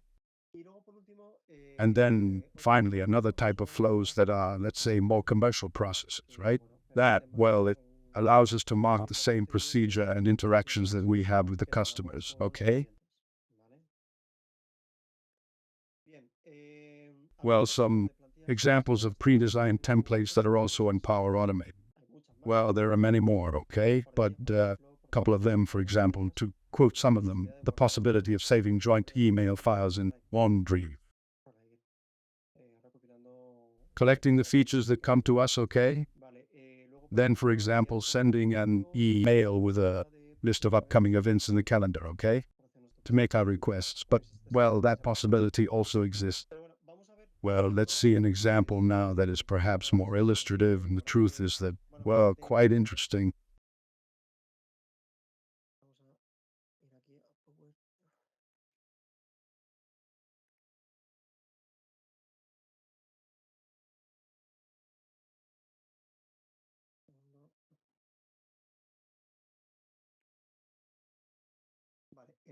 Okay, in this case, what we are going to see is how focusing on a process of the billing company.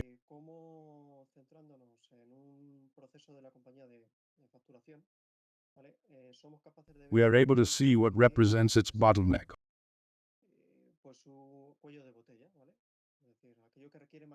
That is what requires more time to see if in some way it can be optimized.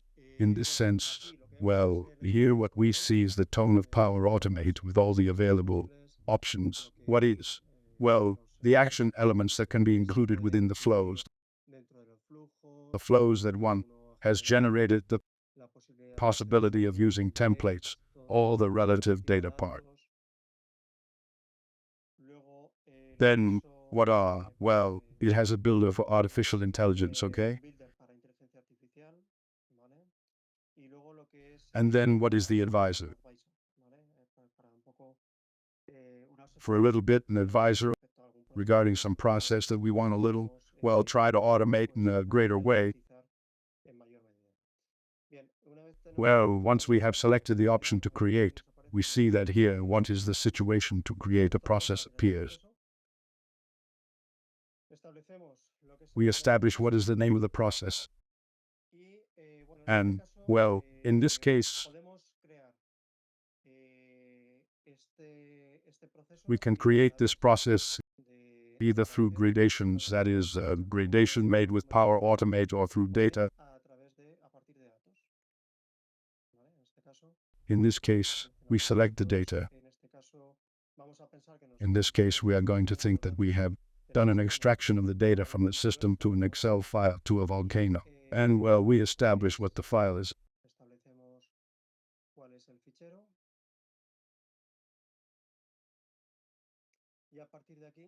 And from here we give it to next. This is Power Query, as you can see. We select the table, which is, well, the table, the page where the data is. We give it to next, okay. And, well, from here we make a mapping of the columns.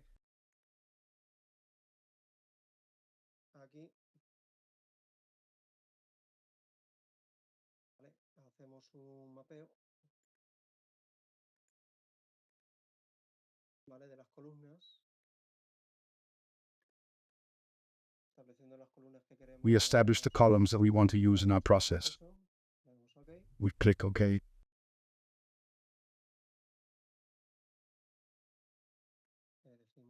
We select here the columns that we want to use.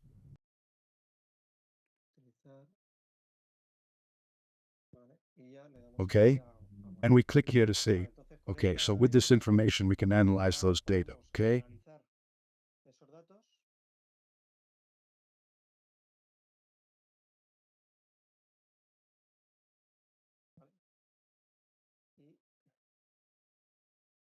And here in the analytics part, we could have represented what is the flow of the factoring that we are considering.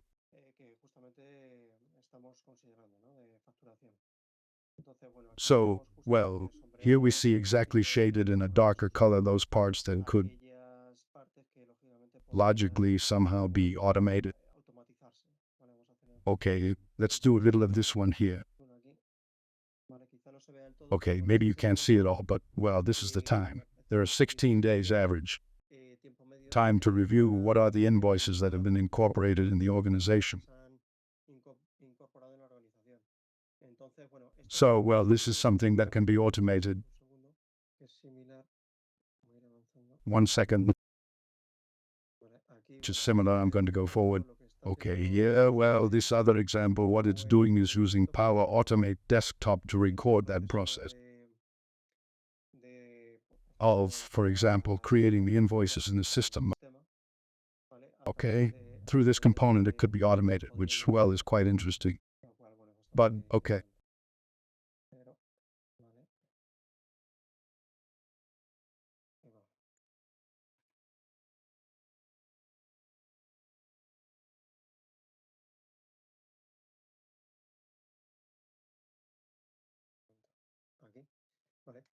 Okay, here it appears represented what would be the full flow, right? So, well, what appears in blue is what the advisor, okay? The advisor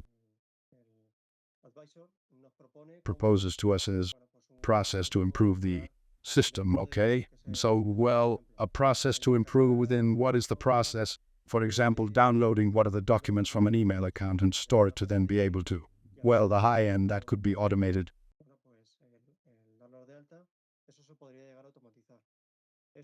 This here, well, which is the introduction of the details, okay? Within the invoices, within the application, it could also be automated as we have seen, okay? So, well, in this case, what is the approval of the invoices, which is something that could also be automated, okay? Yeah, well, we can, depending on What we have collected with Power Automate Desktop focus on specific activities, okay? As it is here. And try to automate all this, okay? So we could think that, for example, for what is the automation of downloading the files, it could be used from this connector, Office 365, and then, for example, for what is the approval itself, we could make use of Microsoft Teams, okay? So, well, here, little what we see with the example. Let's see better here. Zooming in, okay? It is that, for example, we are going to assume that we have applied the automation in a certain region of the organization. And what we are seeing here, well, it is that process at a global level for the whole organization. Here we are having a time, maybe it does not look good. It is 16 days, but logically, after having automated that, in what is the specific region where we have been able to apply? Okay, that automation, we have lowered the time of 16. Well, the average time has gone down to 3 days. It has changed. So, well, this is translated in that, well, it takes less time in doing this process.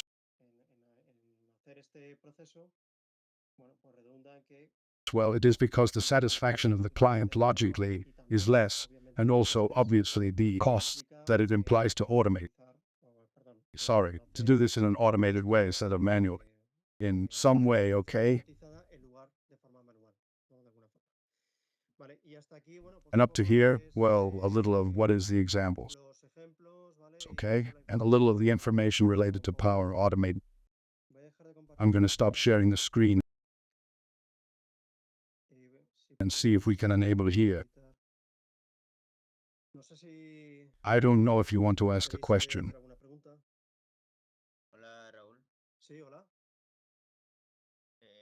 Nice to meet you, Fernando Mendez from Honduras.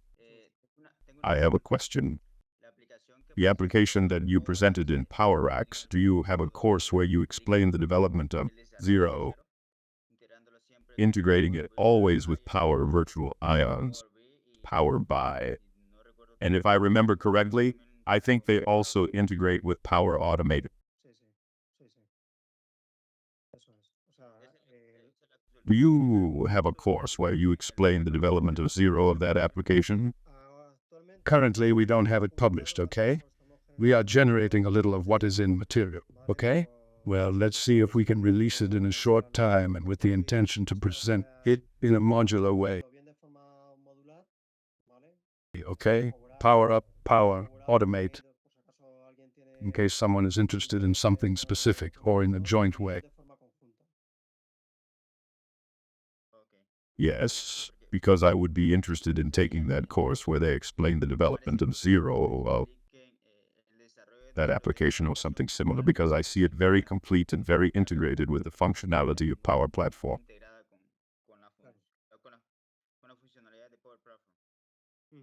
Yes. It is one of the strong points of the platform, the capacity of integration between the different components. That's it. So, in case they have it at some point, they will be communicating it, right? Yes, we will be communicating it. We will be publishing it and giving it visibility. Super.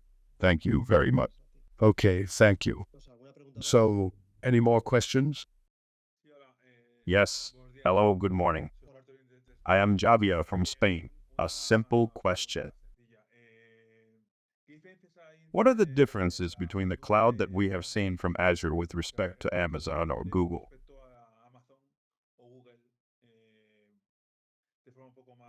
What are the differences between them? Well, let's see. They are very similar, very even, okay? Each one of them. It is true that there are pages, there are sites, and I think Emilio mentioned this morning an article that was published in which there could be, depending on the type of service, what is the equivalent of each one of them, okay? Azure was the first. Sorry, Amazon was the first. Azure came later. Google follows it. I mean, we see that in the data part. Maybe Azure is betting pretty hard on the capabilities it is offering and a little all the integration.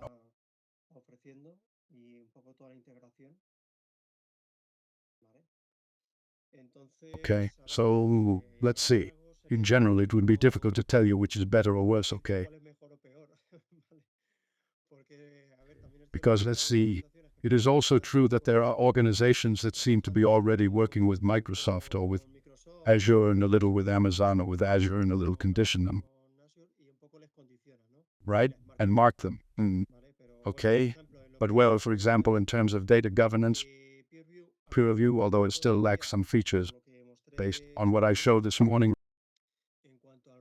regarding the roadmap, has very interesting capabilities. I believe that as of today, Amazon doesn't have a similar tool, resource, or service with such capacity.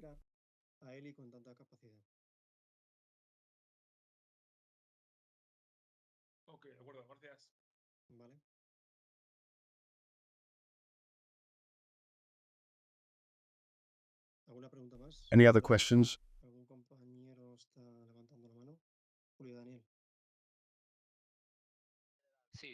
Hello, good morning. How are you? From the Canary Islands. I wanted to ask, I was looking at your website for the Cloud Analytics course, but I can't find information about prices, schedules, duration.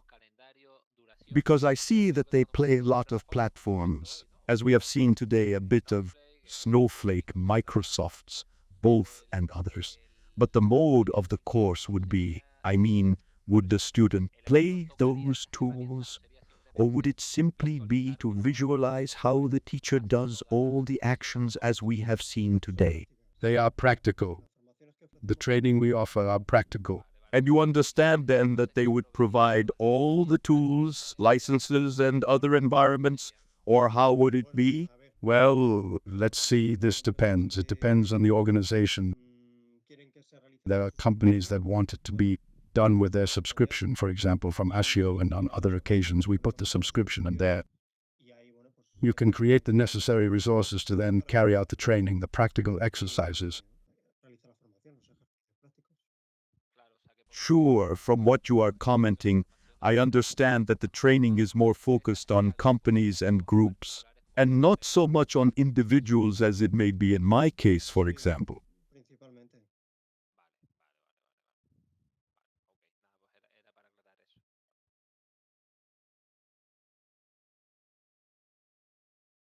Any other questions?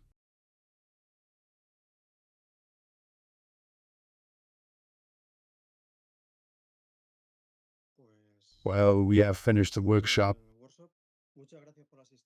Thank you very much for attending. I hope it has been of interest. Come on, see you later.